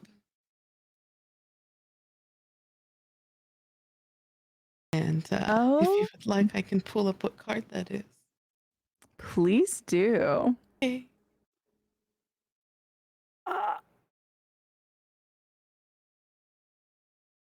All right. So I pick it up and I turn it around, and it appears to be indeed an arcanic card, and it is Sorrow of Valara. Oh my gosh. It's an arcanic deck card that glows faintly in the dark. Its face reads the Sorrow of Valara with a deceptively simple golden lantern depicted as its subject. When you light this lantern before sleeping, you can enter a slumber until the desired target falls asleep as well, to walk through their memories while you're sleeping. When you do this, roll plus spirit. On a 10 plus, pick 2. On the 7 to 9, you pick 1, and the GM picks 1. On a 6 or minus, you learn of a plan that puts something you love at risk. Pick 1 and stagger at the harrowing revelation. And the revelations are you harrow them with some of their darkest memories. Take a string on them. You gain knowledge of one of their plans, take +1 on rolls going forward related to that plan, or until you use this card again. A memory you witness strikes close to one of your lived experiences. Take a string on each other. The target notices you in their dreams. They take a string on you. Ooh. Spend a string on them to haunt them with their darkest memories and inflict a condition on them. And this card does not work on those that do not sleep. Just terrifying. Or for those who consider dream a domain of their control. Ah. I love that for us. Yes. So yeah. So all these Arcanic deck cards have little custom moves that I made. So I'm excited to see how they play out. What do you guys think of that one? I love it. The non-sleeping clause has me afeared. Me too. I'm so scared. And so how quickly do you put that away? I feel like I swipe it up pretty quickly, but I don't want to appear panicked. Yeah, let's actually have you defy disaster, because I think having her see this might be kind of disastrous. So let's I just don't think you want anyone who's not in your faction knowing about your possession of this. So let's go ahead and defy disaster to stop her from picking up on that. Let's see. So this, I think this is going to be charm or social swiftness or elegance. So you're going to roll plus grace. Plus grace. Okay, 2d6 plus grace. 2d6 plus grace. It's a 10. A 10. Do it with style. At the GM's discretion, you may also learn new information, discover a new opportunity, or gain a string on someone. Okay. Yeah, so I think that you are a swift catch on that one. I think the only one who notices it is Kaylin. And I think like in that moment, there like you swiftly pick it up, you snap it shut, you like manage to get this completely sold for none other than the reason that Oz's eyes have lit up at this little trinket hoard. Like, she is clearly trying to hide her delight. And like she you see she kind of like sits up and leans in a little and goes, "Wow. You've collected some beautiful things." Puzzle. Pick your favorite one. Keep it. It's yours. That's very kind of you.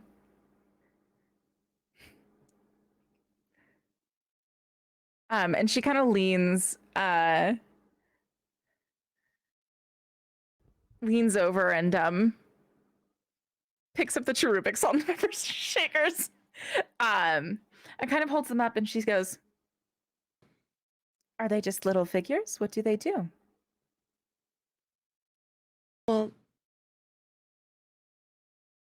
they make you happy. You're happy right now, right?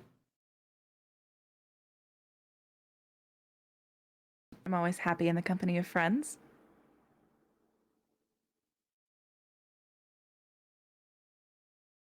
What a lovely gift, Current.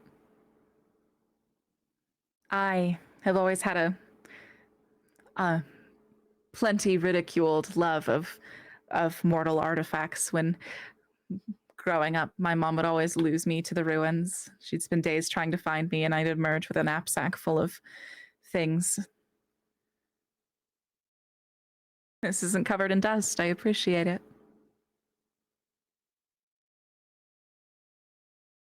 Glad you like it. You make me happy too. So, as much as I'm a fan of this, I do not think this would please him. So I think we should find you a different gift.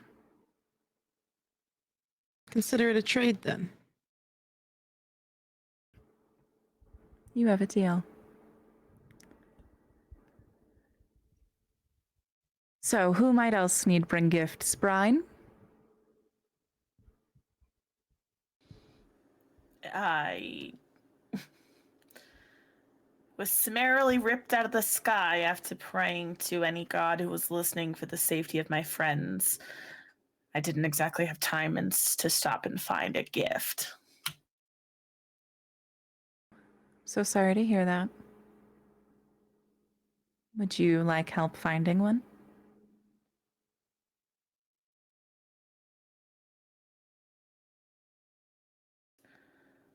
Sure. Happy to help. So, Ystira, what about you? And Ystira just kind of like blinks for a second and goes, I would love that. And also kind of like smiles and nods and says, all right, well, I have a few ideas. There is a ruins, not but miles walk from the palace. It is leaving palace grounds, but I would go as your host and your guide and make sure you would return. But that ruin is rife with mortal artifact, and I would be happy to take you there and you could experience that and maybe find something to Ampara's liking. You can do that, or I know that there is a small creature of his that got loose in the gardens, and he is seeking someone to find it. Either of those things would make him quite pleased. I'd be happy to venture back into the gardens and find whatever creature's gone missing.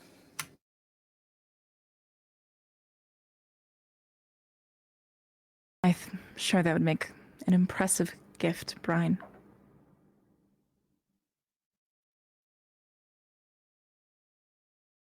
Can you describe it to me? What am I looking for? It's a rabbit. Color? Pale as snow.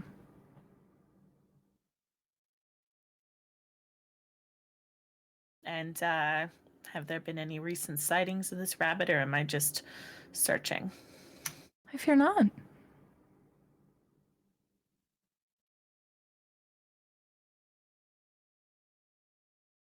And when are we expected to present these gifts?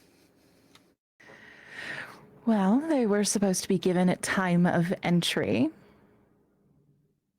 And for the guests, Brian, it would be most customary for you to hand it over when being announced at the soiree tomorrow.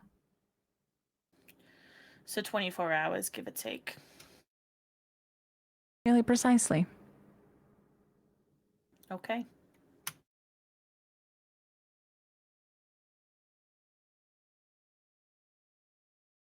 Current, would you like to aid Brian in this search and turn it in as a gift of many? Or would you like me to take you in a small itinerary to the ruins? Runes? What's in the runes? I would believe it is what remains of a small temple, dedicated to one of the gods. Meter, I believe. Long sundered, but still complete beauty. And there is nothing Ampara loves more than beauty. Well, I'm gonna look over to Brian and just Brian, you'd be okay to do this if I didn't go?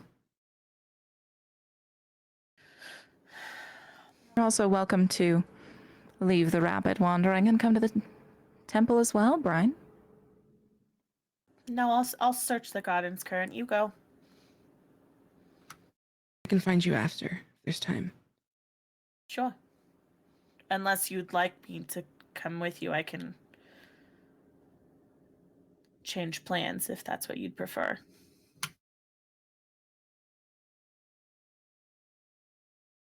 I want to make sure that you get your gift. Yeah, I do have a question about that. You said a gift from many, but it sounds as if each of us is expected to have at least one thing. not something joint with another person, right? Oh, yes, but he's missing that rabbit quite dearly.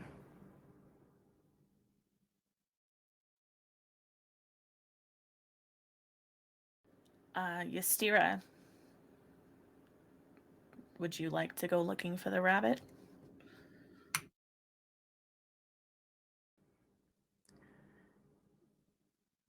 I can do that. I think it'd be best if we stayed on palace grounds right now. That was my thought as well, but if you'd rather go with Current, I understand. My place is at your side.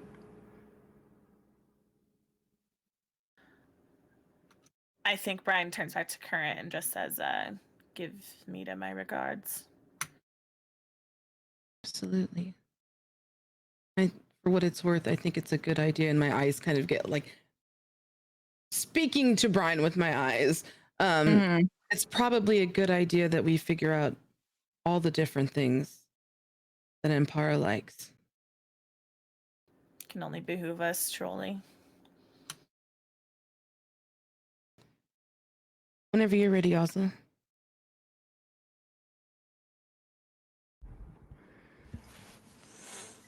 Oh, well, I won't leave the palace grounds in this. I will go change. This dress is hardly befit for a ruin. But, Gideon, would you wish to accompany me and discuss your plans? Sure. And I can come with you to the ruins after. Sounds fun. She shrugs. Totally. I think she just wants like Brian and Ystira to have alone time too, which is why she's not offering to help with that. But yeah. Yeah, I'll go with you. What of you, Kaylin?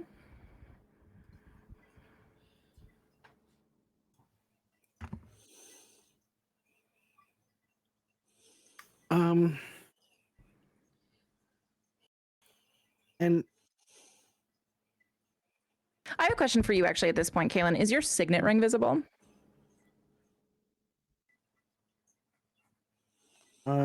probably, yeah, she's wearing it. Okay. I think at that point she says as well, I think we'd find something along the way that would quite capture your interest. Is that so? And what might that be? I just seen that symbol before. And she nods at your ring. On a door for all my years I've not been able to open.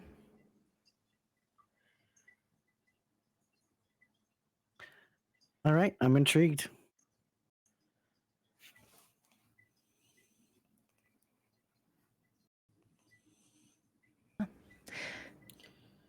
Sounds like we have a plan then. Brian, Ystira, you will go on a wild rabbit chase in the beautiful gardens. And Kaylin, Current, Gideon, you will accompany me to the ruins. And we will reconvene here to make sure that everyone is appropriately dressed, to at least select your looks and go from there. Sound like a plan? Sounds good. Indeed. It's for me. All right, then Gideon, shall we go? Absolutely. I think Gideon like holds out their elbow for her as they walk out of the room. Yeah, she falls really effortlessly into your elbow and walks out. As the door shuts, what conversation does the rest of the room kind of delve into?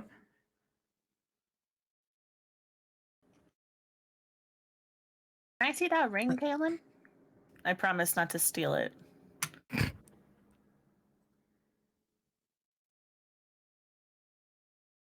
He just holds up his hand. Throws it out the window. Is this something that Brian would recognize at all? This is the Osyarov signet ring. So I've seen it on Misha then, right? Yes. Any idea why there would be a secret door in the wilds only openable by your signet ring?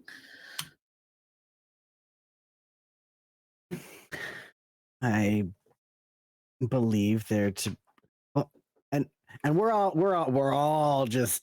standing here, huh? We're all right here, huh? Ozzel's not here anymore. Gideon's not here anymore. Maro's probably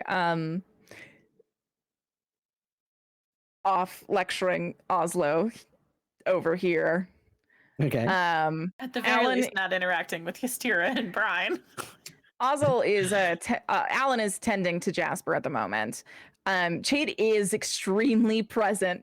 That must be made very clear. And I think like now that Gideon is gone, Corvin is like trying to melt into the wall. So he's probably like here-ish. Okay. Corvalin's napping, right? Well, he sat up when the drama started, but I think he's starting to drift back off. So okay. So then it'd be me, Brian, Current, Shade, and Lil Dreer within earshot. Mm-hmm. Okay. And Ystira. Mm-hmm. And Ystira. Okay.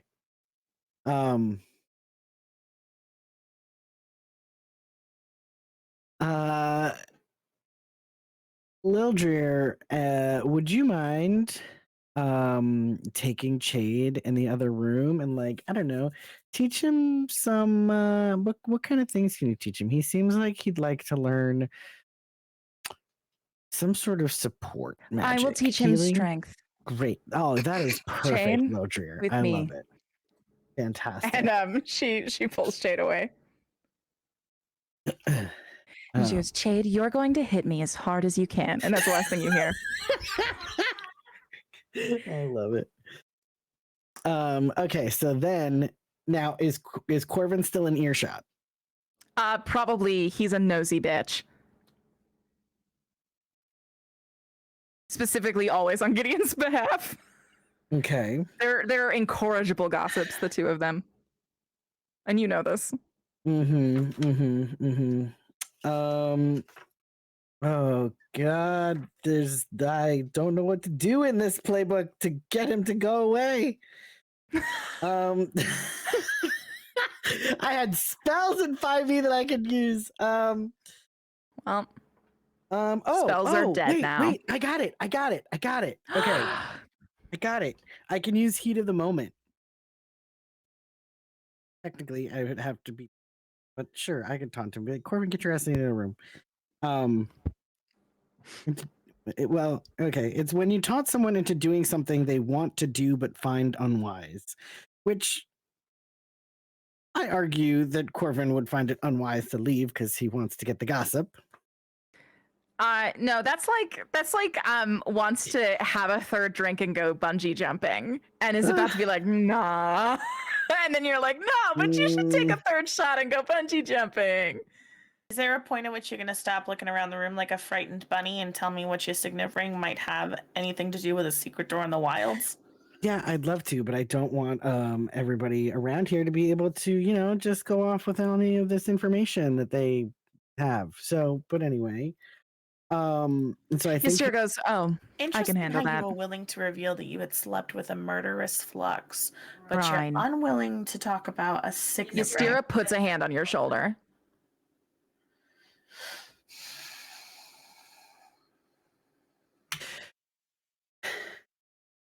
This rug should contain the words spoken on it.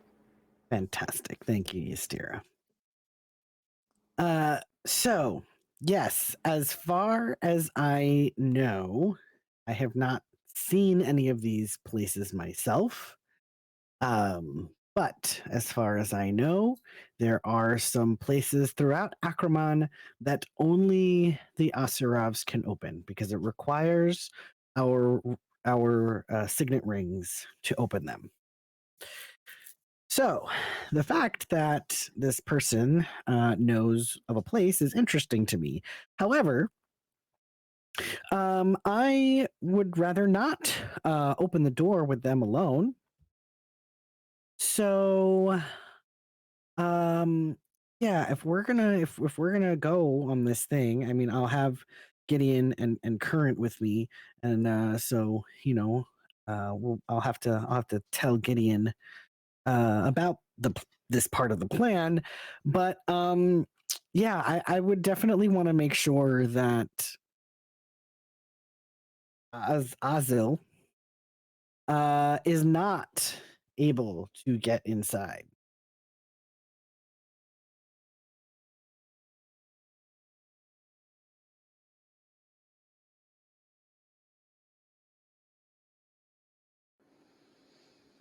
I don't know if that changes your plan, if you'd like to come with us instead of looking for the bunny.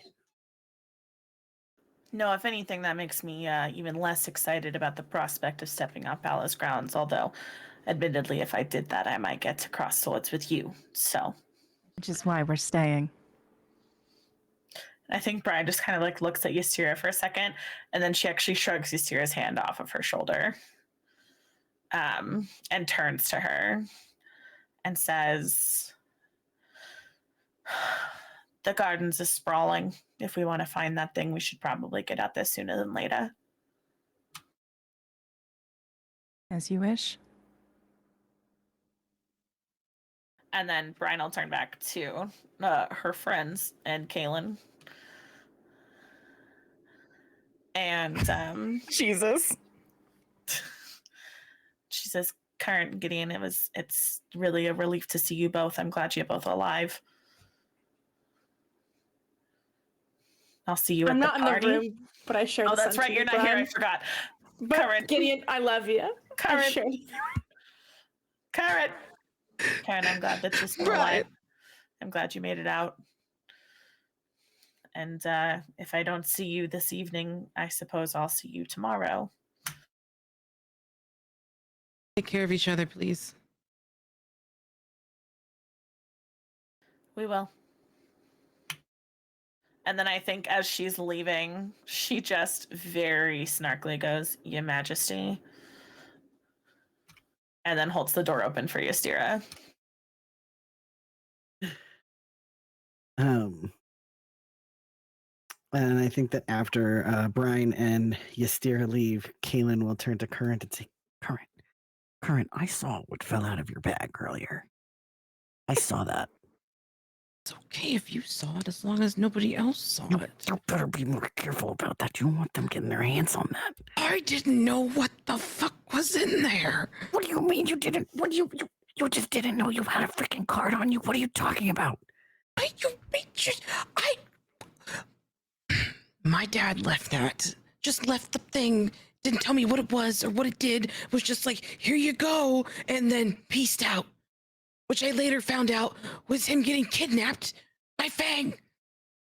And how long have you had this thing? Since we left Kurthis. Look, I've Current, been busy. What do you mean? You just sat with this item on your person and you were like, oh, this is a cool little metal box. And you didn't think to open it. What if I opened it and it let out the damn apocalypse? Well,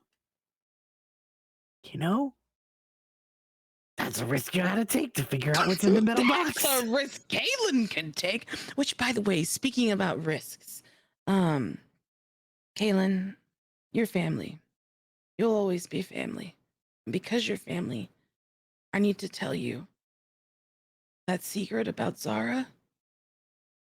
I think it's best if you keep that very close to your chest.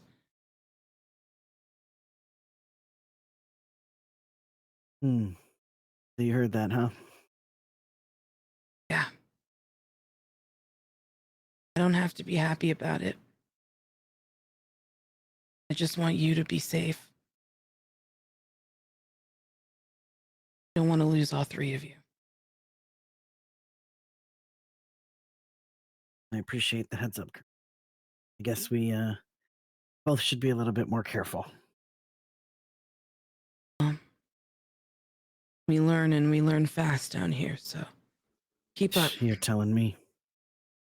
Well, okay. So I have 2 cards, and you have 1 card? I have, and Kern's just gonna like hold the card on, just like... Funny you should mention that. This was actually just given to me by our dearest Hierophant Yvonne. Yvonne gave you Yvonne gave you a card. Just was like, This court Current. gave me a card. Mm-hmm. When the fuck did that happen? When we were fighting a monster in the core. In the court? How did she get to you there? Funny you should say that. So we were fighting a monster in the core with the help of another monster, and that monster then created a portal that then opened up to Kurthus, where Hierophant Yvonne was just sitting there on the throne, chilling. Apparently they had On promised my family's throne? on your mama's throne. What did this? Do you remember what the portal looked like? Actually, it looked like that. And Kern's gonna point to the it actually looked exactly like that.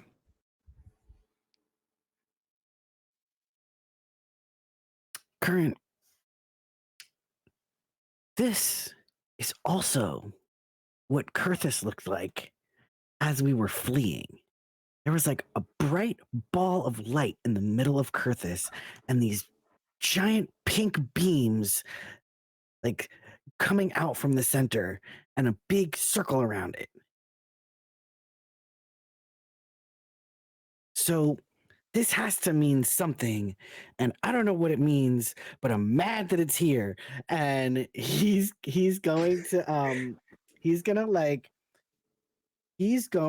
to channel his inner Natsu, and he's going to like take his hand, right, and he's gonna just like have fire magic that's like burning coming out of his hand, and he's just gonna like Oh my god! No, Just- Kurt, I just water. It's water. What I'd like Current to roll to defy disaster.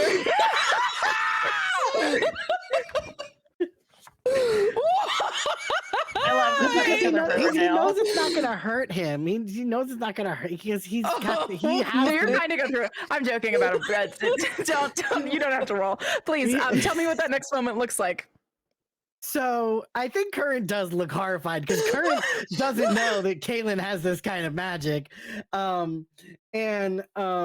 yeah, so like it just like the as he kind of like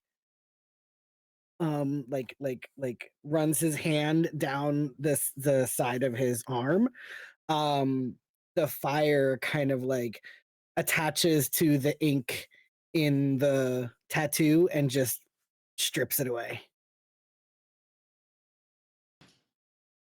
And he's like, I don't know what the fuck this means, but I'll be damned if I have it on my body for another fucking day, because clearly it means bad things for Kurthus. Wait a minute, you've known about that tattoo that I got that one time we snuck out for years? And you can just make them disappear? Do you know how long I got in trouble when they found out that I had that? You know, this is relatively new. This is a new technique I've pulled up. Yes, this is a new technique I've learned over the last 3 days. So here, do you want me to get rid of it for you? I could totally. I mean, yeah, because the fire. As long as I know in my heart that the fire, you know, that the people that I'm using my fire on, care about them, it won't burn them. So I could totally get rid of that tattoo for you. Yeah, Kaylin, how, and you're sure that you love me? You sure that you care Yes. about me, right? Yes. You're real. Yes, I'm sure. We're friends, I'm right? You sure. remember, okay? Well, as much as I would love to have instant tattoo removal service right here, right now, you and I both know where that tattoo is. So maybe We'll wait. maybe later. We'll wait. Maybe we'll yeah. later Mhm. later on. Yeah. Mhm. But point being, okay, so anyway, back to the cards. So you have 2 cards and I have 2 cards. And Alan has half a card. Because Julian gave Alan his half of the card that Misha used to do the body swapping magic. And So that's- Nakia has a good amount as well. Yeah, I did see that on her waist. She's got a whole fucking, she's got a stack. You saw Nakia? Yeah, when I was in the New Weeds. Nakia has visited me a couple of times. First, she came out to invite me to some dinner in Cairn Coast Village, which I never ended up going to. And then she saved my ass because I was looking at my reflection in a pond, and I shouldn't have been doing that. And she was like, "Hey, don't do that." And I was like, "Oh, you're right." But That's nice yes, of her. I know, right? Which is, hey, like Gideon said she had an attitude. You're right. She did. But you know what? I think she's like a teenager. So like, I kind of expect that. But she did save my ass a couple of times. So like, that's why I'm like, I gotta find her. I know she's here. No, I would call that growth. I would definitely. Mhm. Yeah. So okay, Nikia's got a bunch. So we might be getting close to like a lot of the cards. Well, we need to get close to having a lot of the cards before other people do. Do you know exactly how many Nikia has?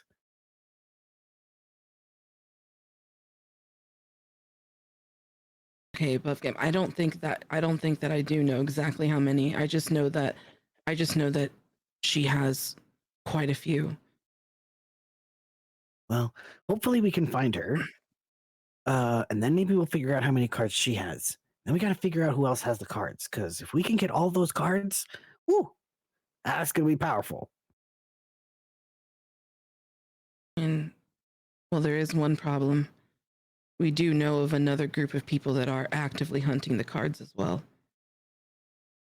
Well, that doesn't surprise me, considering the ramifications of if you get all of the cards, because you can control a lot of shit if you get all those cards. So we're just gonna have to So- we're gonna have to make sure that they don't get them. And make sure that nobody else here knows that we have them. Yeah. So yeah, here, why don't we? And like he pulls out like some sewing stuff, and it's like, listen, I'm gonna make a little pouch. And he takes your little bag and he like makes this special little pouch inside. He's like, here, put them in here. That way, if you ever have to empty your bag again, they won't fall out. Ah, I remember this. You did this to my bags when we were younger. So Yeah, that you my gotta have your dad little wouldn't hidey find. pouch. Good looking out. I'm trying. Now about this wheel. You said it appeared on Kurthus? Yeah. So as we got in the ships, we took off, and then I looked back at Kurthus, and it was the weirdest. It like all of Kurthus current, the whole fucking thing. It was like just a bright ass ball of light right in the middle, and 9 beams of light coming out from the center. And then it made another circle around it, and it looked like a wheel, like a bicycle wheel or something. But I don't understand. I don't get it. Like, it has to do something with Discord then, because that's the same symbol that you said she used as a portal. So just, I don't know. Maybe there's a significance. What else? I mean, There has to be. I mean, at least that significance has to prove that Discord is the reason why Kurthus fell to void ghouls. yeah. Maybe there's a significance behind the number. And assuming Discord didn't leave, it wasn't Discord wasn't trying to destroy all of Kurthus completely. Otherwise, why would she stay? Right. I don't know. I don't know why she would stay. 'Cause I'm trying to find the page.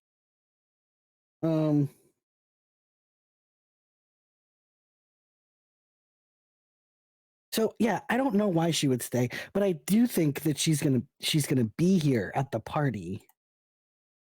And I think current aren't there like 9 gods? We have Discord, Ampara, Daxan.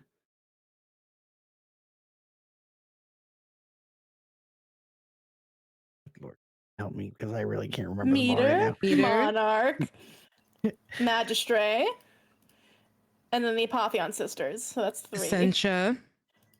Abyssa and Mordia.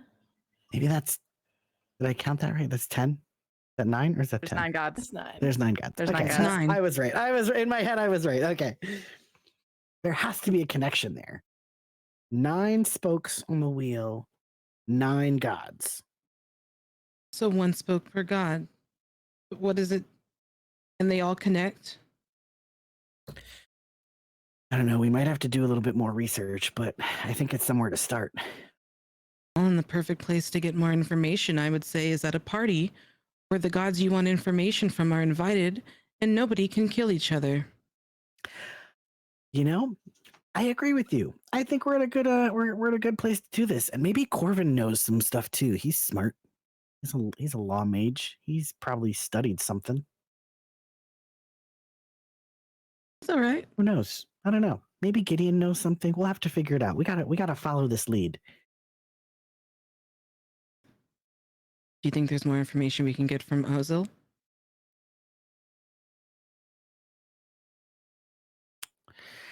I don't know. I don't know if Ozil will have more information on the gods, but they definitely would have more information on like Iron Eater Enclave, things in like Miriash City. I don't know, but they might. I mean, who knows what kind of network they have? One thing's for sure. Whatever it is that ring of yours opens has secrets that many people here want. So we need to get that first. Because what if that answers the question about this wheel? It could, but we have to be really careful because not only is Ozil going to be with us, so we have to make sure that she doesn't get in. But number 2, we're going to be off on Para's grounds. So we're going to have to make sure that we can like actually fight if we need to. That's true. Consider, though, that all we need to know is the location of where it's at. What if Kalen happened to misplace his ring when he went out and you couldn't open it right then? As long as we know where it's at, Ozil won't be with us all the time. That's true.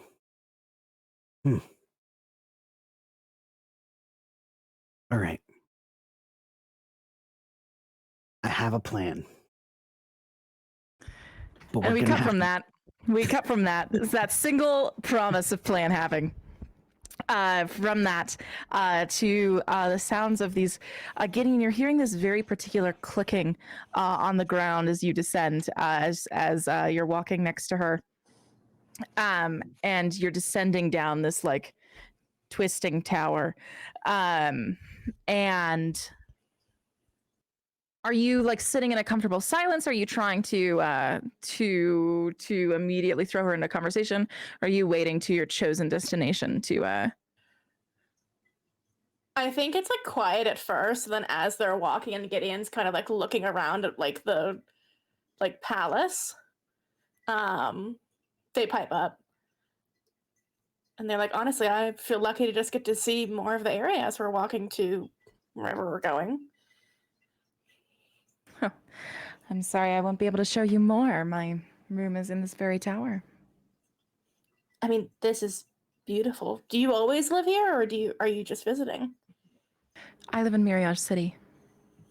Oh, That's where I work. that's Have you really ever been? cool. No, I've always wanted to go, but then too many things started happening, and it felt if I went there, I'd want to enjoy myself, and there's just too much going on right now to have a vacation in Mirage City, I guess.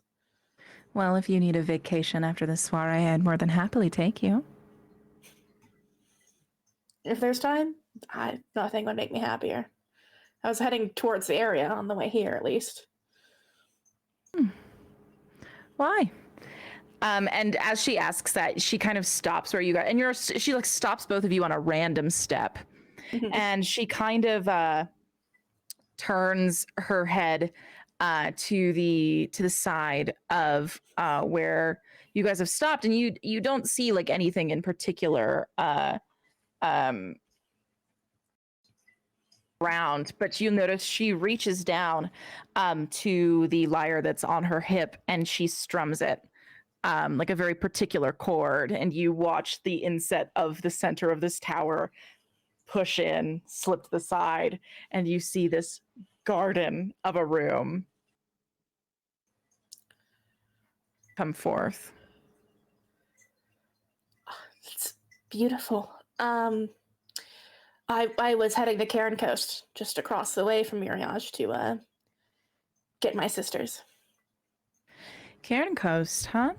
You interested in their ideologies? And she leads you into this beautiful room, which is just like the child fairy circus of your dream, not fairy circus, fairy garden of your dreams, LOL. But like there's like a fucking swinging like circular bed that's like hanging by a bunch of vines, right? Like it's all like the softest moss on the ground. There's just streams of wildflowers, and they're not flux, they are specifically like mortal kind plants. Like this is more greenery than you saw in Arboreon. Yeah, I think like Gideon's just like trying to like maintain conversation as they're like in awe, so they don't like go silent. And they kind of look around and they go, I guess I don't know enough about their ideals to say one way or the other, but probably not based on the general vibe I've gotten. But and she puts her hand to a Sentius bow which she has like strapped to her back. She goes, I just want to keep my sisters safe, and I don't know if that's the place for it. So I'm thankful they're both here. Simplified things for me. Your siblings, do I know them? Nakia and Mirafal? I haven't met Mirafal yet, but... Oh, Nakia, yes. Yes. Nakia's name rings a bell. Okay. Yeah, she's rowdy, but she's got a good heart. I get it. A lot of Fidelity members think that they need to get strong in Mirage City. They make quite a mess when they do, usually. Hopefully she didn't make too big of one. But, she's good. You know, and Gideon, like, grasps the bow and goes, I would offer this as my gift, but when I got it, I swore I'd use it to keep my sister safe, and it would feel wrong giving it away. But it feels fitting since it was a Sentius bow, right? So... Yes. We should have a conversation about that. Oh, sure. Are you aware that Essentia will be present tomorrow? No. What? Oh my god. Will she be mad I have her bow? Kim looks around. She smiles, but her eyes say yes. Well, I thought I had like a religious moment where I was like praying about it, and I thought she gave like her silent approval. Otherwise, I never would have taken it, so that's cool. She could have. I wouldn't know. Well, we'll keep it our secret until she finds out, huh? Gideon kind of like leans forward conspiratorially, like as she like whispers. I think we can do that. That's exciting and horrifying all at once. You know, meet your heroes, I guess. Well, one of them.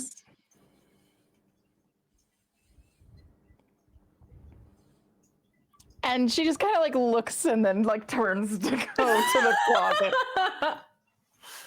And you see her pull out this like stunning piece of like clearly like flux armor and just kind of like lays it out on the bed.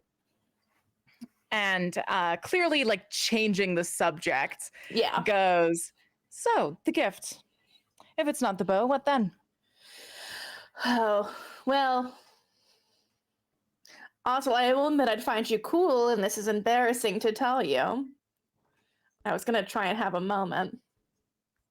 I mean, I don't know Anpara very well, but he seems like the type to enjoy bold gestures, so my gift was going to be a kiss.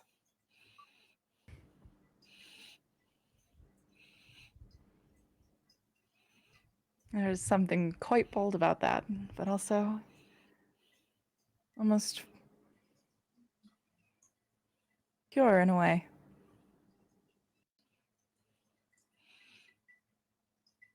I guess that's what I was going for. And she like lays the last little piece of her armor down, and turns to face you and goes,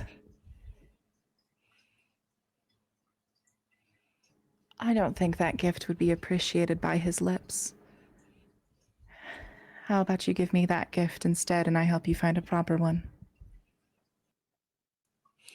I think like Gideon stands up off her bed and kind of like moves around so she's facing the bed and I'm between her and the closet.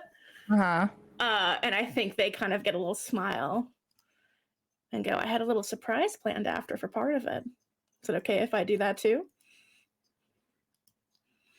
I love surprises. And I think, yeah, as Gideon like leans forward and dips her into this like big sweeping kiss, and it's like this like long like hand on the back of her head, like very like romantic. And then after a long moment pulls away and leans into her ear and whispers, I promise that you will have a good time this weekend. And then pulls back up and lifts her. Oh boy, howdy. That was my big secret I was going to do for that part, but much rather do it with her than a man. And she grins. And she leans forward and she takes one of these like sharpened fingernails. Not like if you touch it, you will bleed. But as she leans forward and she runs this one fingernail directly up the crisp of your jawline, up one side as she leans into the other ear and whispers, oh, Gideon, I promise that this party will be unforgettable for you. And that's where we're gonna end tonight's session. Wait, can I use my inspo roll and my gossip next session? Because I had a plan. Yes, so wait, let's resolve that roll right now. Let's resolve it, and then we'll go to XP. I forgot that was such a good end, and I totally. It was such a good end. I'm so sorry. It is the bang, and now we'll do the whimper. Let's do this. All right, so tell me about your gossip move. So I was gonna roll the gossip about Anpara, just to get like some sauce on him. And when you seek insight about a person by spending time gossiping with those who know them, you roll plus wit. On 10 plus, I get a dangerous secret and a string on the target, and I get to ask a question from the figure out a person. And then 7 to 9, I get to just ask figure out a person, no string, but they also get to ask me. Someone you speak to who is dangerous to you may ask a question of you from the same list. So I am using my inspiration. I'm planning on hitting above a 7 to 9, but I'd like to give that regardless ahead of the roll. So because I'm horny. All right, what was it? What was it? Plus wit. Okay, so I'll roll this, and then I'm gonna roll 1d6 on top of it. Okay. Oh, wait, I get to add it just here. I love multiverse. 10. Okay. So I get a string on Anpara. I learn a dangerous secret, and I get to ask a figure out this motherfucker question. But you also get to ask me one just because I think that's saucy and I want you to. Perfect. And go ahead and just read the question list out loud for us all. What are your feelings towards blank? What do you hope to get from blank? how could I get you to blank? What do you love most, and how would you feel if I blank? My question is, how can I get you to align with our party over every other faction here? Like, what do I have to do for Anpara to say, yes, I want this group to be, I side with these motherfuckers? How do I, like, win him over? How do you want Ampara to win over? Oh, okay. If that's a difficult one, I could ask another one if that, like, flavor doesn't feel right. No. I think that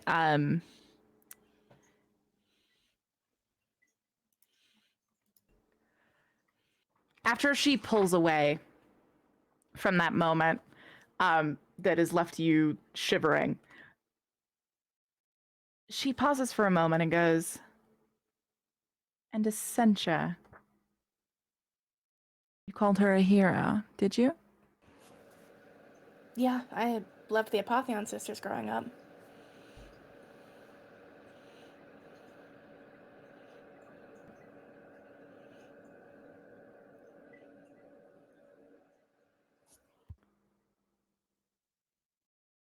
Gideon, there will be a lot of people here tomorrow.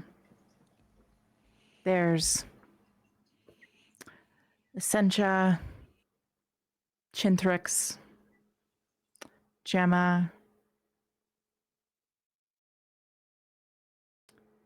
I mean, this is the first time that Ampara and Discord are meeting after the end of their treaty.